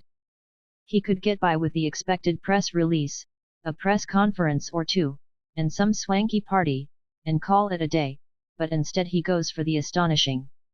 He probably spends as much as, and sometimes even less than, other companies do to launch a product. He just does it in unexpected style. The wow factor makes a statement and multiplies the impact of his efforts. More often than not, the extra effort doesn't cost that much more money or energy. When I was selling real estate, everyone else would call on expired listings when they came up. Instead, I got in my car and showed up on their doorstep and hand-delivered a sold sign. "Take this," I'd say when they'd open the door. "You'll need it if you hire me to take over this listing." For the price it took to keep my gas tank full, I immediately and exponentially increased my chance of getting the listing. Recently Alex, a friend of mine, was up for a big job. He lives in California and the job was in Boston. He was one of a final 12 candidates. They were going to interview local candidates in person and those out of the area via video conferencing. He called me, asking if I knew how to facilitate a web camera video conference. "How badly do you want this job?" I asked him. "It's my dream job," Alex told me. "It's everything I've spent 45 years preparing to do.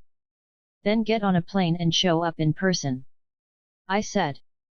"No need," Alex said, "they're flying in the final 3 for a last interview." "Listen," I told him. "If you want to be in that final 3, you should separate yourself by doing the unexpected. Fly across the country on a moment's notice and show up in person. That's how you make a statement. If I set my sights on something, I'm going to ensure success by going all in and all out. I launch what I call shock and awe campaigns." During this same job hunt I suggested Alex pull out all the stops, attack from every possible front and do it relentlessly. "Research all the decision makers," I told him. "Find out their interests, hobbies, kids' hobbies, spouses' hobbies, neighbors' hobbies, etc. Send them books, articles, gifts, and other resources that you think they might like. Is this over the top? Heck yes, that's the point. They'll know you're trying to butter them up, but they'll appreciate your gumption and creativity. You'll certainly get their attention and most likely, their respect." Then I continued, "Research all the people in the organization. Take that list and run it by your entire network to see if they know anyone who might know someone in this organization. Search every name against your LinkedIn database. Find a few people to connect with. Talk with them and ask them to put in a good word for you. Send them gifts, notes, and other things, and ask them to hand-deliver these things to the decision makers. Phone, email, fax, text, tweet, Facebook, etc., them during the process. Could this be overly aggressive? Heck, yes. But I have found that you may lose 1 out of 5 for being too aggressive, but you get the other 4. By the way, Alex did not take my advice, and he did not get the job. He didn't even get to be in the final 3. I can unequivocally say he was a far better choice than the person the organization hired, but Alex failed to make an impression, and it cost him his dream job. I'm on the board of a company that needed a congressman to sign off on a piece of legislation that affected whether this company could move forward on an important project.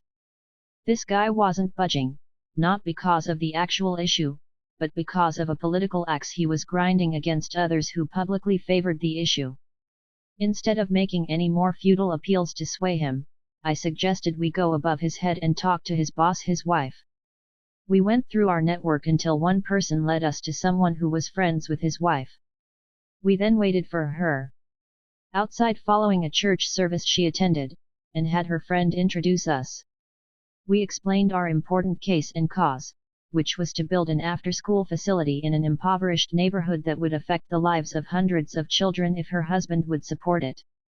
Needless to say, he signed on by Tuesday that following week and the company got its project. In our attention deficit, propaganda-saturated society, sometimes doing the unexpected is required to get your voice heard. If you have a cause or ideal worthy of attention, do what it takes, even the unexpected, to make your case heard. Add a little audacity to your repertoire. Do better than expected.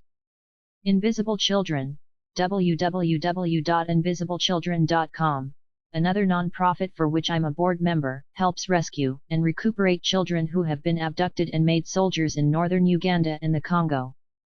To gain awareness for their cause, they staged a 100-city event called The Rescue, where more than 800,000 young people camped outside until prominent leaders of the community came to rescue them, thus gaining their attention and support. After 4 days, all but one city had been rescued, having people like U.S. Senators Ted Kennedy and John Kerry, Val Kilmer, Kristen Bell, and many others show up in 99 other cities.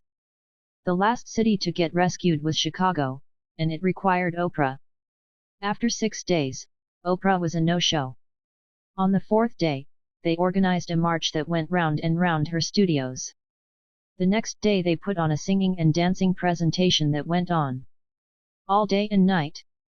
Then the 6th day, having endured harsh weather and sleeping in the rain, the more than 500 participants surrounded her studio and stood in silence holding signs starting at 3:30 a.m.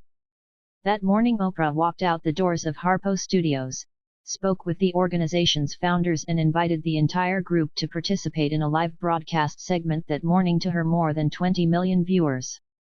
That attention got Invisible Children on Larry King Live and 232 other news outlets to reach a total of more than 65 million people. A bill is currently moving through Congress supporting Invisible Children's efforts to save these children.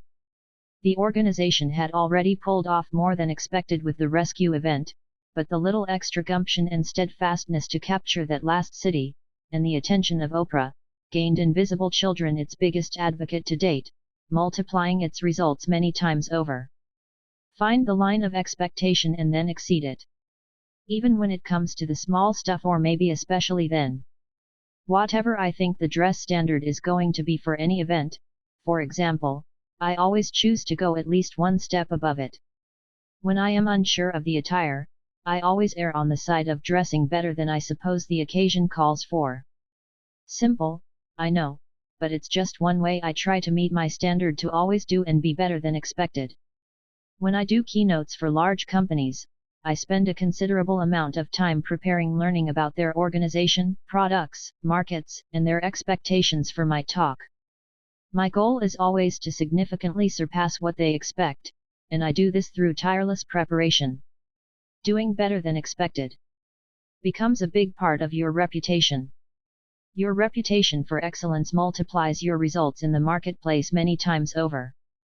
I did some work with a CEO whose philosophy was to pay people, including his vendors and suppliers, a few days in advance of the contract commitment. I was always blown away when I received a check on the 27th of the month from him for next month's payment. When I asked him about it, he said the obvious: it's the same money, but the surprise and goodwill it buys is immeasurable. Why wouldn't you? This is one of the reasons why I admire Steve Jobs so much. Of all the sensational people we've featured on the cover of Success, Jobs is one of my favorites. Whatever your expectations are about the next Apple product launch, Jobs always has a little, or a lot of, something extra to wow you. In the grand scheme of things, it might be only a minor addition, but even so, it's better than expected and multiplies the impression and response from his customers and deepens their loyalty. In a world where most things don't meet expectations, you can significantly accelerate your results and stand out from the pack by doing better than expected. I like the boldness of what Robert Schuller told us in his Success feature, December 2008, I say no idea is worthwhile if it doesn't start with wow. Nordstrom is famous for this standard. When it comes to customer service, they always strive to do better than expected. Nordstrom has been known to take back an item that a customer bought more than a year ago, without a receipt, and in some cases, purchased at a different store. Why would they do that? Because they know exceeding expectations builds trust and creates customer loyalty. As a result, they've developed an extraordinary reputation that continues to attract attention. After all, I'm reminding you of it here. The multiplier keeps growing. I challenge you to adopt these philosophies in your own life and your daily habits, disciplines and routines. Giving a little more time, energy, or thought to your efforts won't just improve your results, it will multiply them. It takes very little extra to be extraordinary. In all areas of your life, look for the multiplier opportunities where you can go a little further, push yourself a little harder, last a little longer, prepare a little better, and deliver a little bit more. Where can you do better and more than expected? When can you do the totally unexpected? Find as many opportunities for wow, and the level and speed of your accomplishments will astonish you, and everyone else around you.